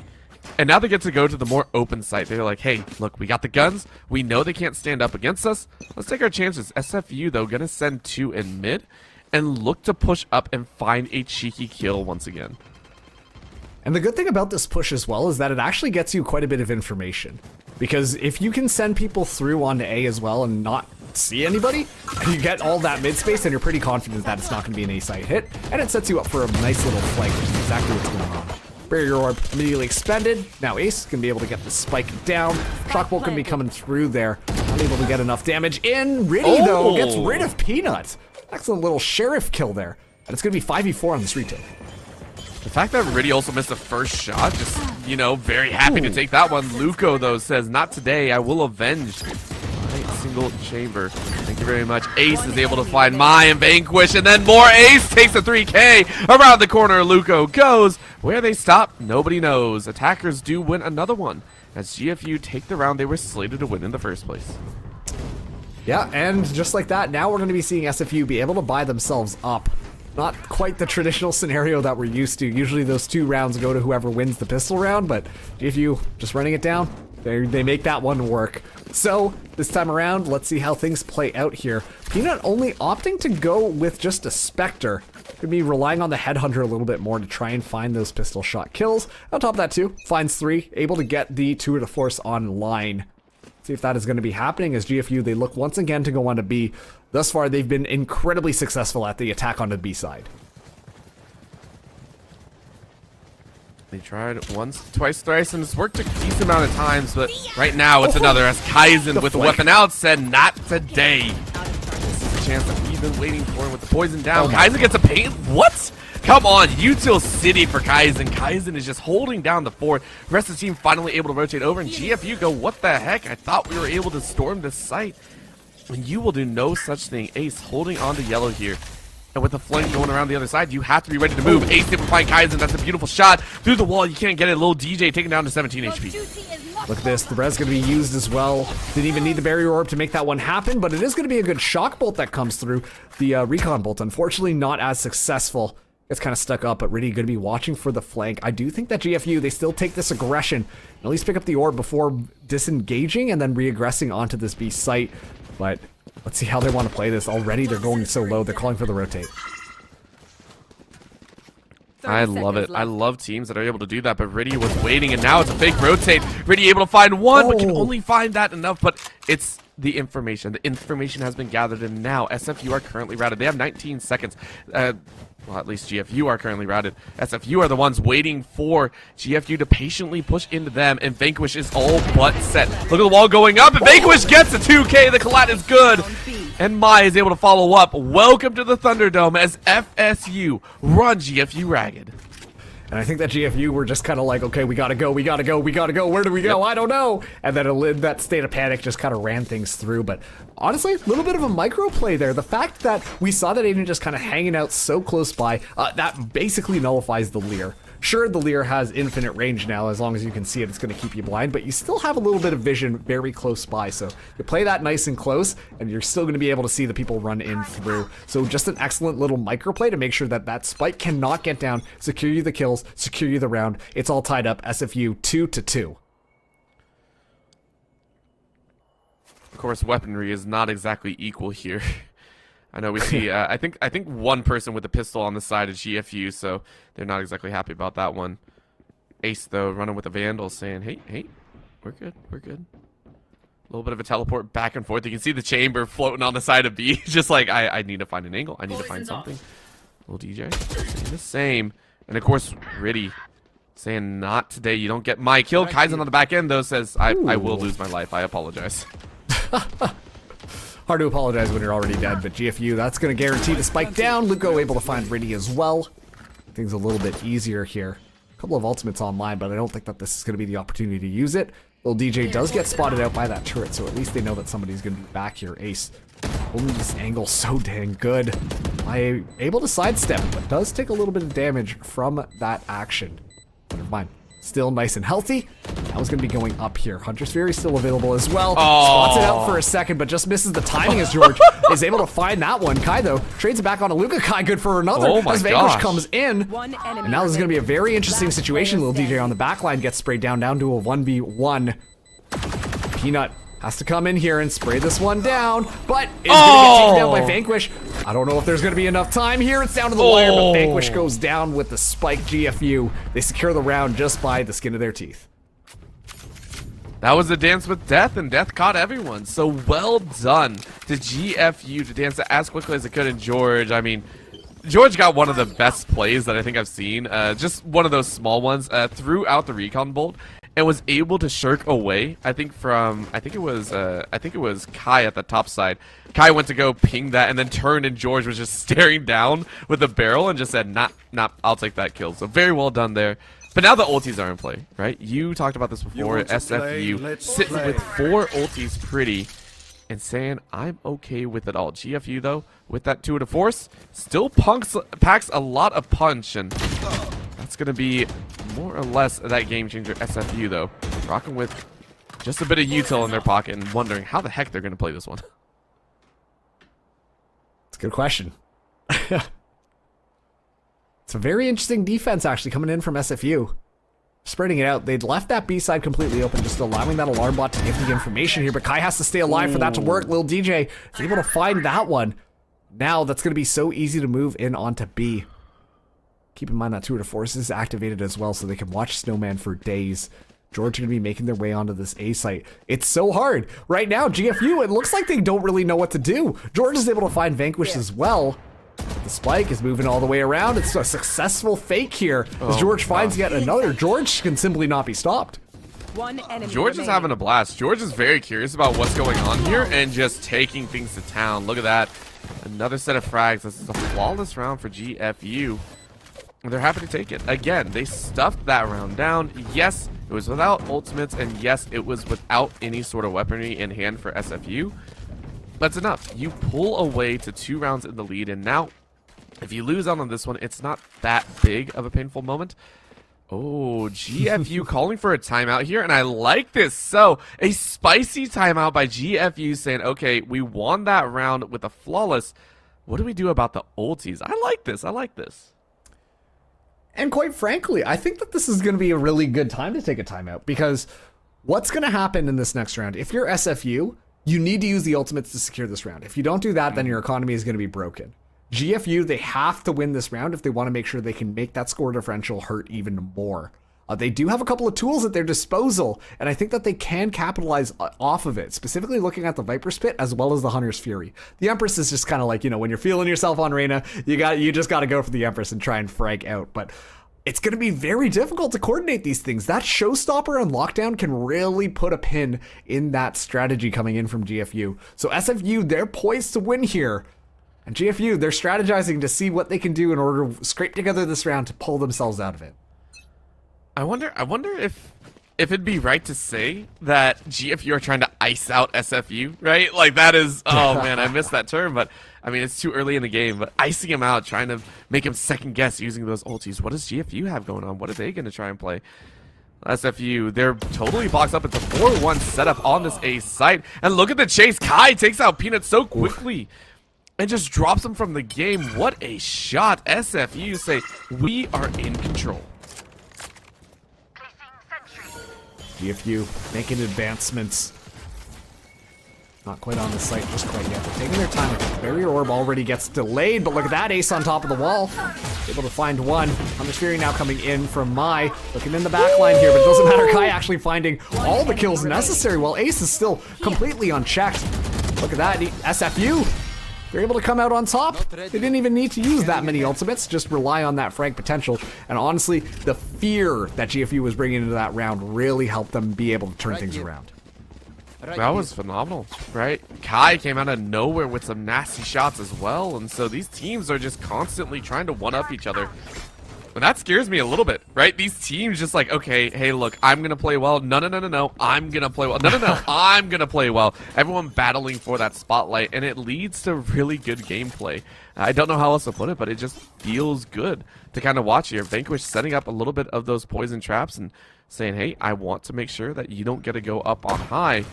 With GFU spread with the default saying, hey, SFU, I dare you to try and be cheeky on the front side. But no one's taking the bait, so both teams playing relatively safe. Nice and safe. Fortunately, one of them is going to have to give at a certain point. Very similar layout on the attack from GFU. Ace is able to find Vanquish. Call is going to be transmitted down the video signals to let everybody else know that this is going to be a potential site hit. Now they pick up the spike, so they're going to be moving things in here. Thankfully, SFU are adapting themselves as well.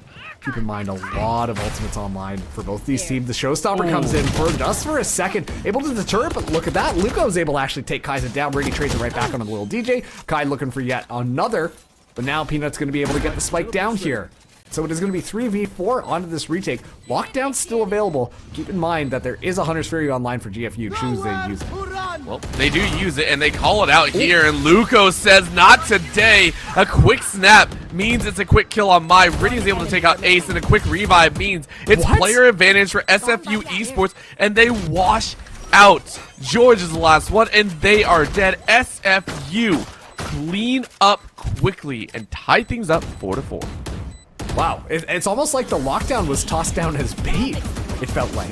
Because it just allowed for that Hunter's Fury to come through from GFU, and you saw that SFU were very quick on their rotation around, almost using the Hunter's Fury as a little bit of like smoke coverage.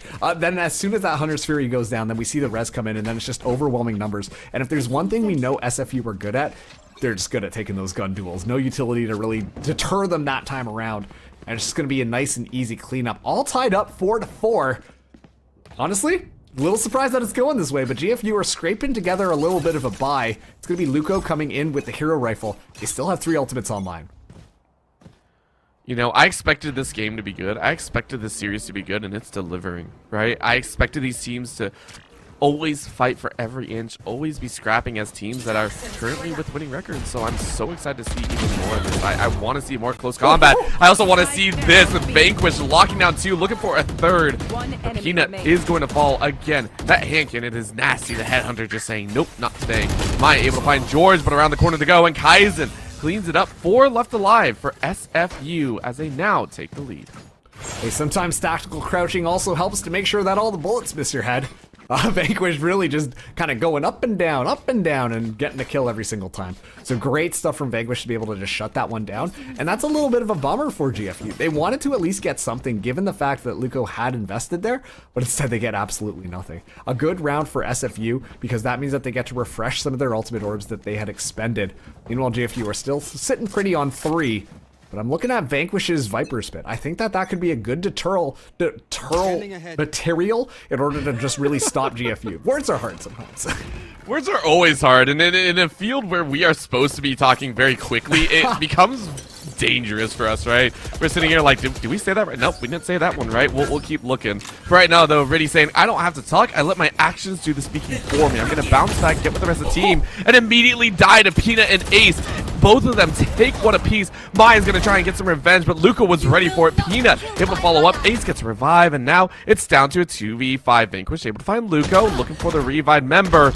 And Kai in the backside is able to find Lil DJ. DJ spinning their last record, at least this round. And SFU Esports White waiting for a few more outside frags. But look at the hunt. Vanquish going on a mission here and able to spot one. Does get the kill through the wall, looking for one more. And you get it. That's another headshot. Are you going to make it happen? You're on borrowed time. You're on very borrowed time. You found the kill and you win it. I think that's it. Are you kidding me? SFU Esports with 2 members alive. Wash 4.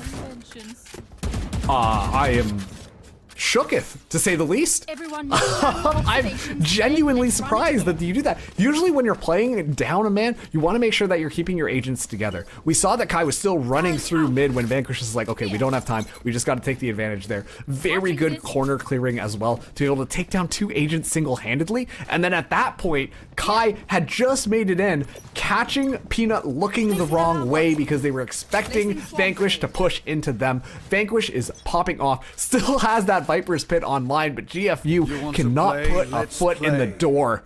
They're getting shut down completely. Oh, man. Already, no. And after that last round, you just open up with a body shot to Chamber. Lil DJ able to find Kai. But look at that, another shot. Lil DJ able to bait out one, but says, I don't want to test it a second time. I don't like that. We'll go ahead and back away. Vanquish saying, yeah, that's what I thought. It ain't the op, but it's enough. 1 kill apiece to either side. SFU still waiting for the bait to be tossed in and GFU to push. This is one of the issues with the GFU attack. They spread themselves so thin and are just relying on being able to find a couple of easy frags before they decide to push into it. The thing is that SFU are now playing a lot more strategically, playing things a little bit more slower in order to try and shut things down. But look, that really goes down. The operator pressure is completely taken off by Luco, and George finds Mai as well. It's going to be a nice and easy A site plant.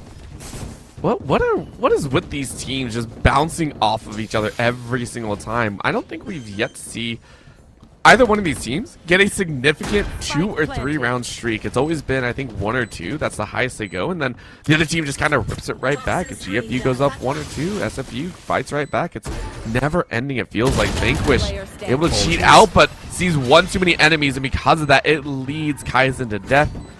We are now at a 1 round difference as GFU is currently chasing SFU's tail. Now it's the last round and a half. We talked about Vanquish with that Viper Spit. If there's ever a time to use it, this is going to be it. So let's see how things go. Kai also holding on to that lockdown as well. A couple of other members, 2 ultimate orbs away from getting their things online. The one that would be most beneficial is if Mai is able to get the Hunter's Fury online. That is going to be an excellent deterral tool.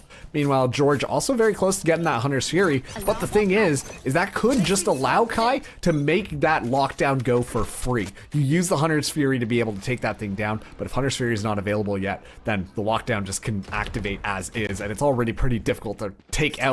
Vanquish does get scoped out here. GFU, they're not ready to engage just yet as Mai takes point on mid.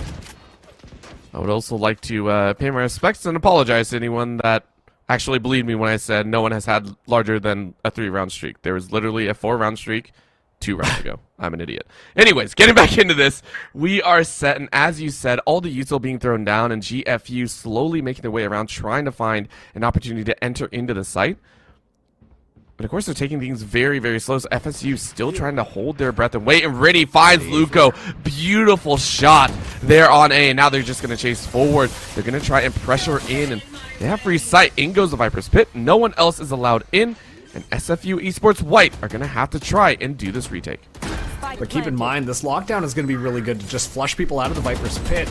Now they know that Peanut's still in there. No. Oh, the information was given, but Mai not able to secure the kill. Now we're going to be seeing the lockdown investment here. They just have to be careful about DJ. But look at this. George was actually able to get the Hunter Streak online. That is going to be instrumental in allowing GFU to survive in this round. Ace finds Mai.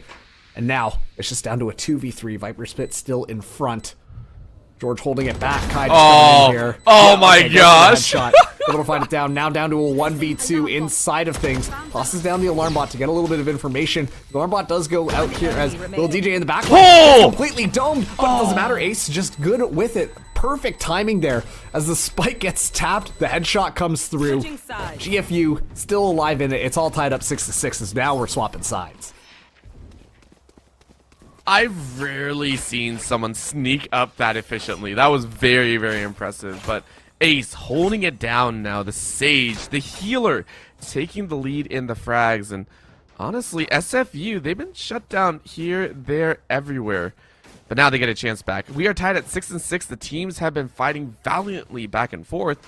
Neither has really taken a significant lead, and I mean, it looks pretty even on paper, so I'm so excited to see who decides to fully step forward. And I mean, I'm not calling it right now, Marks. I'm not calling it. I promise I'm not caster cursing it, but it feels like we might be reaching an OT if these teams keep playing at this level. You never know, because actually I question a little bit of the viability of GFU on this defense. Obviously, it's not as great having Chamber now after these post nerfs, but Luco starting us out strong. Kaizen already down here. He already looks to move in, but the Duelist is already down. A lot of space is going to be a little harder to take. Barrier Orb is going to get used here. I don't know that it necessarily... Yeah, it's going to allow for no area to plant at all. Luco falling extremely low is able to walk away and get the heals here. As SFU, they're a little bit boxed in the back of sight. GFU just waiting around them like sharks, looking for that drop of blood. They're also waiting on the back end. If they do call for a rotate, SFU are going to be cut off. So, as you said, blood in the water. They're just minnows in a sea of piranhas here. Ace ready to go. Mai is now down. And then again, a little bit of poison to flush them out once again. All eyes are on them. This could be a flawless round for GFU. You were talking about the Chamber. Well, you know what? If Chamber doesn't get the job, everyone else will. Lil DJ fires away, gets one. Vanquish able to find George. But look at this. A couple more shots. Lil DJ takes the 2K. And it is going to be the pistol going in favor of GFU. Okay, here we go. GFU starting things off well. Just like that, that's going to start their 3-win streak. So, let's see if they can play this one forwards. We did see a little bit of creativity coming in from GFU when they lost that first pistol round, and they were able to win things out by more or less just kind of running things down. I'm curious to see if SFU want to do the exact same thing. Do they go for a fast play? Do they slow things down, try and play a little bit more rattier angles, try to catch people off guard? Or do you just take mad mid control and then just run onto the B side or the A side? It's honestly just whatever you want to do. But given the fact that we're seeing frenzies, I think it's going to be a fast play. Oh yeah, they're going to try, and Peanut wanted nothing to do with that. You saw that immediate teleport out, said, nah, ain't my time to die.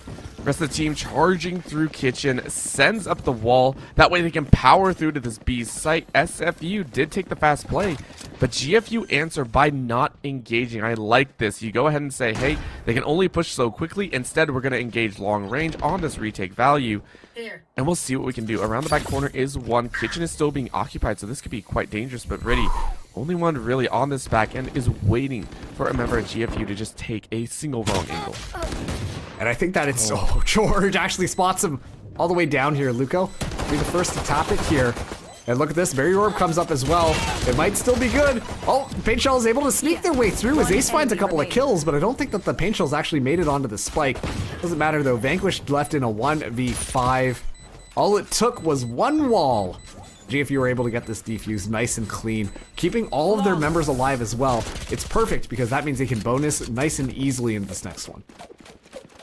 That's very, very impressive. Again, all the other rounds we'd seen was a little bit of chaos. You know, SFU taking a lot of members back on their defensive side. GFU looked clean, right? And, oh, really, Peanut? Really? We're going that route this time? You just gotta go for it, you know? Oh my gosh, I love it. I know going for it is the right call, Marks. I still don't like to see it, right? Like, it's so risky, but you gotta love it, with right? An operator back in the day. Too many people. Too many people, man. Too many people. Welcome to Orbital's therapy session. Now we got Let me just lay down here real quick. Yeah. All right, fast plays from SFU this time around. Make their way onto this A site, but it already gets thwarted. The information in the barrier orb go up to completely deter them. Also to that Viper's wall, and GFU are doing a really good job at least stalling things out. SFU, they're not able to just move as efficiently. Although Luco goes down, giving them an opportunity to potentially make things a little bit better. My falling extremely low. It's quite low, but keep eyes on that mini-map. I want to take a look on where those looks are. You can see the Viper in the mid, and then the chamber rotating around as well. If this lurk works, if this mid-hold works, it is OP, but Lil DJ can't find much more than a quick tag. Didn't really get taken down either. Peanut takes a shot as well, but no one gets killed. And because of that, it's full rotate. One member left over on the A site, but 4 chasing into B. So it's a quick rotate on GFU, but SFU will get there first. Look at this. Should be an easy plant. No one's around. Barrier orb does go up here, and now the spike should be able to go down. Vanquish getting a little bit closer to having that Viper's pit online. Even things out a little bit. Toss down the smoke orb there, and now they're all falling back here. Do a flank watch as well, but it's going to be 4 coming in on main for GFU. Snakebite already tossed out here. Ace chopping that wall down, gives them an opportunity to potentially do something. Barrier Orb still available as well. Lil DJ able to find Mai, and now George is going in on a flank. Ace getting nice and close, and Person already able to find 2. A little bit of a spray down. Ace catches Vanquish off guard here. It's going to be a good shot from Peanut. Kaizen able to at least win 1. Down to a 2v1. Peanut, last person alive, only an operator in hand, looks away at the wrong time. Kaizen punishes the op. That's going to be SFU taking their first round in the SAF. That one feels bad to lose. You expended a lot and just got caught on that flank Riddy with some beautiful shots there to shut down any sort of GFU push. But they get guns, right? They do get weapons in hand. Peanut will be working. I mean, they gambled and they lost pretty heavily. So yeah, you're on the judge duty here. But it's not that bad of an econ deficit. You are taking a look down the line. Everyone is able to buy up. Everyone should have some form of utility in their pockets. So SFU, if they're not careful, could run right into a powerful blow. And that lead could extend even further for GFU. Right now, it's another A contest. 2 currently holding it there for GFU. And a few more spread all the way about. But the wall goes up, baits out a few shots, and GFU go, okay, we've announced our presence. We knocked on the door. Let's see who lets us in. And it's really interesting that we do see that barrier orb expended so early on by GFU pretty consistently. Teams usually opt to actually save it when they try to go for the defuse, to really just slow things down or control the lanes that are available to make the retake a lot more easier for their teams. But GFU, they expend it so early that that's just not a tool that's available for them in these post-plant positions. Keep an eye though, Peanut moving very far out of B. That's a lot of room as well. So if SFU decide to go for that cheeky rotate, that's going to get spotted immediately. An excellent snakebite coming through here. Right now, GFU, their utility usage has been perfect in delaying SFU's attack. Teleport's ready. They have been slowed down to a snail's pace. And George playing inside of the poison set. And a little bit of decay never hurt. They're still trying to decide where to go, and it was a little bit of a back out, but they finally called go on this Ace site. Let's go ahead, push our luck. Now they're running again. An orb is up in time, but Ace was able to grab one before dying on the back end. Peanut said, hey, I'm in a duel with a little bit of a turret, but it leaves GFU out and hung to dry here. Riddy able to get the revive on Mai, and now it's a 5v3. Great stuff from SFU. Yeah, and Vanquish goes for the pit. Just make sure that you can win this round. Of course, there was a second where they were like, maybe we don't need it, but given the fact that Riddy goes down, very important to make sure that you at least give yourself as many opportunities as possible. Lil DJ actually just sidesteps that the shock bolt. That would be dropping down here. It's going to be a mosh inside the pit. Peanut actually able to find a 1 thanks to that judge. It's close quarters, but does get traded back immediately. Lil DJ has to be careful. So many mollies could go absolutely dangerous. Lil DJ stays alive, but doesn't notice that Vanquish is just on top. Now it's all up to 1. There's no time left remaining. And so that is going to be a nice and easy round. George made the escape there. Vanquish not so lucky, but we're all tied up yet again. 8-8. It always feels bad. You really want to make sure that spike was not going to be defused, so you stay a little bit longer and you pay for it. But you know what? It's a small price to pay. 8-8, as you said, tied up here as FSU and GFU are just blow for blow across the board, even in the kill department, right? You can take a look down the line. 16 frags on Vanquish, 18 on Ace, Kai with 15, and then George with 13. Everyone is just like small steps behind each other. It's kind of ridiculous. These teams are so evenly matched right now that neither can find that definitive weakness that they can exploit for the next few and try and get a run of rounds. Evenly matched, the Viper's wall goes down early for SFU. Interesting. GFU have actually taken quite a bit of mid presence here, and we're going to be seeing the Owl Drone get expended very early on. That is a little bit of a save. Just trying to play the information game. Peanut just not quick enough. Just misses it by a second. Now this is going to be SFU's ballpark to move things in. Vanquish is able to find little DJ hiding inside of the smoke. That only works if you're an Omen player, can confirm. And it's going to be a trade coming in, but the spike is going to get initiated. It's going to be 3v4 onto this retake orbital. Revealing area. 3v4 and a hope and dream. I mean, just sending out all the recons, trying to spot out who's around the corner. Now sends a shock bolt ready to go, clears out that doorway, and now up on top. A little bit of the railing, you're gonna have to look up, but you don't. So George finds Vanquish. Finds Peanut, and things are looking a bit grim. George is able to fly through a third. Ace is going to get a kill, but George now falls, and it's a 1v1. Would you know it? It's the Battle Sages to stay alive. Are you going to look the wrong way? That is going to be a defuse. Ready? Ready? Do you see it? Yes, you do, and you finish it off. There it is. Clutch up indeed. SFU. Take a night. I was curious there for a second. I thought that GFU, they had the revive online. Is it a chance that you just bring George back in to try and get a little bit of debate? And better yet, if George survives, you're at least able to take that 2v1, but instead opts to just kind of stick it. And unfortunately, good timing by Riddy to be able to pop out there. Obviously, Sage is a little bit more difficult when you're trying to play aggressive, but hey, you gotta make it work. Now, Tour de Force online for Peanut as well. Does look like SFU are interested in moving in onto that A site. This could be the round where Peanut is able to shine a little bit more with this long-range sniper rifle. Already the classic utility going to be moving through there, but SFU, they wait all of it out before engaging. A lot of space taken by GFU on main, but Luko goes down. Riddy has been such a pain in the butt for GFU. Like, every so often we just see Riddy pop up and be like, hey, I got a kill, I'll run away now. It's so frustrating. Playing against a player like that, they know all the angles. They almost read your positions, and Kai is doing the same. 5 HP was a trade out, but you know what? You'll take it. You're still alive with the rest of the team. You can go get healed up by your Sage. And GFU going, how the heck did this even happen? How the heck do we come back from this? And unfortunately, the Tour de Force from Peanut not able to get anything just because SFU went the other way. Still, though, not over just quite yet. George going to be brought back into the fray. Immediately gets taken out, though, by Kai. Hunter's Fury going to be coming online by Mai. Is able to at least get one tag off here. And honestly, that's a good deterrent. It's such good utility. The alley-oop from just off the back. Now it's going to be a boombot coming in as well just to sweep the carpets a little bit more here. Peanut can't use anything just because how this is set up. But now is the time to strike. Mai going to be going down just on the other side of that Viper's wall. But the spike simply just not enough time left. So we are going to be seeing these exits come through as Riddy takes out Peanut. But Peanut didn't buy up this round because the Tour de Force was available. Lil DJ, though, can't keep the weapon either. Kai gets a 3K that round, and SFU, they're feeling comfortable now.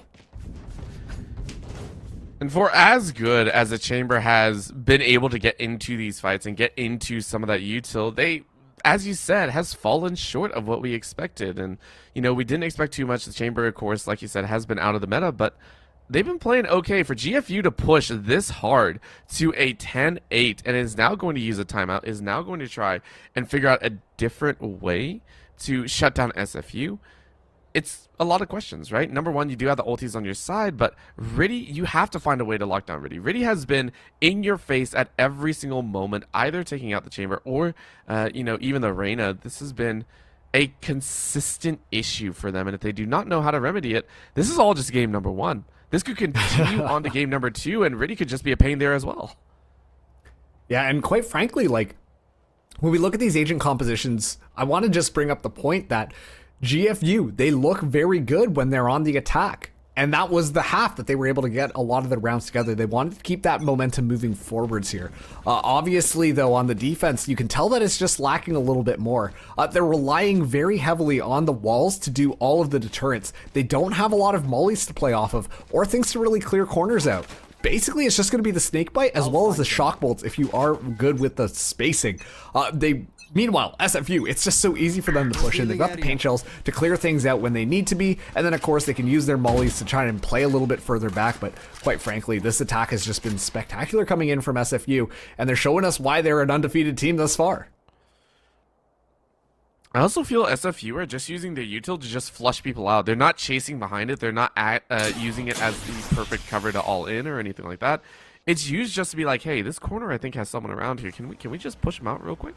Or, you know, double check some of those angles, make sure that mid is obviously not fully engaged. But look at that, Peanut. Peanut shows and tries to get a little bit more. I mean, you were spotted by the owl drone. You had nowhere else to go. So you take the shots, you get a little bit of damage, which is all healed up already. But you gave information away. So 5 members are now from SFU on that B site. Yeah, George, though, able to find Kai in the back line. 3 members coming in onto the flank. I'm not sure that they're aware of this. Riddy, though, is still being that thorn in the side. Able to find 2 kills. Mai finds the next. They're convinced that the Sage is actually in front, but Mai just sweeps that up on the site. An easy round coming in from SFU. Of course, they did have that gun difference coming in here, but you know that's got to be a good momentum booster. While GFU, they're sitting there twiddling their thumbs a little bit more. They have to make something happen this round, otherwise it's going to slip away. Have you ever just seen a Sage get so tired of waiting for teams? Yeah, let's go for it. 16-4-11. Riddy has been a silent, little annoying burden on the GFU side. And Kai and Vanquish have been doing phenomenal as well. Kai's currently sitting at 18, Vanquish at 17. They've been monsters in their own right. And SFU are going to continue using that power. GFU currently sped in a 1-3-1, saying, hey, we should be okay. A little bit of an orb goes out. Slowing orb said, not today, you don't get a chase after us. And now they're going to take a look. SFU giving it a little bit more time before they chase into the site. And this is something, too, I'm noticing from GFU on the defense. They're very quick to use a lot of utility to try and flush things out early. What actually ends up happening is that they don't have much to play off of in the later part of the round. You'll be seeing now the lockdown available. Kaizen finds Luco's head. And look at this, George comes in response, uses that Hunter's Fury, is able to take out the lockdown, but Kaizen is now going to be going in here. Does have the showstopper available, looks for an opportunity, dumps into the back, just a second too late, would have spotted Peanut out here. Paint shells are going to go wide in order to at least flush Peanut off the angle. George unfortunately loses the duel, and now Peanut, spots out Mai just onto the side here, spots out Riddy, but Riddy finds the wall bang. Riddy can simply not be stopped tonight. SFU, they're now on map point on GFU's map pick. Welcome to the pain train. Population GFU. They have gotten shut down the last 6 rounds in a row, and it's impressive sides, right? SFU continuing to run them ragged, and again, the early first bloods from Riddy. I think it's been at least 3 or 4 just in this half alone. Very, very impressed with what they're laying in here. I cannot wait to see what SFU have for game number 2, whether or not GFU come back on this, because that is still a very real possibility. They've been fighting tooth and nail every single time, and it looks like they are going to suppress this B site, but Mai had other ideas. Ace is able to find one with that Spectre, but you need a bit more than just a single kill. Yeah, the gun difference here. SFU, they've got a lot to work with. Viper's pick going to be used, and Mai is going to be back into this fight, making it a 5v3 now. GFU fighting for survival inside the jungle of the Viper's pit. Peanut getting aggressive here, is able to actually find one, but does get traded on that one. Now they're going to completely sidestep that Viper's pit. Should be a nice, easy take for SFU. And they still have that Hunter's Fury online, but keep an eye on the Rays so deep on the flank. They hear that rotation coming around. And that's going to be a little bit deadly if GFU are not paying attention. I think GFU are going to try and pay attention, but it's the opposing Viper Spit to be laid down. Welcome to Danger Ahoy. And look at that, a snap grab on Ace. Drops him down quite low and allows Kaizen to finish them off. It's now a 1v4. Can Lil DJ make it happen? They need to spin about 3 records at a time and really sync it all up if they want to get the kills. But unfortunately, that shock bolt is going to be enough. You get one, though. One is more than enough, but Kaizen says the head of you is more than enough to take that game. Free kills all the way around. Beautifully done. Yeah, and now we're understanding why SFU are undefeated. I got to admit, GFU looked really good on the attack, but it just completely flipped around when SFU had the reins in their court. And even then, still, it was a 6-6 half. So honestly, SFU, they're looking pretty darn good as we do close out Icebox, our map number 1. But Orbital, we've got Lotus just on the other side, ready to go. So let's throw to that quick break so we can get right into Lotus as soon as we get back.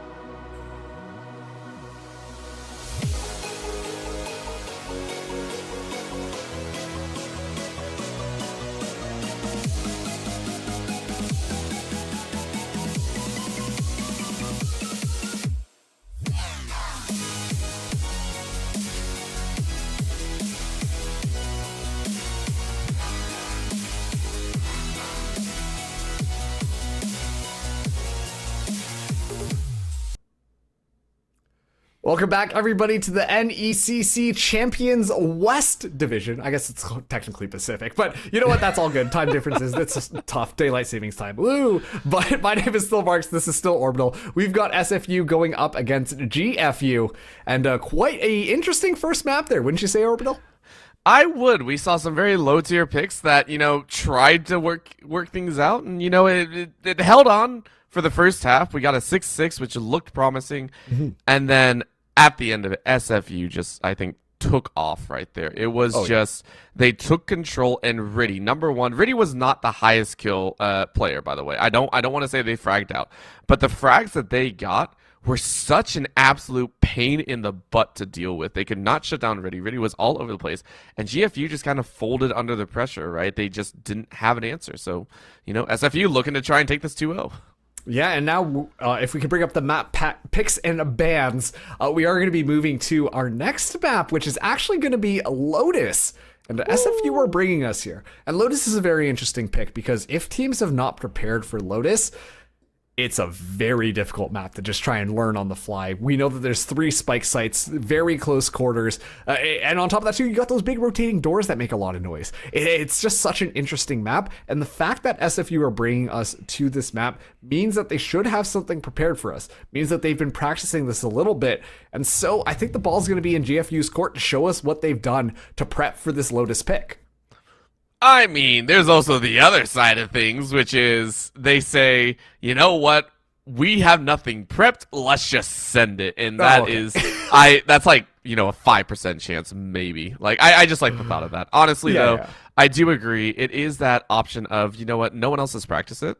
So, or I shouldn't say no one else has practiced it, but if you practice it more than anyone else, you have the upper advantage. So I do want to see what SFU are able to do, if they're able to kind of swing this one out very quickly. And if so, this could be probably even more one-sided than the second half. We could easily see, you know, the squad just roll right over with aggression, with conviction, and with very stalwart tactics is all I can really say. I don't think we're going to see any back and forth and individualistic. It's going to be a lot of like, hey, we're going to push on to B site or C or A and just take it. No way we stop. Good vocabulary usage, I have to admit. That was good. I get one per game. I get like one monologue and then it's over. We'll make sure that Shakespeare writes something in for you in this next tragedy. But of course, you know, it is really interesting talking about Lotus because with a lot of the strategies developing, surprisingly, a lot of teams favor that seaside hit. And I do say surprisingly, just because it doesn't seem like that should work. But of course, let's see what these teams have in store for us. We're now going to be going to our agent selection. It's do or die for GFU. They're looking to force out that map number 3, but on SFU's map pick of Lotus. And let's see what agents are going to be brought into the fray. Don't you dare. We already had one issue with that. Please don't hover Gecko. We please no. All right. So getting into it though, it is going to be that KJ once again, and Kai is going to be running that one. KJ in this one, I feel, is quite nice, but look at the aggression that's currently being lined up. The all-out, just brutish style of force our way on the site, and I mean, come on, Mai. Like this is. Really? Are we gonna get Yoru? I don't think so. I don't think so. We? I'm gonna. My eyes are on it. I'm gonna keep baiting this the entire time until we see something swap. I'm gonna bait this. It's either going to be a Fade or a Silva based on how the composition is going. Dang it! If it's Cypher, well, okay, we're getting a bunch of different picks here, but regardless, the strategy just it just kind of sticks together with how things are going to be working on these sites. So we are going to be seeing that Mai is going to be going in onto that Fade. So Fade, pretty good pick on this map. Like I said, a lot of close quarters, and on top of that too, you bring in that raise. Things are going to be a lot easier to just combo that utility a lot better. So with that, it looks like our agents are more or less going to be locked in. Not quite a mirror matchup, but you know what? You're getting your boy Harbor in yet again. Oh yeah, and this one should be a little bit more ridiculously fast-paced. I want to see SFU push the limits of what they can do. We saw it last time, right? In that on their attacking side, they went crazy. But Lotus, I feel, it allows for you to do that on the defensive side a little bit more as well. There are so many different corridors that you can go through. As we spoke about, the door causes a lot of noise. It can be used as a distraction. It can be used as opportunities abound. And I expect these teams to try and push the envelope of what they can or can't do. both teams have identified that, hey, on their attack, they look okay, and they do control their own side quite well. They have that baton in their hand that they get to conduct and say, here, we want to go this way. GFU, though, they're not so good at following, so that's what I want to see them improve on this time around. We'll see if they can kind of follow through with that. I mean, one of the issues was, you know, just making sure that you're able to commit things. And we talked about GFU on the defense, using a lot of utility very early on, having nothing left in the tank when SFU actually decided to make their aggression. I'm curious to see if we're going to be seeing a similar pattern this time around. But GFU are going to be starting us out on the attack. And all credits where credits due. They looked better on the attack on Icebox than the defense. So this is how you would want to potentially start things out. While SFU, they get aggressive onto A. Very common defensive strat. Ooh. And Luco sends it right up along this A side. Just says, hey, you know what? You stepped up a little bit too far and you open up an opportunity. GFU stepping up, but that's a 4-man blind. Welcome to no one sees anything. But SFU can't capitalize on it, so it's only a stall tactic for now. Door could be open around. Ace making their way in. It's going to be a flash grenade tossed in. Sorry, never mind. It's just the wall going up. High Tide blocking off all the vision. Vanquish able to find Luco. Now the spike is going to get activated here. Kaizen coming around on the back. Does have to be careful, though, as George is going to be back there. Ooh. Kaizen is able to take that trade. Makes the deal. Ray not on the stage. Still making a little bit of pain come through. Who else from SFU to really just step up on this pistol round? SFU sweep up. Clean job, and showing the experience as well. You can see a couple of the angles right there along A top and stairs. They were very smooth with it. SFU left no angle unturned, and GFU caught kind of looking around, seeing where the opponent is after that plant. This time around, feeling good about themselves. Ready once again at the top of the scoreboard, 2-0-1. Going ahead, picking up a Guardian, and Mai going, hey, I'm good to go here. Just making a smiley face here. I love it. Everyone's having some smiles. Everyone's having a good time. Well, at least on the side of SFU. And GFU gonna go ahead and pick up the Marshall. So Peanut gonna try and exact some revenge with a couple wall place headshots. I mean, honestly, you don't even need the headshots. It's round number 2. They don't have light shields, and it's just a body shot's gonna do the job just fine. Already so much utility being dumped in from SFU as George tries to keep that in check, but not able to, has to just give up that ground and already caught with the utility out. Luco's not able to secure the kill there. Gonna be a backup here. We see people getting ready for the attack. GFU still waiting to make a move, but the spike is still back in their own spawn. Right now, this is just SFU doing a really good job of controlling the pace of the game. They're just taking their time, saying, hey, SFU, do you want to step out of place? Do you want to make a mistake? If you do, we'll take your gun. We'll be happy to relieve you of the weaponry you have in your hands. SFU are like, nah, not today. Riddy should have seen a little bit of a head and said George is going to be open. Kaizen gets that flank, and it's a beautiful shot. Luco, though, making their way onto C site, so it is an opportunity, but the rush coming in here, this is going to be a rotate from SFU, cutting off their avenues of escape. Ace is going to try and drop that plant. They will follow through, and Lil DJ finds Mai on the lurk, so it is a 4v4, but that's going to be a claw out. Kai locked down for a couple seconds. Vanquish takes out Lil DJ, and around the corner, Kaizen goes to make it a 42. Whoops, Kaizen spots someone out there, tosses the paint shells. Uh-oh, watch out, you're losing a lot of shields. It's all good in the hood, though. SFU able to sweep it up yet again. They just come in by storm. Probably off the back of Harbor's waves, and they're going to be able to find this defuse there, keeping 4 of their members alive. And quite frankly, I love the way that they're just controlling the pace of the map just based on their utility alone. They don't really have to peek things out. They're just kind of throwing out some deterrence. And on top of that, too, it's all the utility that refreshes itself after a certain amount of time. So it's available again for them when they do want to take that retake. It's not just that, they're retakes. They're willing to do the retakes a lot more as well, right? We see them. They're willing to give over a site and then push in afterwards. And that's what you do kind of have to do on 3-site maps. You're not going to be able to cover everything. That's just... It's very difficult to do so. If you want to cover everything all the time, you are leaving at least 2 sites exposed, or at least 1 site exposed at almost all times, even with just 1 player. So SFU are like, hey, we'll hold it down 1 with the KJ, and then if we get some kills, that's great. If they push that site, though, we're willing to concede the site and be willing to shove back later. We're willing to take those odd routes to ensure that we're safe. George, though, all the util just getting flashed out and still able to find a kill. So you know what? You'll take that. Luco able to find Kaizen's life. And so far, these weapons in hands are giving GFU a new sense of renewed vigor. SFU, though, want a little bit more. Peanut said, not today. Bit of an overextension there. Spike's still not down, but given the fact that it's a 4v2, should be pretty easy for GFU. They're making their way onto this A site, but leaving Lil DJ kind of play all the way into the back, and this omen could be absolutely massive. The only thing is to be able to get those smokes down, but not necessary given the fact of the positioning. My only concern is if SFU go quick, they might be able to take the members out on site before Lil DJ arrives. Oh, we'll see what they can do. Remaining. They're wondering if they nope. All right, Peanut said no. Peanut said no. They're like, look, we really don't want to deal with this now today. There it is. GFU say good night and good luck. Vanquish is vanquished. It's now 2-1. A little bit of a standard start here. And they didn't lose too many members either, so GFU still hanging on to all the Vandals. It's on SFU to decide how they want to approach this. And you can tell Lil DJ for a second was just like, wait a second, should I be going a little faster? Okay, all right, knife out, let's run. But thankfully the team had the back and able to just secure this plant site down and made things a lot more easier to make sure that they could secure that first round. But not to be worried, SFU, this is going to be their proper gun round here. And on top of that too, Kaizen does have the showstopper as a tool to potentially deter a lot of people. I think at this point GFU have gotten used to this A side push of utility, and so they're doing a good job of just waiting it out instead. But still, it's a little bit of a default from GFU. Pretty far up default, I'd almost say. You can see the quick peek inside of B, just saying, hey, is anyone there? Is it open?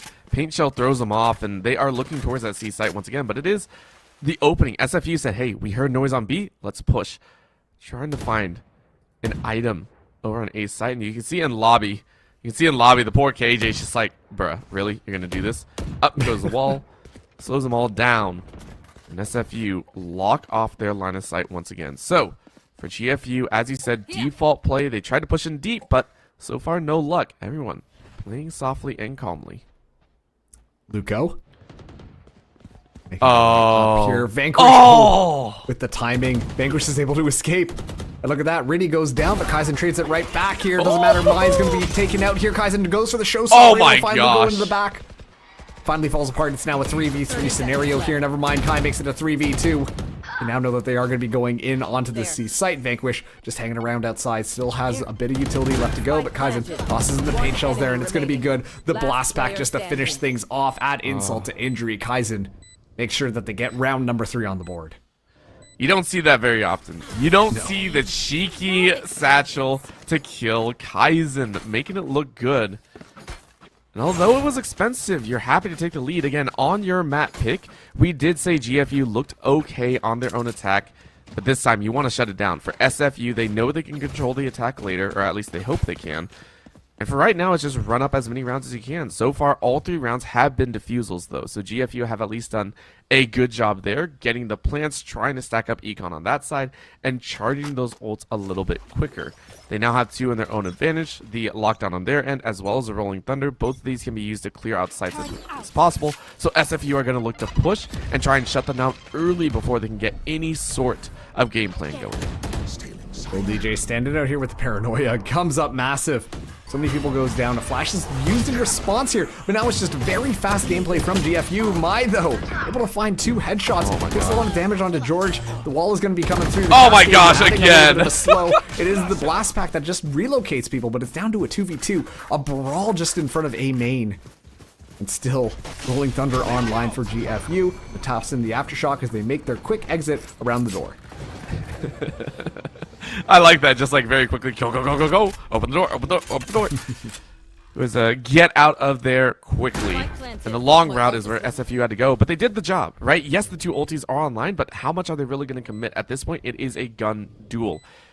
Except for the Rolling Thunder, I think SFU are going to try and wipe this one as quickly as possible, but you can see there 2 hiding around the corner. Oh, this is going to be fun. Oh, they got to touch is the door going to open? Oh, they opened. Oh, no. Oh, no, it's 2. Look at the spray. Peanut is only able to get 1, and Vanquish takes 2. Welcome to the doorway to hell. Looking like a duel out of the Wild Wild West. Who can draw their pistol faster and shoot down the enemy. Both of them just double stacked and then just a little bit of a spray down, but Vanquish almost using his friend as a little bit of a body block, honestly. Stop those bullets from flying into Vanquish, so Vanquish should stay alive and do that. I don't know if that was intentional, but it worked out that way. As SFU, they take yet another round, making this lead be felt a little bit more. they do have the Reckoning online as well as the Nightfall. But yeah, like we were talking about for GFU, they do have the Lockdown, Nightfall, and now what do you call it? The Rolling Thunder online as well. So that's 3 honestly excellent zoning tools, which used in combination can do a lot of work. And they've been trying to save those ultis for when they get on the site. We've seen them, right? They tried to chase in. They got locked down over there in Root and Rebel. This time around, it does feel like they are going to have to use it to enter the site and actually get on top of it. You can see them already currently setting up in this B site. They're saying, hey, we want the opportunity. They're going to go ahead and rush it this time, but Riddy was ready for it. This is what I was a little bit worried about. A teleport comes in and Vanquish was ready, so there is no stopping it. Again, this was a round that they were not slated to win, but it still feels bad. Flawless, complete destruction by SFU. Yeah, and that's a little bit of a morale buster, if you're asking me. This is a problem with Lotus. So many of these doorways are just so close entries that, you know what, if you just spray things down, chances are you're going to come out on top. But on top of that, too, good usage of utility coming in from Mai. The Haunt gave all the information they need, so even if you are smoked off, you know the general vicinity that these players are going to be hanging out, and then you can just spray them down with that little bit of information. Now GFU, though, they have all 5 of their ultimates online. This is going to be the round to use them. They have to do this, otherwise their economy goes back into garbage, and SFU can continue to bankroll them. And it's also one of those moments where you have all 5 ultis up. If you don't get the chance to use it, it means you were stuffed, right? You were not allowed to use those ultis, and that's the worst feeling in the world. You die, or you lose the round with all ultis up. Yes, the other option is you win the round without ever using an ulti. But I mean, give yourself a little bit of a better chance. There we go. A little bit of a teleport. It is going to be the Omen chasing up to the front. And they are going to take a look at this A site once again. It is going to be a little bit of a lurk through main entry. They're going to take their time. There goes a little bit of a paranoia, locking off that long A drop site. They're going to take the chance. Doorway is pinged just to try and get information once again. And it's the rush. GFU enter site with nary a problem as SFU back out and get ready for a retake. Okay, Rolling Thunder as well as Nightfall. Oh, both sides. That's awesome. It's all tied up. Luco pops the showstopper as well. Isn't going to get really a big opportunity to use it. Isn't able to do it under Riddy, who has already gotten 2. And now Prowler's going to be coming through, following the trail here. It's down to a 3v2. Oh, the teleport! The Nightfall's still activated as well. Teleport going to be used to go onto the other side. And look at this GFU. They got the spike down here. So all the utility gets utilized by SFU. Now it's 3v2. They should be able to win this gun duel to get the spike defuse. I mean, they're going to try here, and they actually chose the harsher path. GFU walked straight into it. George is able to find 3. They need 1 more to change things up. George is going to run back. It is now a 1v1. Going to drop the lockdown, and this is enough time. I think this might be the round. No, it's actually a chase in. They're going to gamble. Take a look at this. Kaizen went in, takes out a little bit of an orb. Going to lock out the lockdown, but again, all you're doing is sweeping for time. It's a beautiful ploy for time, and Kaizen, I don't think you really have a chance. You're looking just for the frag now. You're going to go for the defuse. You're going to get halfway. This is great. Oh, but you see the back. Yep, George gets it. It is a round for GFU and a 4K for the KJ. What a round. And I mean, if you wanted to take this down to the analyst's desk and really process all the things that had happened there, you'd be scratching your head for a little bit, because it was just an all-out melee, and SFU, they called the bluff of GFU. GFU were bluffing that that was going to be the hit, even though they had already started to rotate George around, and they knew that little DJ, if alive, can just use the From the Shadows, get yourself onto the other side of the map, and SFU went all in on that A site. And as a result, they just had nothing to work with on the end there. Nothing really to help them push into it, and as a result, it was just so difficult for them to do anything. So great play by GFU. A little bit unconventional here, but look at this. Gonna be going back and forth, can't see anything. Showstopper goes in. Riddy actually seals the kill away. That's a little bit unfortunate, but you know what? The ult is what matters. Vanquish finds George as well. Now Ace is just watching the backline, but an Aftershock is gonna zone him out. Riddy wouldn't call that unfortunate. Riddy'd be like, that's my kill. That's all me. I don't know what you're talking about. There totally wasn't an ult in the air. Ace going, yeah, well, listen, I know you took out our partners, but we're going to have to take you out. Down goes Kai.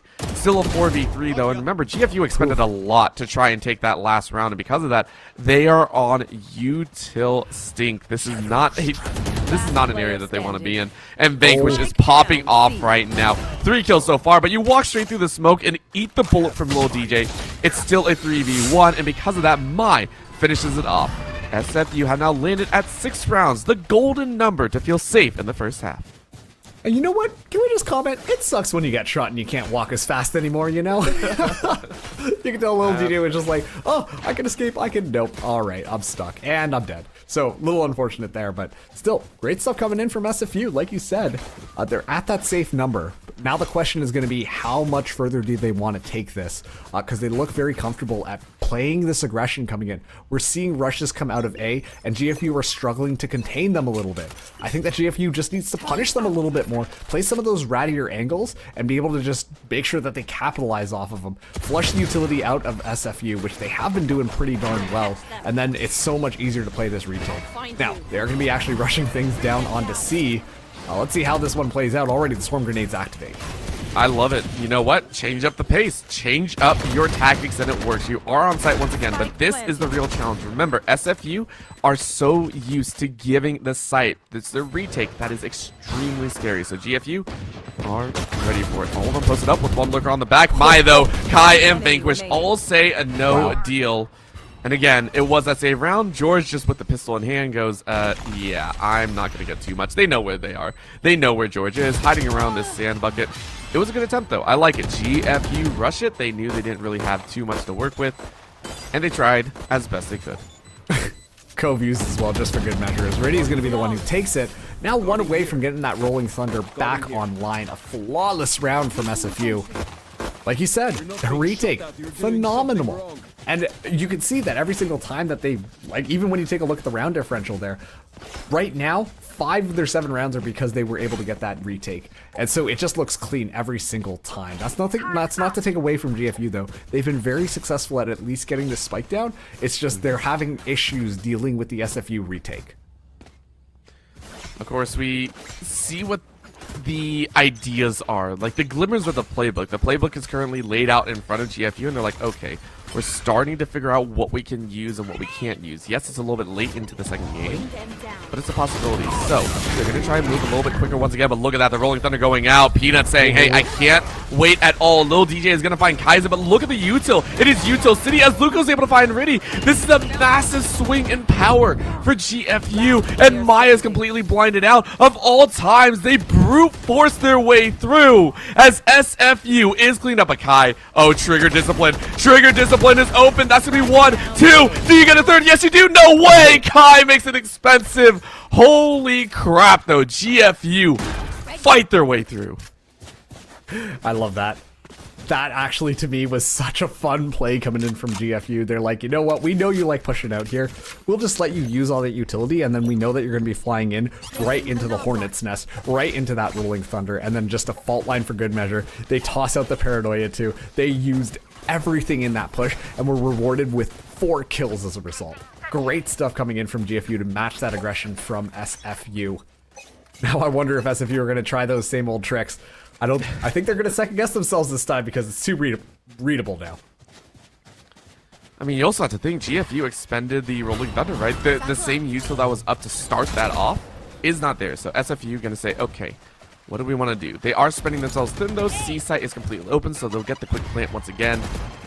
And that pain shell, Luco sends it almost right back into a teammate. Doesn't really get the value that you were hoping for, but that smoke is going to be enough. Oh, Luco, though, finding one with util out is now going to showstopper straight in the front face, but it doesn't kill. What? Kai? Was Kai around the corner just enough that it didn't hurt? Are you kidding me? My, able to find one on George. Kai isn't able to find Ace, and it's all down to brass tacks. Kai finishes off with the 3K. That is ridiculous. What? And that is excellent use of the Reckoning there. A lot of people have been kind of questioning how to make sure that you get maximum value out of Harbor's ult. It's things like this. You just want to be able to destabilize people enough that they have to move away from the areas that they're hanging out in. And hey, you're playing retake, that's a perfect time to use it. You're going to force people to move out of their positions, and then you can just take them out as they're slowly fleeing where they were hanging. And it just causes so much chaos to allow your team to be able to go in. To answer your question about the showstopper didn't actually get to go off in time because Kai just turned around the corner and put a bullet right into the skull of Raze and just immediately into the ground. But we are seeing GFU call a timeout. They want to at least make this a 8-4 half, giving them a really good fighting chance in the next. Oh man, I thought the showstopper went off. Why you gotta dash my dreams like that? I was gonna be so excited, but agreed. The timeout should be nice. GFU gonna try their best here. Again, it's just one to try and grab something back. Highest you get is an 8-4. Lowest you get is a 9-3. And for right now, I mean, GFU, like we said, that we were hoping to see a little bit more, but SFU are just like, yeah, we're having a good time right now. We are set on that high score. The From the Shadows might be a little bit tricky if GFU want to try and pull something out, but SFU feels like they have almost everything on lock right now. Yeah, it looks very rehearsed, and this is kind of what we expected from the squad. GFU, they're, scraping together whatever they can, but it's not going to be a lot. Lil DJ coming in with a Phantom. We do see Ace is able to get a Vandal as well, but a couple of Marshals coming in. And it's going to be really tough for them to be able to do something here. They do have the From the Shadows. They could get the Nightfall back online if Ace picks up one more Ultimate Orb, and that is something to play off of, but the lockdown is going to pose a huge problem. Look at this aggression coming out this time from the Ace from the B site, and already GFU have to expend so much of their utility just to stay alive. It's the back away from me util, not the we are going to charge in and find you util. Another wall goes out as well from the harbor, so they are locked down along C and the attacker spawn. They have not moved, and look at all the vision that SFU have crowded around. There is not an opening for GFU to really make their way back out. Now we get to see SFU back up, but still, GFU have no idea, right? They are currently pinned inside of their own spawn without nary an idea of how they're going to make their way back out. They're just going to have to gamble. They're just going to have to set it out and go, okay, pick a route, run it, and pray you don't get deked in the process. Tough one. Kaizen going to be taking first point here. Kaizen goes down, actually. Almost able to get a kill, but not able to secure it. George still deep on the flank with this Marshal. Another corner check coming in here. Riddy spins around oh my gosh. time and is actually able to win that one against George. A little bit of unfortunate timing, but now the call is being made. They're running it down onto this A site. Riddy tosses out the flash grenade, goes through, but there's just so much going on. Peanut's able to secure the kill there. An enemy Nightfall is going to be coming in from GFU. It's going to be met with the Defender's Nightfall. And now, a little bit of information known. Ace is spotted out, but Ace actually wins the trade. Vanquish, meanwhile, in the back line, and who else but Kai sweeping Peanut up in the back. They have to be careful, though. Lil DJ coming in onto the flank, gets spotted, actually takes out Kai, but Vanquish is able to trade that one back, and now this lockdown is going to do more than enough to flush Ace back. Oh, just yes! throw up the wall. Doesn't even use the Cove, actually. This is an interesting move. Overheated just a little bit there. Should have at least tossed down the Cove for the defuse, but does get spotted out there. So GFU, they're able to take it 4-8 in this half. You know what? I like it, though. I like the gutsy call. Just like, nah, I got this. There's no problem here. There was a problem, but, we don't point that out just yet. Still, well done to Ace for picking up that last frag. 5, 10, and 6 at the bottom of the scoreboard, but they are working their way up. They're trying their hardest to fight it out. But this is the test, right? SFU have free reign to go aggressive, to go ham, and take the dub. They just need 5 rounds to finish things off and take the series to 0. Will it happen? Nobody knows. But of course, this first pistol will tell a decent story, at least. Want a story? Look at that A site. 4 agents going to be pushing out there, probably very aggressively. All the utility just kind of flying in, and it's actually met with nothing. We actually see this happen a lot at some of the higher tier tournaments going on currently. It's just a very dirty C-side hit, and great utility to just avoid a lot of the things that Killjoy has kind of set up there. So it's going to be nice and easy. The plant's going to go down. Let's see if GFU's retake is as good as SFU's. Oh, man. I love that idea. Hey, listen, it's deja vu with teams on the other side. But they're chasing in a 1-4 pincer maneuver, and this is a little bit dangerous. Take a look at the weaker side. George, though, finds one, and that's more than you could ask for. Kai, though, watches Luco sprints in. Peanut and Ace fall hand in hand by Mai. Little DJ and finds 2, but falls in behind. So now it's a 2v1. SFU waiting for George to poke their head out, and there it is. Pistol goes away as SFU. Gosh, I can't talk today. And it's 9 rounds to 4. Oh, yeah, it is. And quite frankly, it was a little bit of an interesting play coming in from GFU. I mean, given the fact that SFU were really aggressing onto that A site, I would have also assumed that they would have been pushing really hard. And so just all the utility got dumped into that A side where SFU just simply were not hanging around at all. We saw the paranoia come in, we saw a little bit of a fault line, a stun, all this stuff got tossed in, finding absolutely no agents because they just ran it down onto C. We do have a little bit of a tech pause here, so bear with us for a second, but SFU still looking very clean. Oh yeah, and they're looking on point, right? Their gun duels have been phenomenal. They take these swings, and yes, GFU managed to put up a little bit of a fight, but SFU know this like the back of their hands. We are seeing them coming at different flank angles and at the right time as well. There's a difference between understanding the angles that you're supposed to play and being able to swing it at the same time. And that's what SFU are doing. Consistently, they're like, hey, we're going to swing this angle. We are going to be, as a team, setting up a crossfire. And GFU had to look 4 different directions just to stay alive. So I am loving what SFU are currently putting down. They deserve to be 5-0. And I expect them to continue onwards as well. GFU, for their benefit, they fought hard as well. It is difficult to fight into SFU with their understanding of the map. Hopefully they can keep finding small opportunities and try and propel themselves forward and try and push for a game 3. Yeah, that third map, Fracture, just on the horizon if GFU are able to pull things back. Quite frankly, it is entirely possible. This composition kind of allows for a little bit more aggression to come through, and so we could expect to see them play that aggression into SFU, similar to how we saw in that first round. But if they choose correctly, SFU are going to be hit by a truck. I don't necessarily know whether or not that's going to be the case, but of course GFU, they clearly have a couple of ideas on how they want to be able to take this defense. More curiously, though, it does feel like SFU are pretty prepared for it. They've been doing their homework. Listen, they're in college. They got to make sure that they're doing their homework here. But it's that little bit of extra preparation that has really just helped them propel themselves forward. We are back into the action already. It's going to be yet another dirty C site hit. The haunt going to be utilized early here, but no swarm grenades means that it's going to be very easy to get on that site.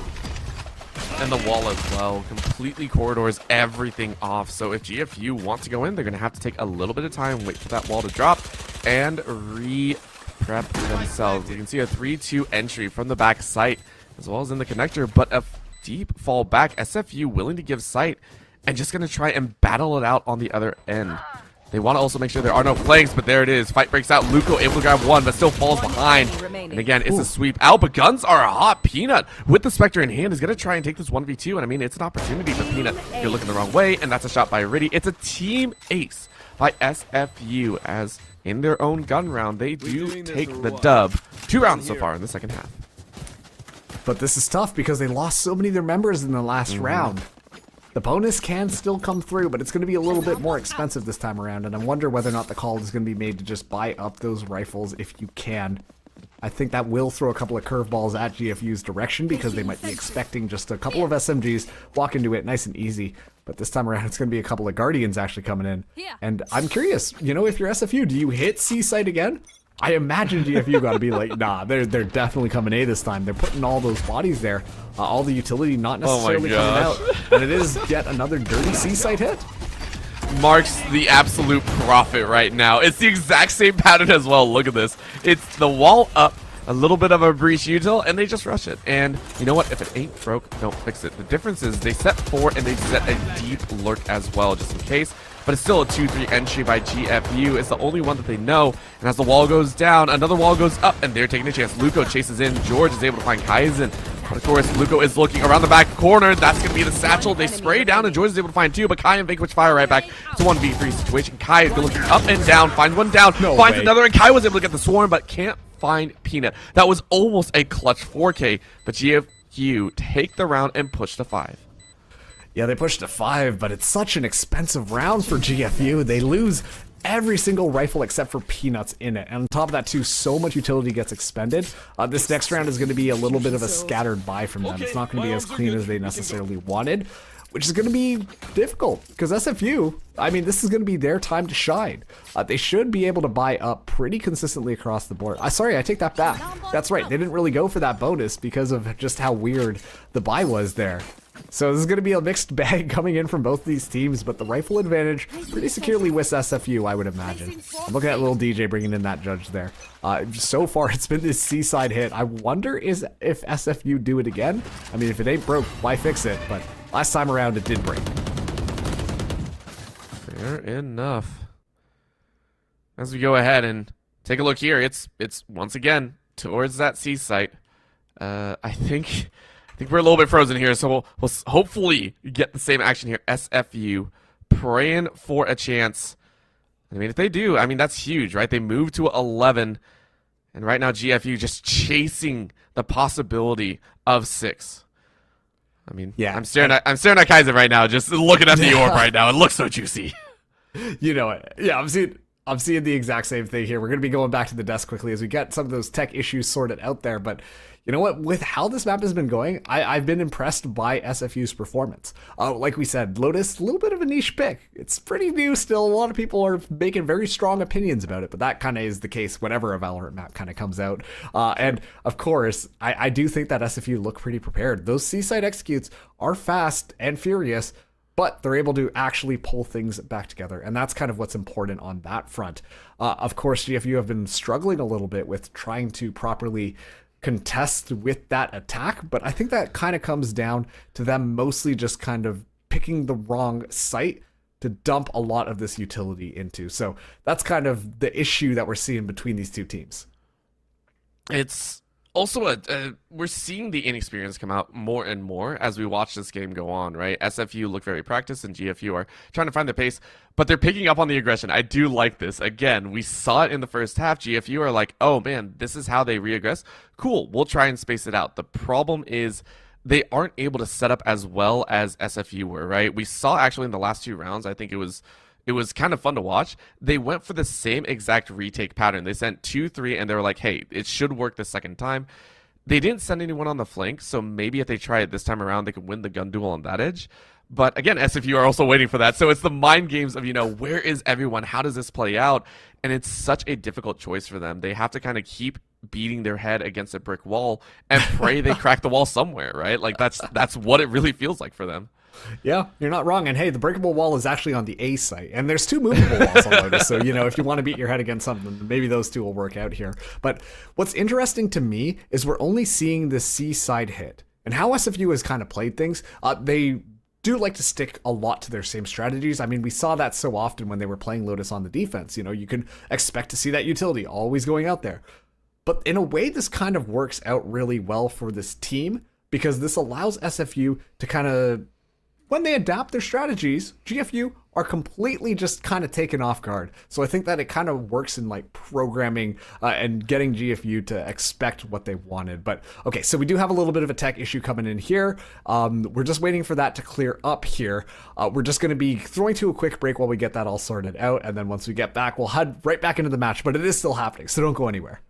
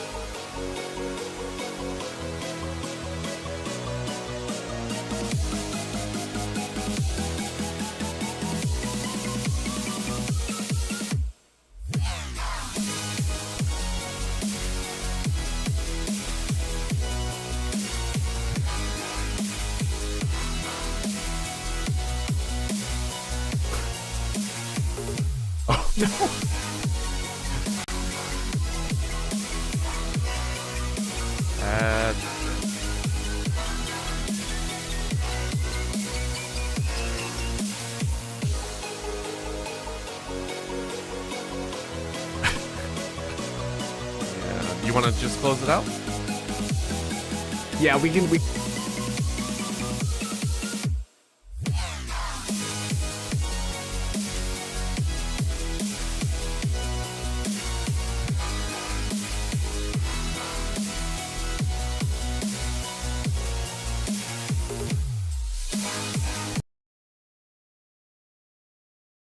Reason SFU so much, they just actually went ahead and finished the map while we were on that little bit of a tech pause. Big apologies that we weren't able to get those last couple of rounds there, but the final score is in favor of SFU, winning it out 13-5 against GFU. They just win 2 rounds in a row as soon as we kind of had this tech issue.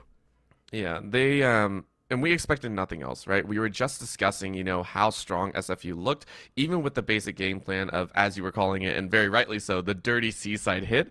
There was no response, and at that point, it did feel like GFU were just kind of hopeless there.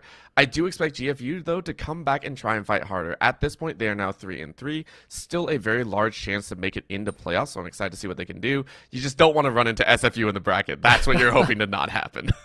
Yeah, SFU continue their win streak, now up 6-0. Unbelievable scoreline, especially too as we make our way and close out week number 6.